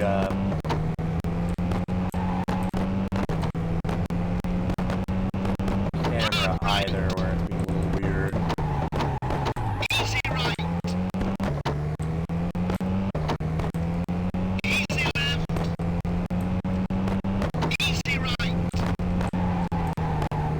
Yeah, even little fog effects and everything. Like, for 96, fog effects, like, rain effects, having it all actually matter to your car and, like, visibility and stuff. I'm a little sad that we don't have a night stage right now. I think that it takes a while to get there because it's done over, like, a couple... This race is done, I think, over, like, 48 hours or whatever. So it's simulating that, right? Like, you doing all the tracks. Easy left.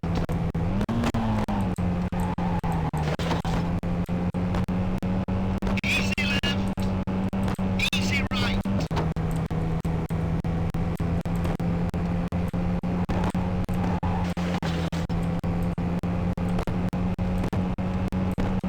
Medium left.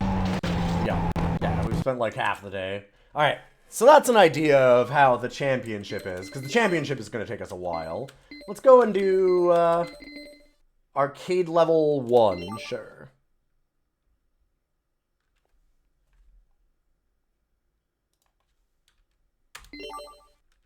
And we can see a little bit of the other modes and stuff that it has.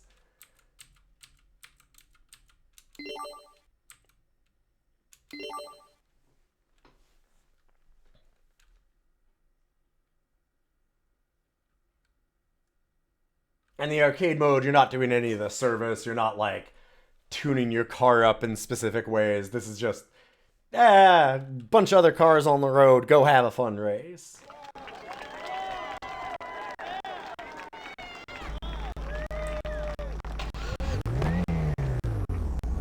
Five, 4, 3, 2, 1, go!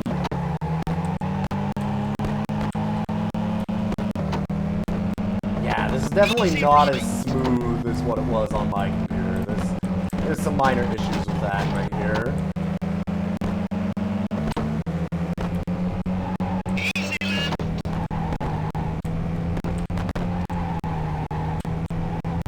Medium left. Hairpin right.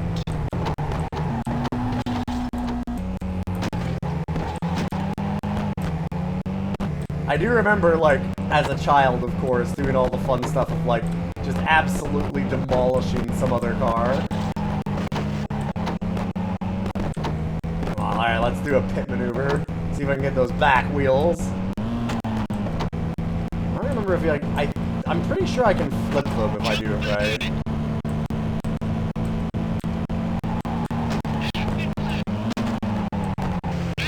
right.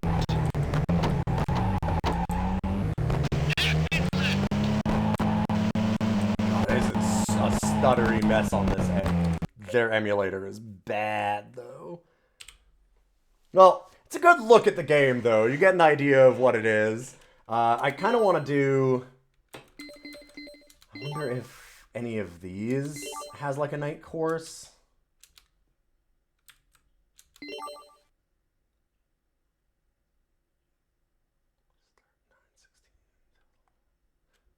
No. So maybe?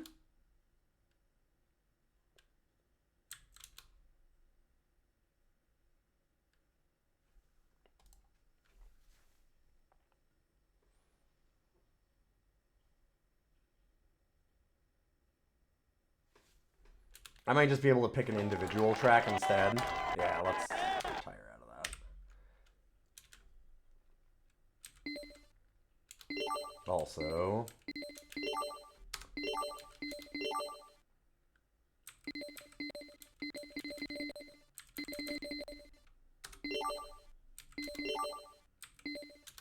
There we go.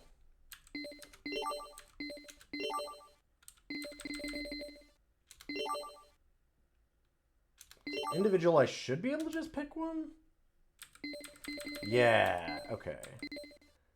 So where's a good, like, night course?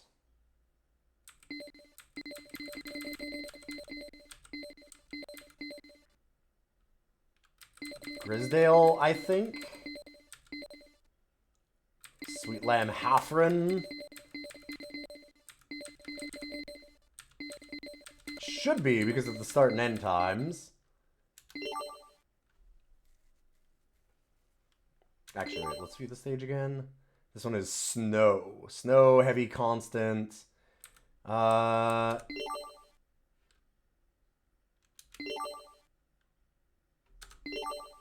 go back one. Ah, fuck.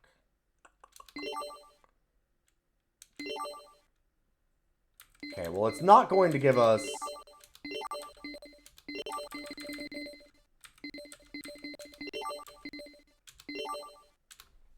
I don't think it's going to give us night and snow, but I can't remember. It might be both. The snow is also interesting. Like, this just has a lot of options. Again, for a 96 rally game, this was pretty cool.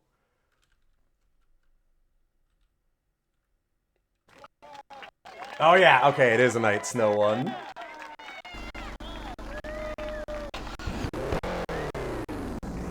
Five, 4, 3, 2, 1, go!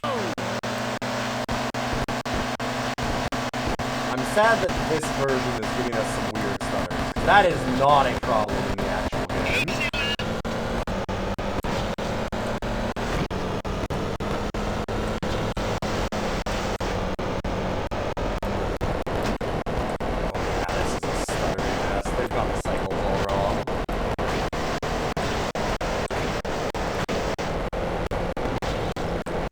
I have this working. I wish I could get it working in a better condition, but it gives you an idea as to what's going on.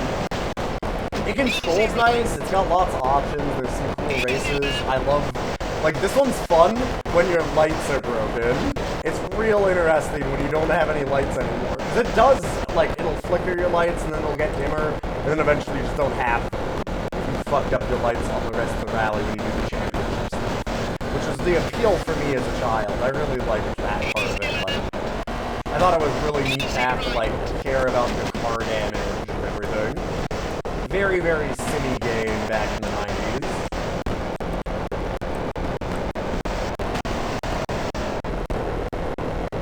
This one I'm playing on a website now. For some reason, I couldn't get it working on my computer again. I had it working before. I had tested it earlier, but... yeah, I had some issues. But that's okay. We'll end it there. We've gotten a good idea. I've shown off a few of the courses. I think I'm ready to rate it, because I did play it the other day too, just for fun. And we got to show off a little bit of it.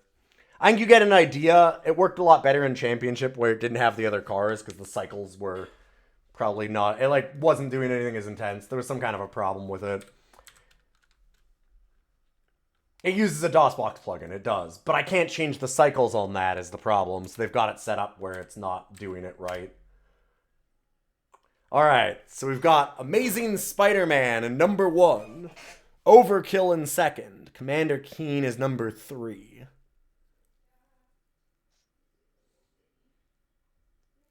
Would I rather play this or Commander Keen 1?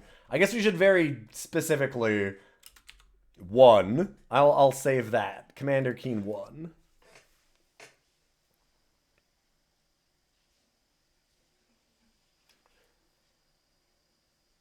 I think I would rather play Network Q-Rack Rally. Yeah, running in a browser container is going to be an issue. Exactly. The whole thing is just kind of a mess. But that's not the game's fault. That game's rad. That game is really, really cool for what it's doing. I think it's better than Overkill. Overkill was really slight. Is it better than Amazing Spider-Man?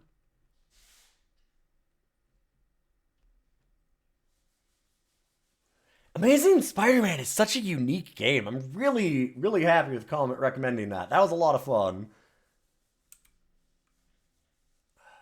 Oh god, I should probably do another thing here too, actually. So these were in our first look at this. This was in the second. Okay.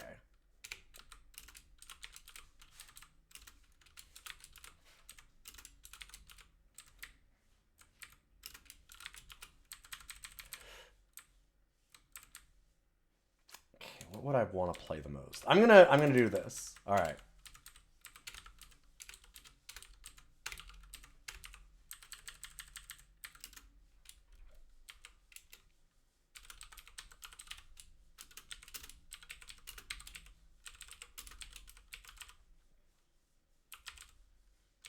Yeah, even with the stuttering stuff, it's a really cool game. Congratulations to our new #1 Network Q Rack Rally Championship from 1996.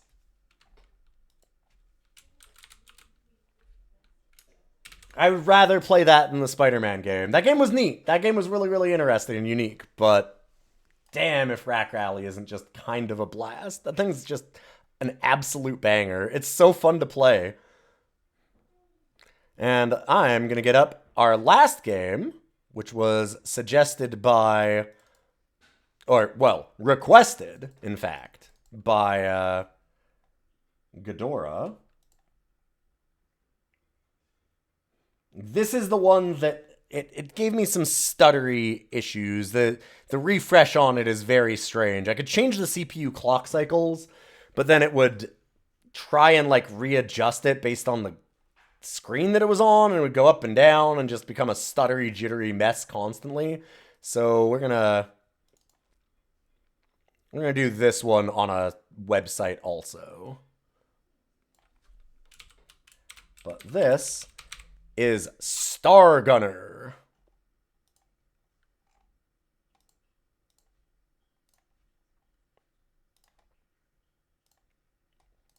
That's weird. Emulation for DOSBox is a nightmare.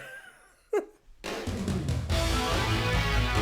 it'll capture? There we go.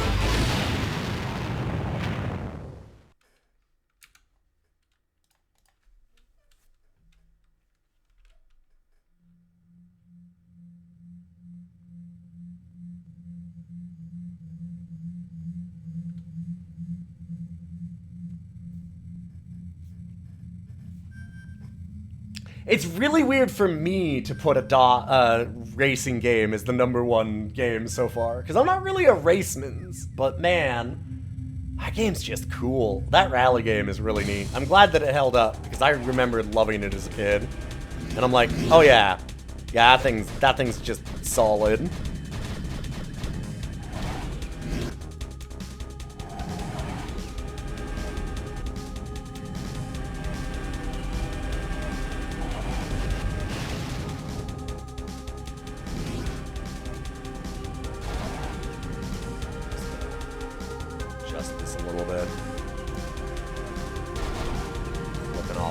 Bit of the screen.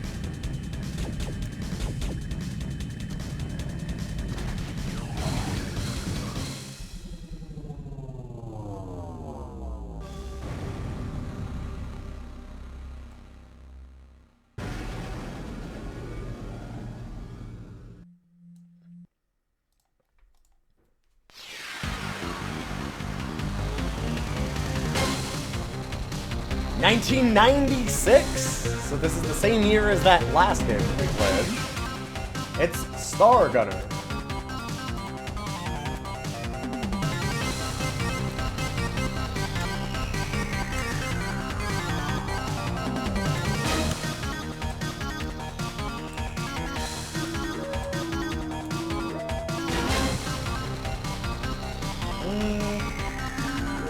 Oh, right.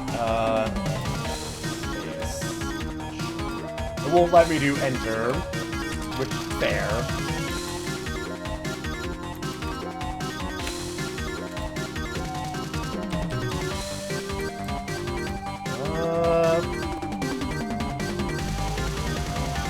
We'll do normal.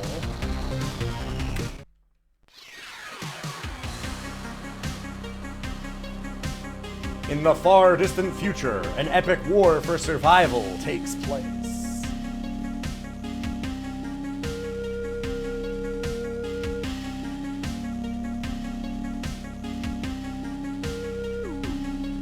Deep within the Andromeda Galaxy.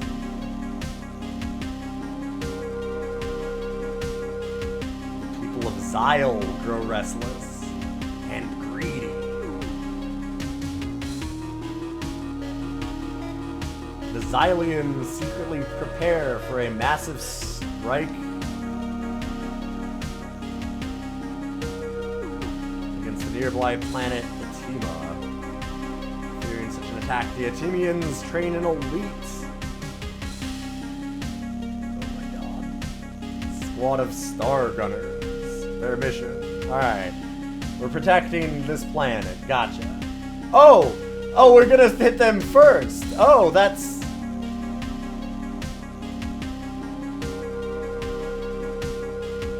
Yeah, okay, yeah. They were gonna war crimes us first. We just got there faster.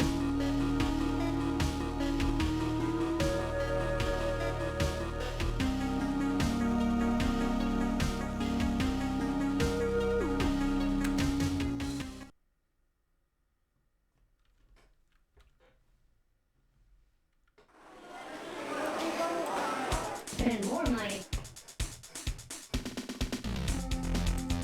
Spend more money. I've heard this part of the soundtrack before, which is pretty rad. Ooh, we could buy a new weapon, like a matter disruptor.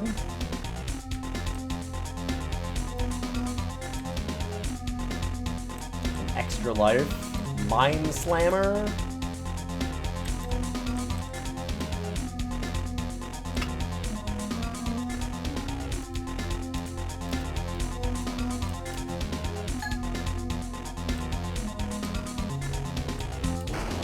Oh, cool. Okay. Huh. Get to choose the position of it, even. That's really neat.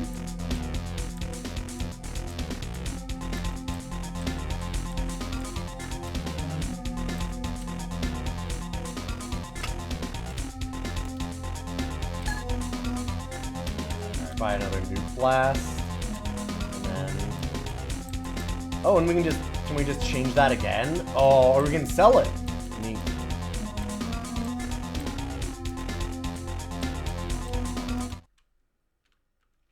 Now let's load in Star Gunner.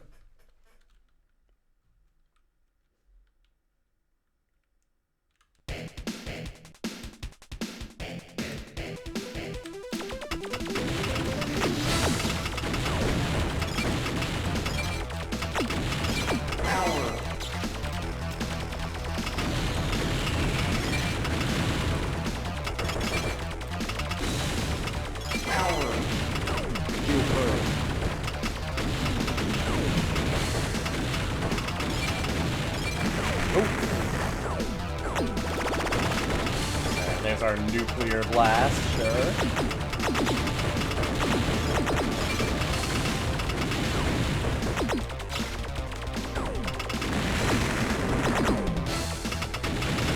Oh, you thought this would be a sci-fi sim, not a Gradius. Yeah, no, there's a lot of Gradius.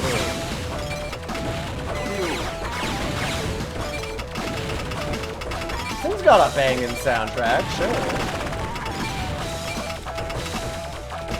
Bigger. Ooh, and a mystery.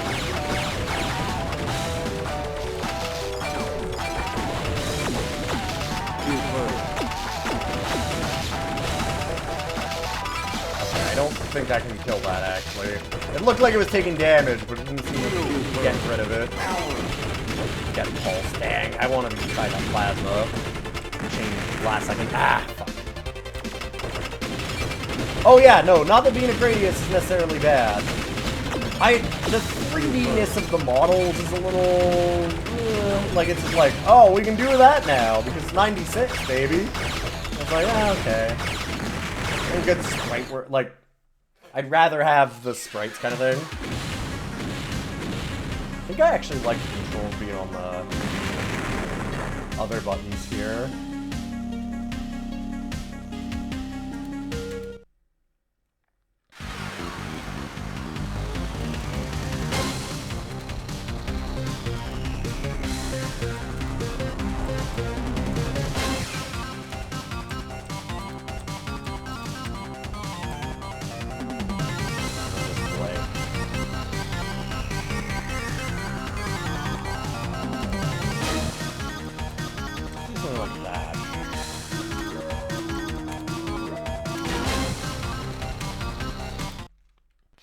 Most of these games are also hard as fuck.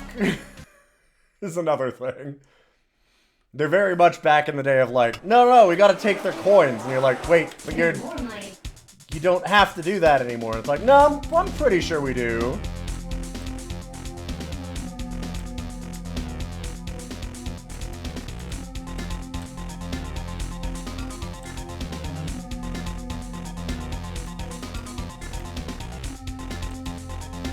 What if we just don't spend any money for now and see if we can get something for the next level? That might not be a bad idea. Buy particle cannon. It's like, all of these weapons are a lot. I want to see what some of them do.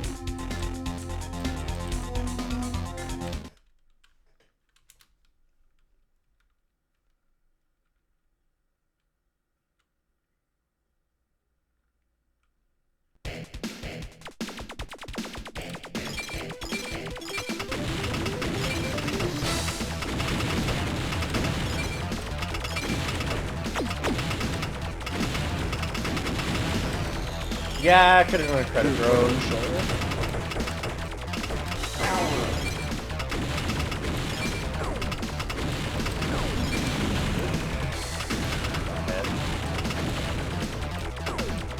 Oh, man, thought they were done coming out of the bottom there.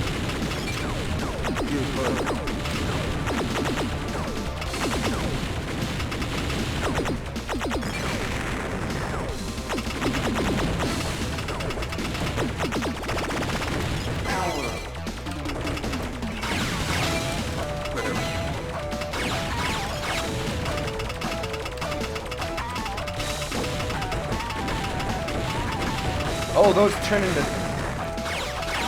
Gotcha.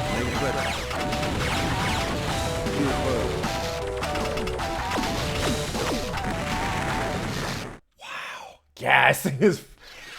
Oh. Yeah, these games are nasty.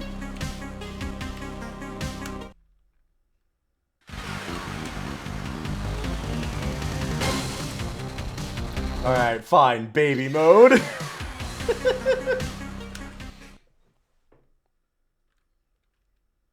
Sure, right? Go right ahead, Ghidorah. I didn't read the manual on this one, so...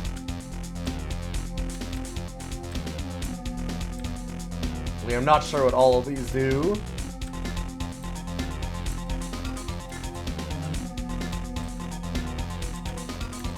Credits thrown.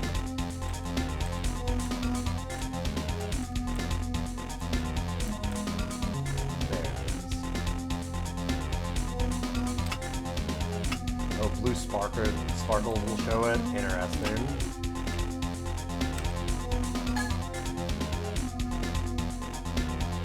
The fast summon drone, which was the next credits. Oh, okay. Interesting. So you only get 2 slots to put things on. Huh.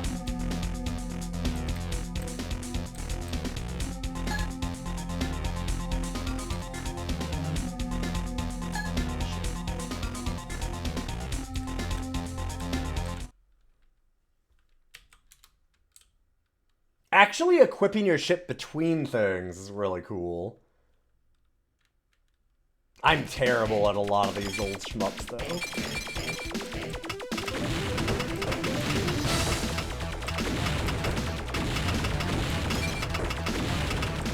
To be fair, these games are also fucking hard.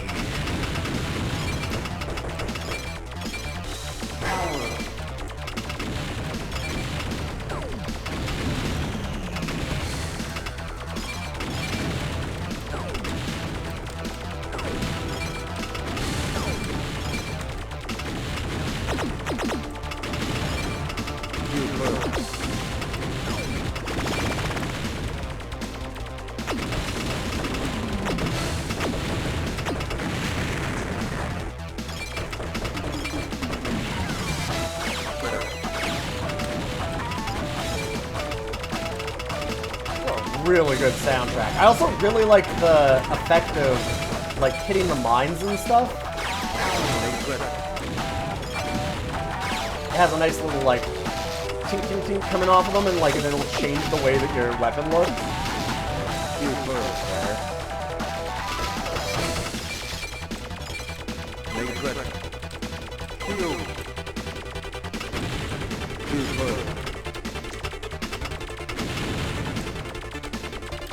Hey, Tack, good to see you.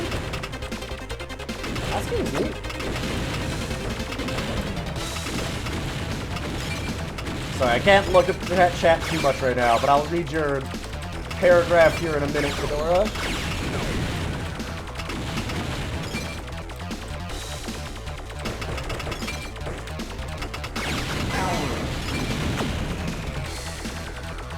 There we go. Now we're getting somewhere.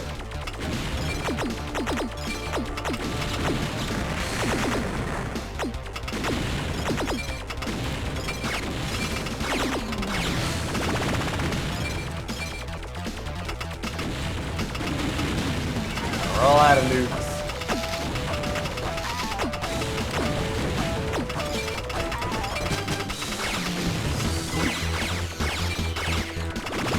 We're...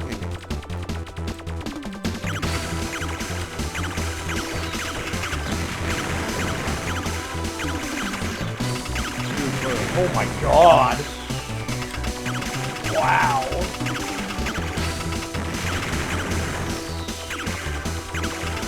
Those are just one shots, huh?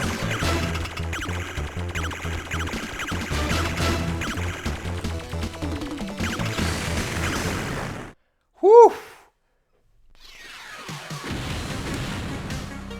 Reminds you of an R-Type. Oh yeah, it's exactly what these kinds of games are.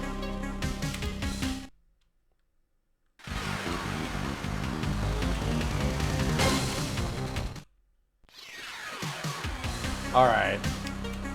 I'm gonna do one more try on this one, and we'll check out some other levels. Spend more money.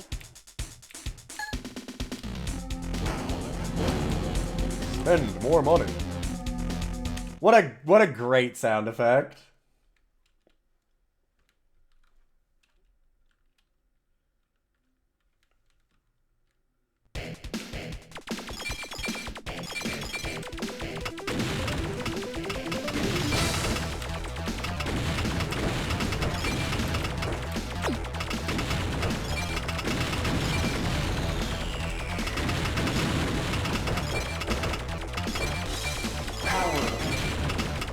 We'll try more plasma. Try and get the spread weapon.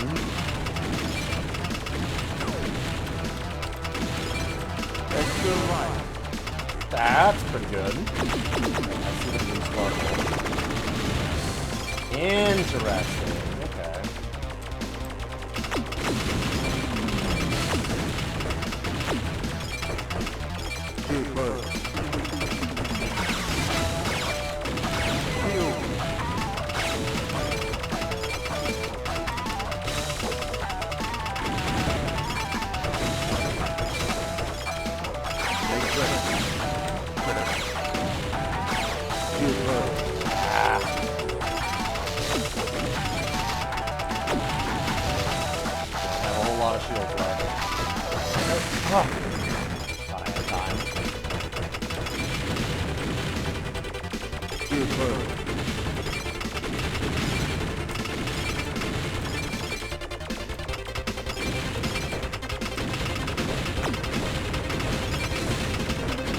Like, the spread weapon's nice, but it's definitely a lot worse taking out those lasers.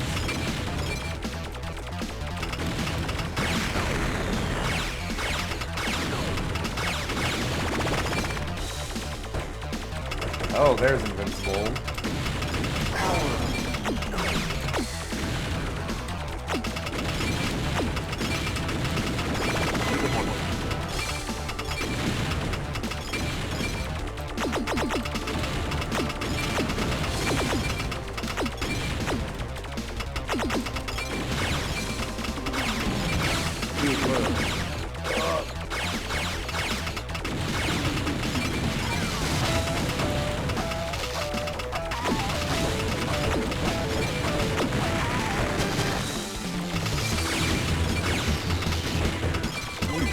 Danger cooking.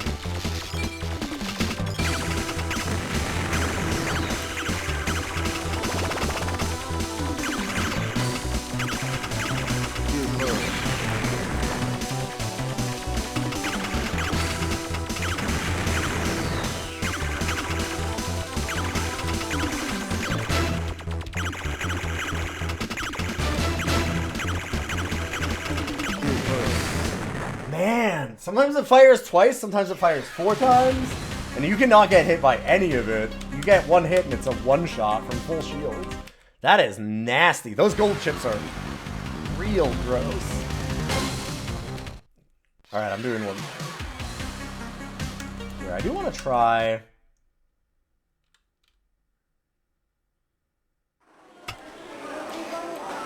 Spend more money. 400? Can't buy a weapon then, too. I'm interested in the matter disruptor. I want to try that again. Yeah, hard to get tricky. Maybe I don't.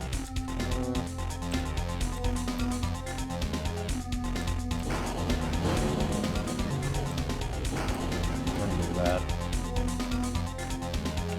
No, it's okay. I don't really have the money to do much more. I'm wondering about, like...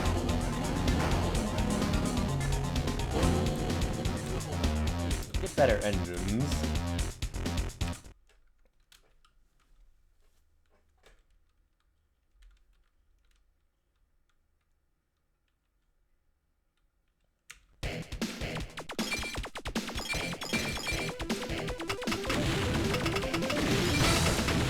Yeah, that's kind of nice.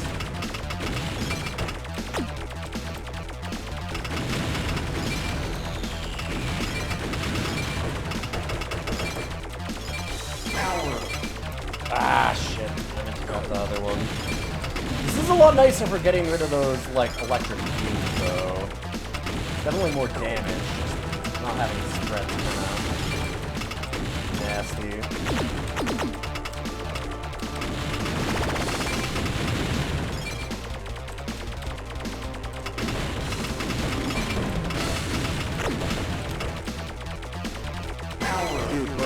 Oh! Idiot. I went for that so hard that I ended up dying. That's not helpful.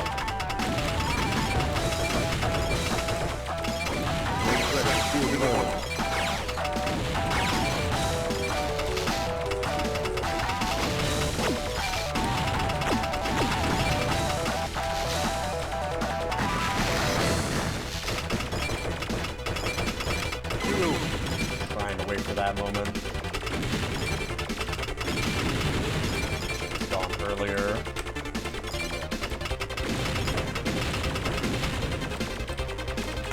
Alright. Blue sparkles, I thought.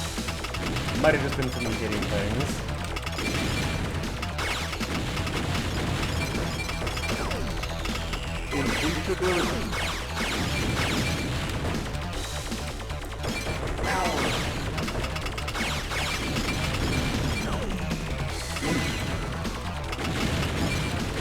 How long does this last? Oh, long invincibility. Holy shit. There we go. Oh god, these fucking turrets. Get rid of it.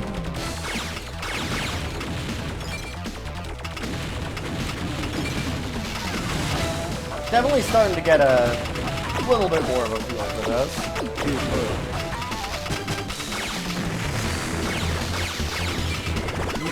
Thank you for cooking.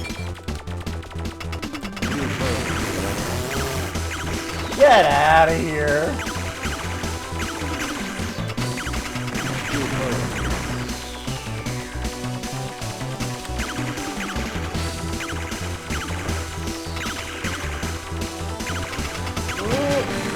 There we are.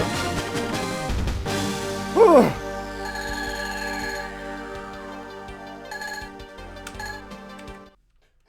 Dang.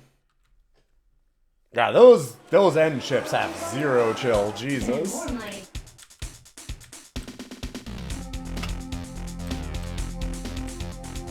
Shoots quick repulsor blasts and reflect off non-energy charged surfaces several times before exploding.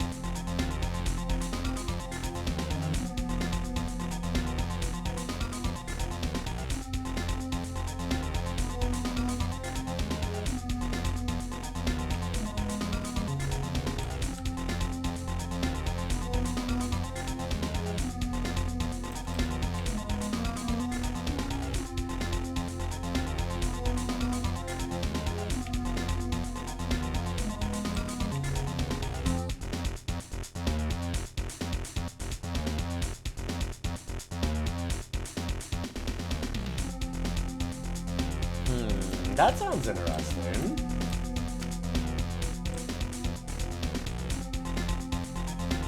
Oh. That one's just automatic.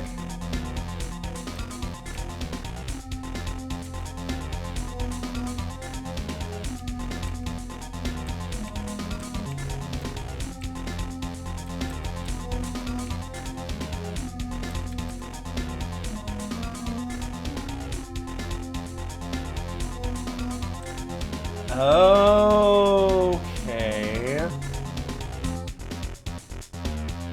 So that'll just give us, like, some extra armor, almost?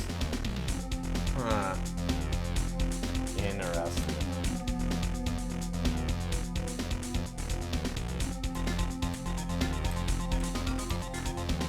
No, those lasers gave you 0 time to react. I still like the idea of that thing, though.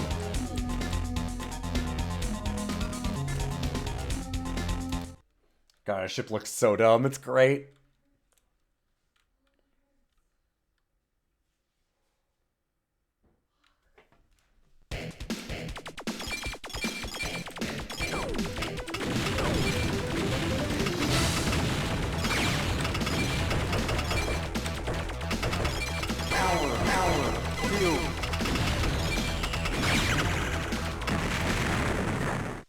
Whoa, and we're dead. You can menu to save your game on the shops? Maybe, yeah, probably. Right, we don't get new lives.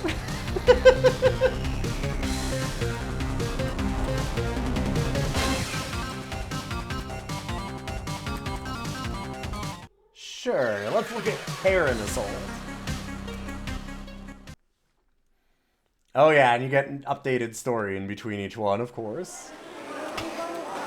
Spend more money.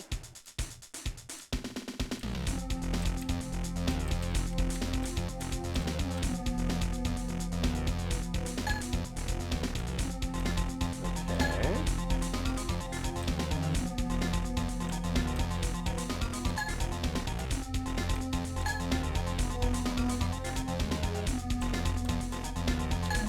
I won.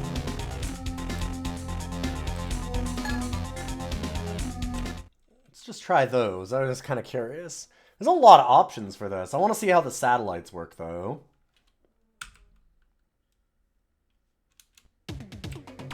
Yeah, I feel like I probably wanted a lot more satellite stuff.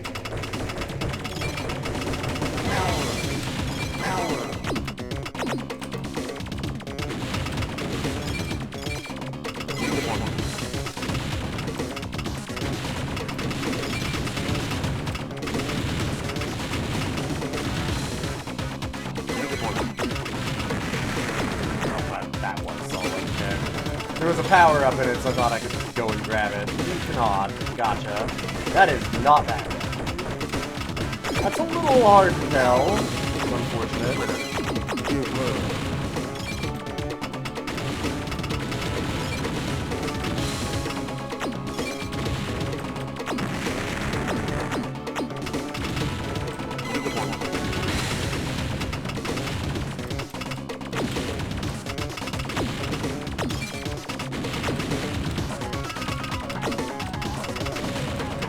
Oh, this music is real good.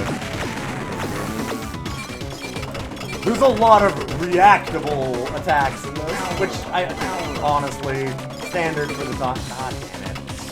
Right. And that's I got 0 upgrades.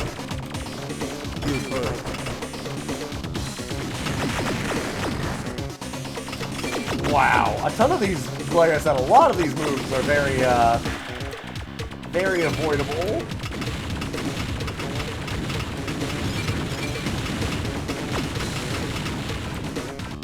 Well, when you don't have a lot of content to your game, you gotta make it hard as shit so that you can spend many, many hours trying to get good at it. Wow. That's on easy.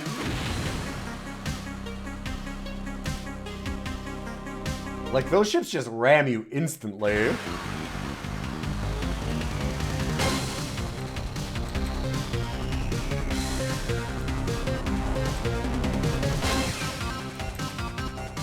Oh, so the scout mission goes through... Gotcha. It does one of each kind of thing.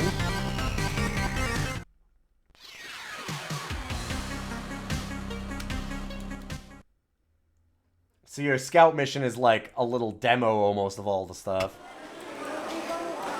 Spend more money. That's such a great sound effect.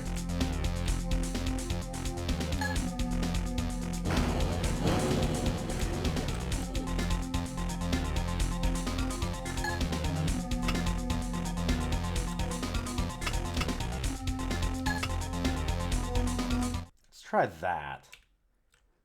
Now that we know what the mines are, I like that a little bit better.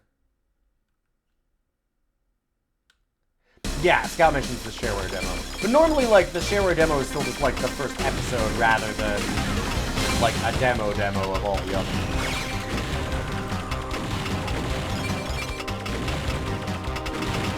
That's a neat way to do it.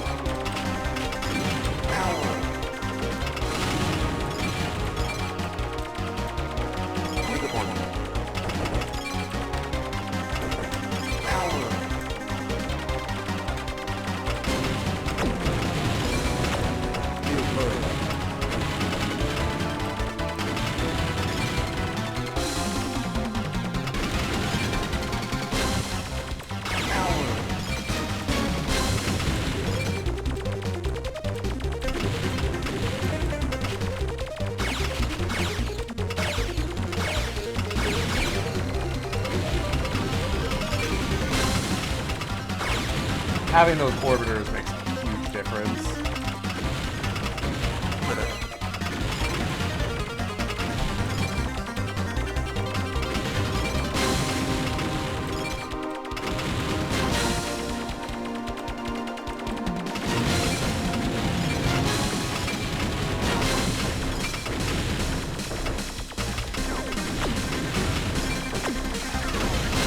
Not that I'm gonna, like, suddenly be good at this game, but it gives us some survivability at least. I don't know if we're supposed to be shooting the guys, but it sure lets us.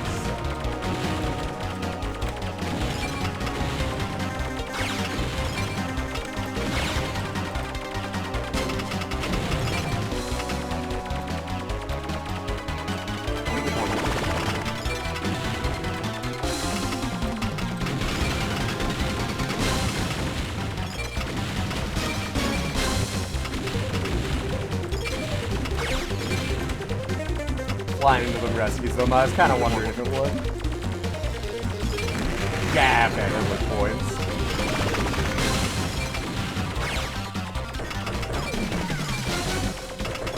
Power, feel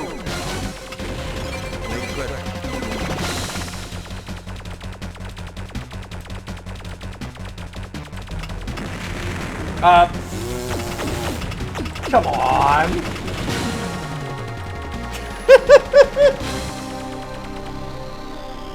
Hey, good to see you, Crazy. How you doing? Dan, I can't believe that it just immediately spawned a ship on me. That's some bullshit.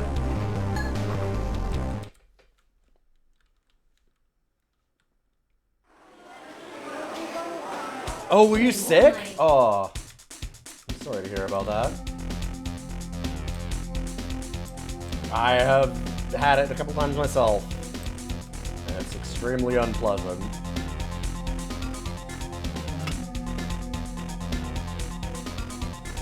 Oh, that's the better engine, right?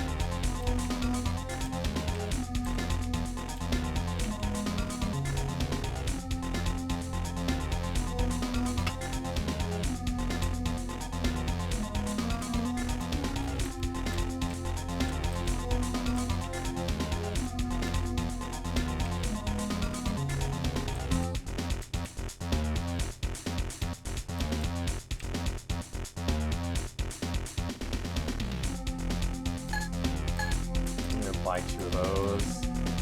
Maybe I just... Nope.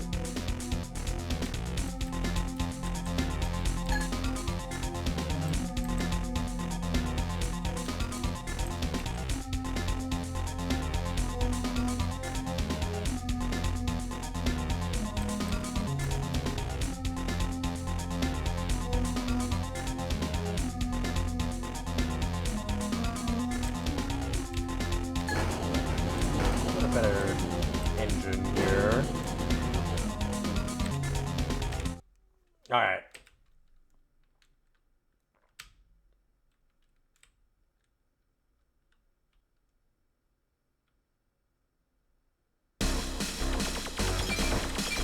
So I'm not like a huge fan of the 3D-ness of the models in a way.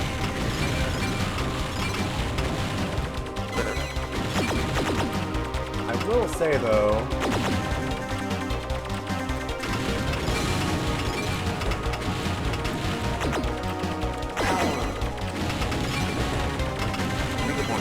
the music and stuff in this game is super cool.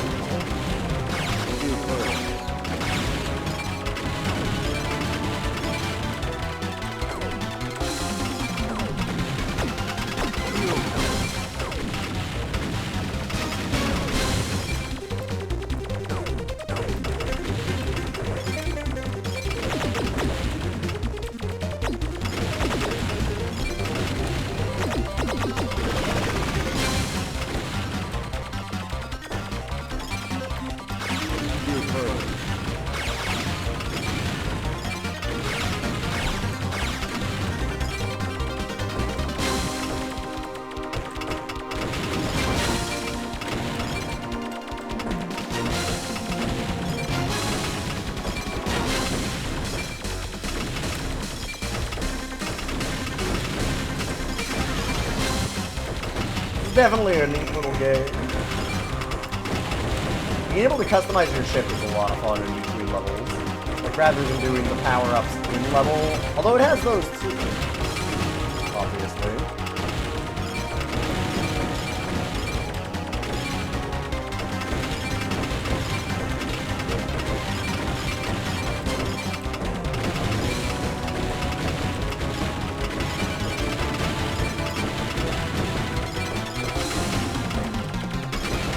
Yeah, being able to buy them outside of the levels is kind of rad.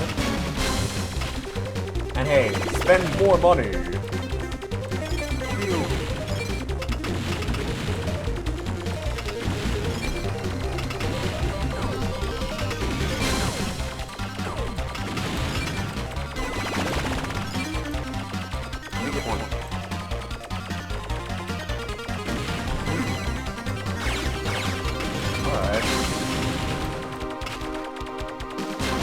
It's so hard not to murder those astronauts, because you should just be firing all the time.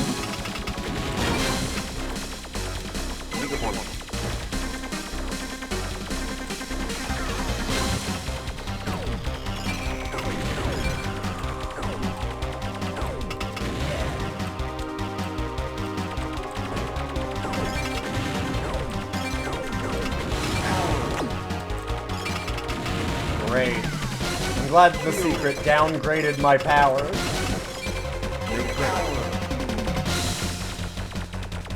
That's one thing that I don't like about this. I always like the ones where you could, like, kind of choose mid. Like, you would get a thing, and then you'd, like, press a button to pick which power you were getting.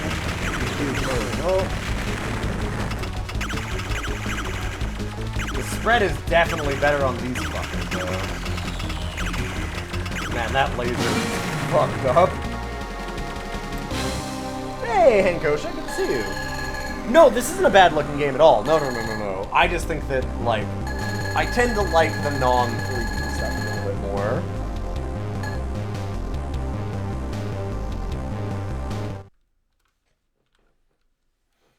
Like, I like the sprite work a little bit better on ones that aren't trying to do these weird 3D kind of models. They held up better over time, for sure.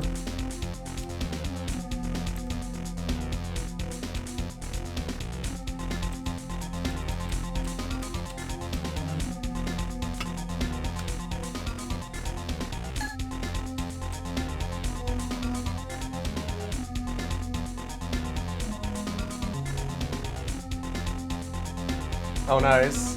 Switching your flex day from a Thursday to next Monday.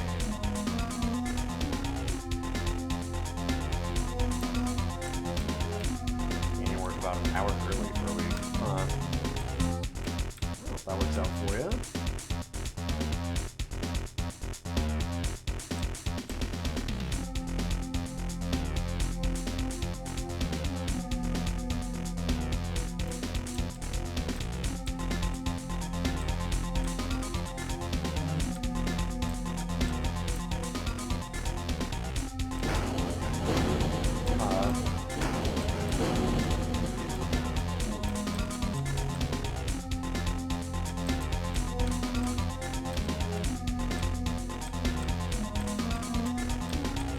Oh, you can't get rid of your mines. Gotcha. Your satellites are there.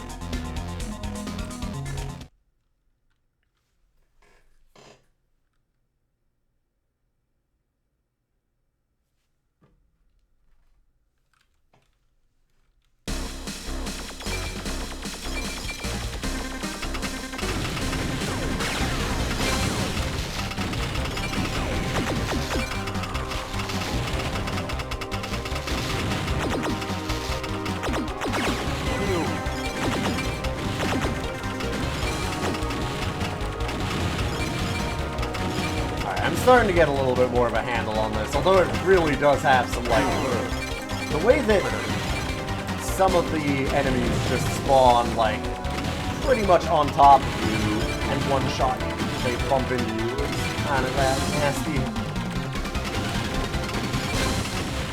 A little bit better once you have the, like, the orbiters and realize that you should always have an orbiter. Thank you for the ride. Yeah, I don't love the, like, way that powers flip in a way and you don't get a choice. My reasoning for that is just that it's really easy and awkward to actually, like, overwrite the weapon that you really wanted. Off by half a second and suddenly you're like, oh, fuck, I have this thing that I don't want. Or, like, any of the hidden ones, like, you don't know if they're gonna be a weapon, you just run up and grab them, and then it's like, oh, hey, guess what, idiot, you just downgraded all your stuff. It makes you not really want to go for a bunch of them.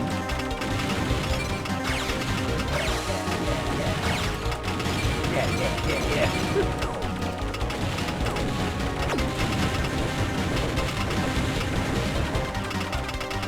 That was something I always hated about a lot of clubs. That's just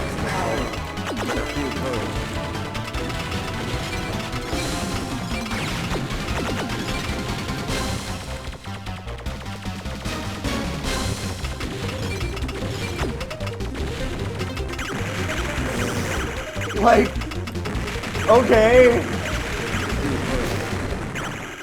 Wow. Get wrecked, idiot.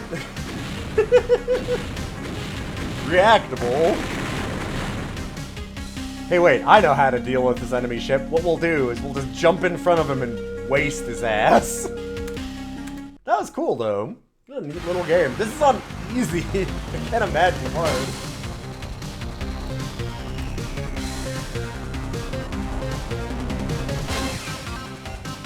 What if we just shot him with a gigantic fucking laser the instant that we showed up on screen? That would probably work. Yeah? Yeah, it does, actually. See the nice little attract screen here. Spend more money. It's hard not to love a game that has the spend more money. This music is really catchy. Yeah, the music and audio in this game is fucking fantastic for the time. I mean, not even just for the time, it's just good in general. I kind of want to use that spend more money now for when people donate anything.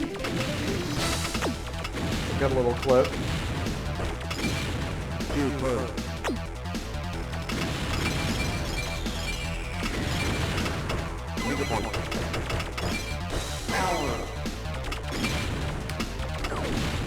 Yeah, alright, so that's a little bit of Star Gunner from Ghidorah. Thanks for suggesting that again. Requesting it. You can request it too if you want to go on Patreon or be a Twitch sub. You can join in the Discord. We have a little channel where you can put in your requests. But now it is time for us to rank our final game of the day. I've got some other ones that have been sent in from people, and I do have them. I'm ready to get around to them. I just didn't have time to do... You know, we're doing like 4 or 5 games a day. We're not going to be able to do all of them at once, but I will do them for the next time. All right, so where are we putting Star Gunner? We have our other shmup already in Overkill, and I liked Overkill a lot. Overkill was really cool. It's a vertical scroller rather than the like side-scrolling kind of shooter. Would I take this over Overkill? Overkill has like I like the purchase system in run of that one, and it does a lot of like changes to your ship also, kind of like this one does. You can put like a weird nose on the front of it and everything. Has that boss key. Has some pretty good music itself. I like the artwork in it more.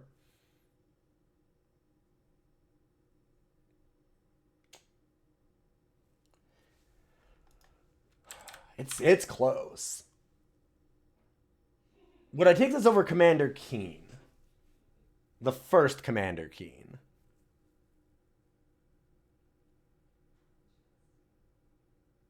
I think I would. I think I'd take this over the first Commander Keen.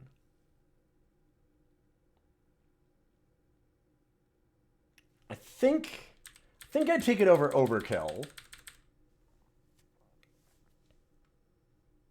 Just because the music. The music in this is great. It's really close. And they're very different games in a way, despite both being shmups. But I think I like this. It's got a lot of options for things to add. I take this over The Amazing Spider-Man.